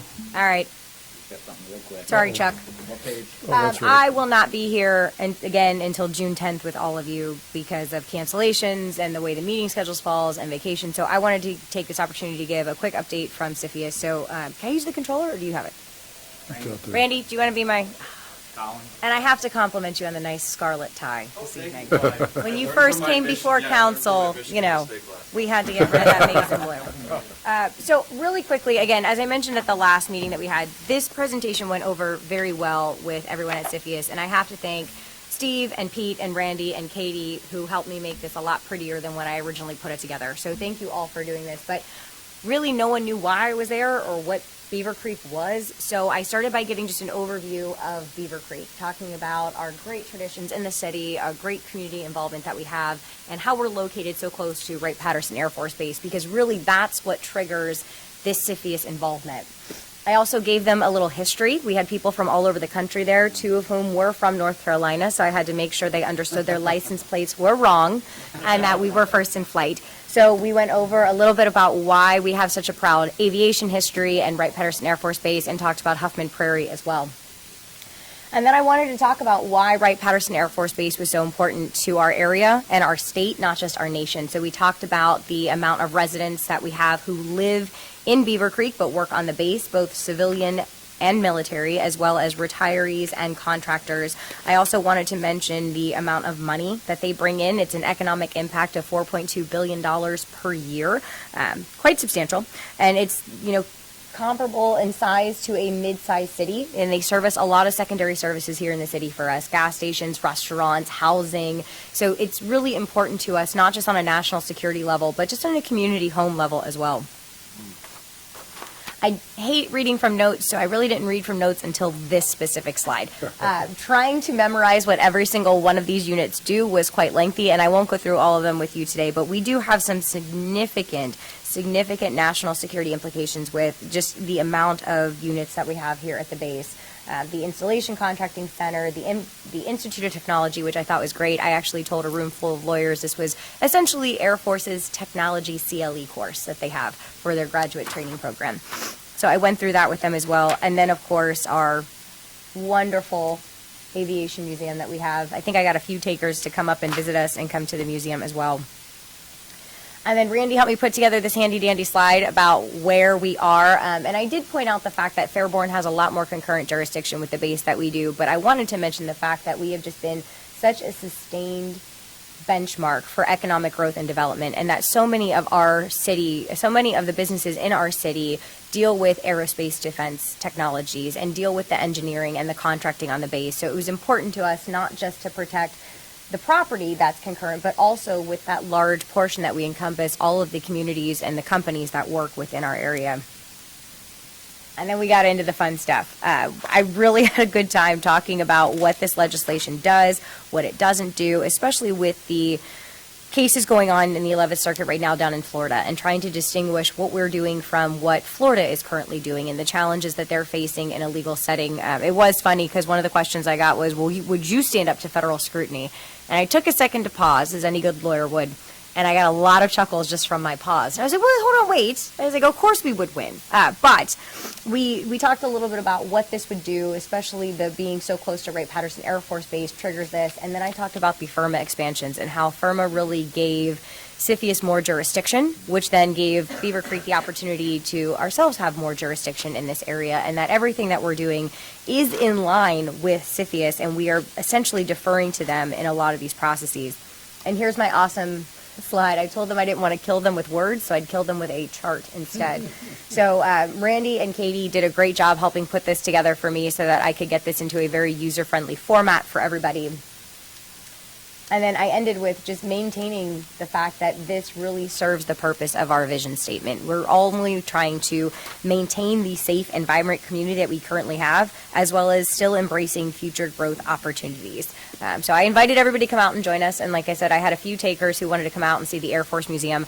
But overall, the conference was really helpful, not just in being able to explain to people in this world what a local municipality is trying to do, but also hearing more and more from people who are serving as auditors, people who are serving as mitigators, people who are overseeing this process, as to what we are asking people to do by going through this process. And again, if we were in a situation where our CIC would sell to someone who is a foreign person, we ourselves now are subject to what we've put in place. So it was really great to hear the process that we would have to go through, what we would have to do in that setting, and just hearing a lot more about the processes and procedures in place. So the work session that I attended was phenomenal. I have tons of notes. I will not bore you with all of them tonight, but I will get them into a logical format to present to everybody at some point. But again, like I said, with the schedules, the way they line up, I wouldn't have been able to do this again until June 10th. So I figured I would take the opportunity to make you stay even longer. Otherwise, thank you for the proclamation for Law Day. I know Steve McHugh was incredibly excited, and it was kind of fun for us as well. And also National Police Week. Don't forget that is May 12th. You will see me in blue every day that week. We have amazing law enforcement, and I can't imagine our community without Chief Furied at the helm. So thank you guys all for what you do. Thank you. I'm done, I promise. Thank you very much. Now go to the state and help them with theirs. Councilman Kern. Yes, Your Honor. I just, again, want to recognize National Police Week and the chief and the entire department. I want to congratulate you and the great job that everybody does. Thank you. Nothing else beyond that, Your Honor. Thank you. The mind can only absorb what the seat can stand. Councilwoman Schwartz. Thank you, Mayor. I don't have anything except to thank Councilmember Littoral for covering my Region 14 meeting tomorrow afternoon. Thank you. Thank you very much. Vice Mayor Bales.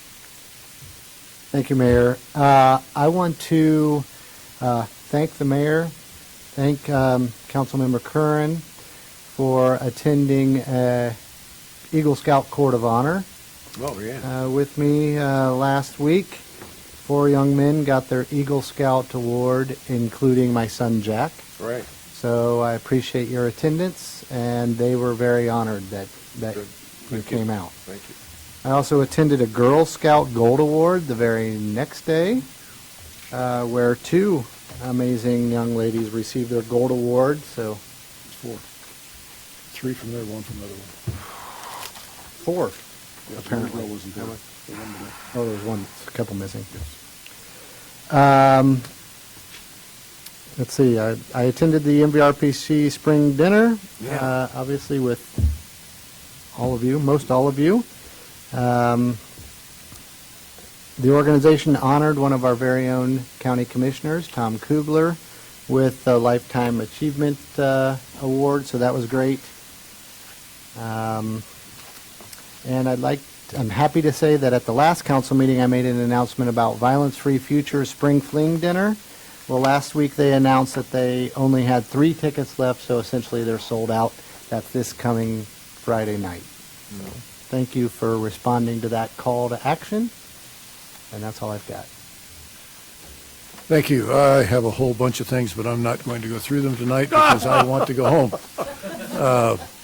Because I have a 7 o'clock appointment in the morning. So the one thing I did want to say, though, in what Vice Mayor Bell said is the Eagle Scouts, the average number of Eagle Scouts of the largest of all the kids that join 2%. Boy Scouts is about 4% that get to an Eagle. Troop 42 in Beavercreek averages 35%. Wow. That's a real testament to the leaders and the adults in that group. So I think being a part of that group was great for Jack. So, and I won't say anything more about that. I will go and City Manager. Real quick, since we have 3 minutes before we have to make a motion, Soar in the Spring Saturday, this Saturday, Lafino Park, 11 a.m. to 1 p.m. Come out. It's our big kickoff for spring. So come to Lafino Park on Grange Hall this Saturday starting at 11 a.m. That's all I have. All right. Very much. Citizen comments? Anyone like to address council? Please state your name and your address, please. Charles Leonard, 91 Earls Gate Road, Beavercreek. Appreciate your time here. The Beavercreek City Charter states, 10.05, income tax. The council shall have no power to adopt and levy a city income tax without a majority vote of the electors on such levy. An income tax has been rejected by Beavercreek voters 3 times in the last 12 years, 2013, 2020, and 2022. The last vote in 2022 rejected the imposition of an income tax by an even larger margin than in 2020. We now find that the Charter Review Commission, comprised entirely of council appointees, is considering revisions to the charter to allow the council to unilaterally impose an income tax up to 1% with no voter involvement. Can I stop you there? May I speak without being interrupted? That's not true. Okay, may I It speak, has and to maybe go you can before the correct It has to everything go I do before the say. electorate. Just We- wait. If Go you'll for let it. me finish, you can understand my point. Can I have additional time? You've since got I all was the time you stopped? need. Thank you, ma'am. Allow them to impose an income tax up to 1%. An income tax has been proposed and rejected 3 times, as stated by former Mayor Bob Stone, who stated on the record to Dayton Daily News, "I think the electorate has spoken and we have to abide by that." Now, each of the members here, some of you may have been here in 2022. The Ohio Revised Code, which is what you've appointed those folks to take a look at and to have the city charter more closely aligned to it, it does allow, if the charter is changed, for the city council to unilaterally impose an income tax up to 1%. Over that requires involvement of the voters. By putting all of this in one city charter update, you run a great risk of either confusing the voters, because I doubt you're going to state income tax in the short description that'll be on the ballot. It'll be on the long, multi-page section. So you're somewhat deceiving the voters by trying to get a charter amendment to negate the will of the voters. I'm sure all of you know the voters have never petitioned for an income tax. It has always been the city council that has said we must have one. And now you're trying to make an end run around the voters again by simply changing the city charter to allow you to do that unilaterally. Sir, you're going to have plenty of time. The charter requires adjournment by 10:30 unless there's a motion to extend the time. And so before the clock hits 10:31, I think someone needs to make a motion. Move to extend the time of the council meeting. Second. Thank you. Motion and a second to extend the time. All those in favor signify by saying aye. Aye. Aye. Sorry for the interruption. Not a problem.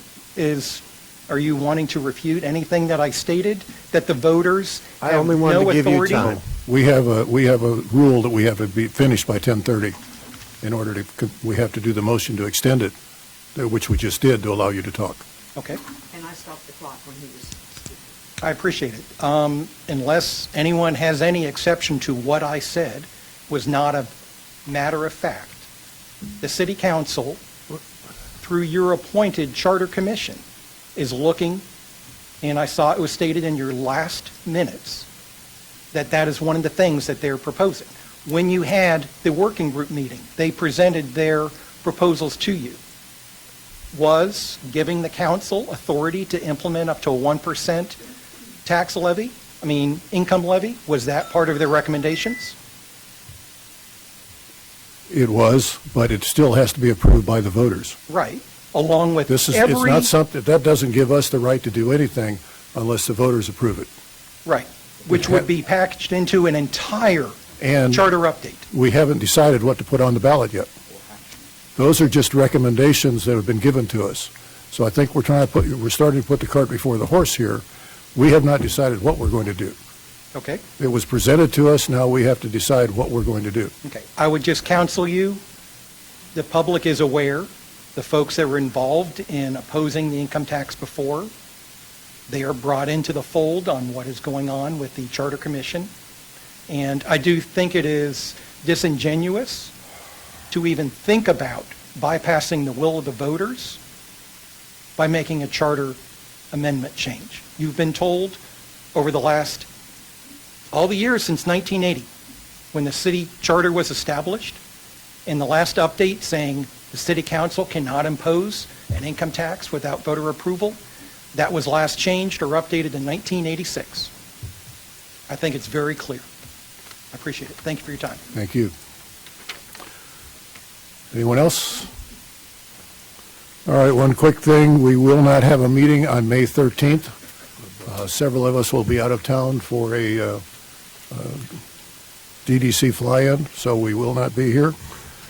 Anything else that we need for the... Move to adjourn, Your Honor. I have a motion to adjourn. All those in favor? Aye. Aye. We're adjourned.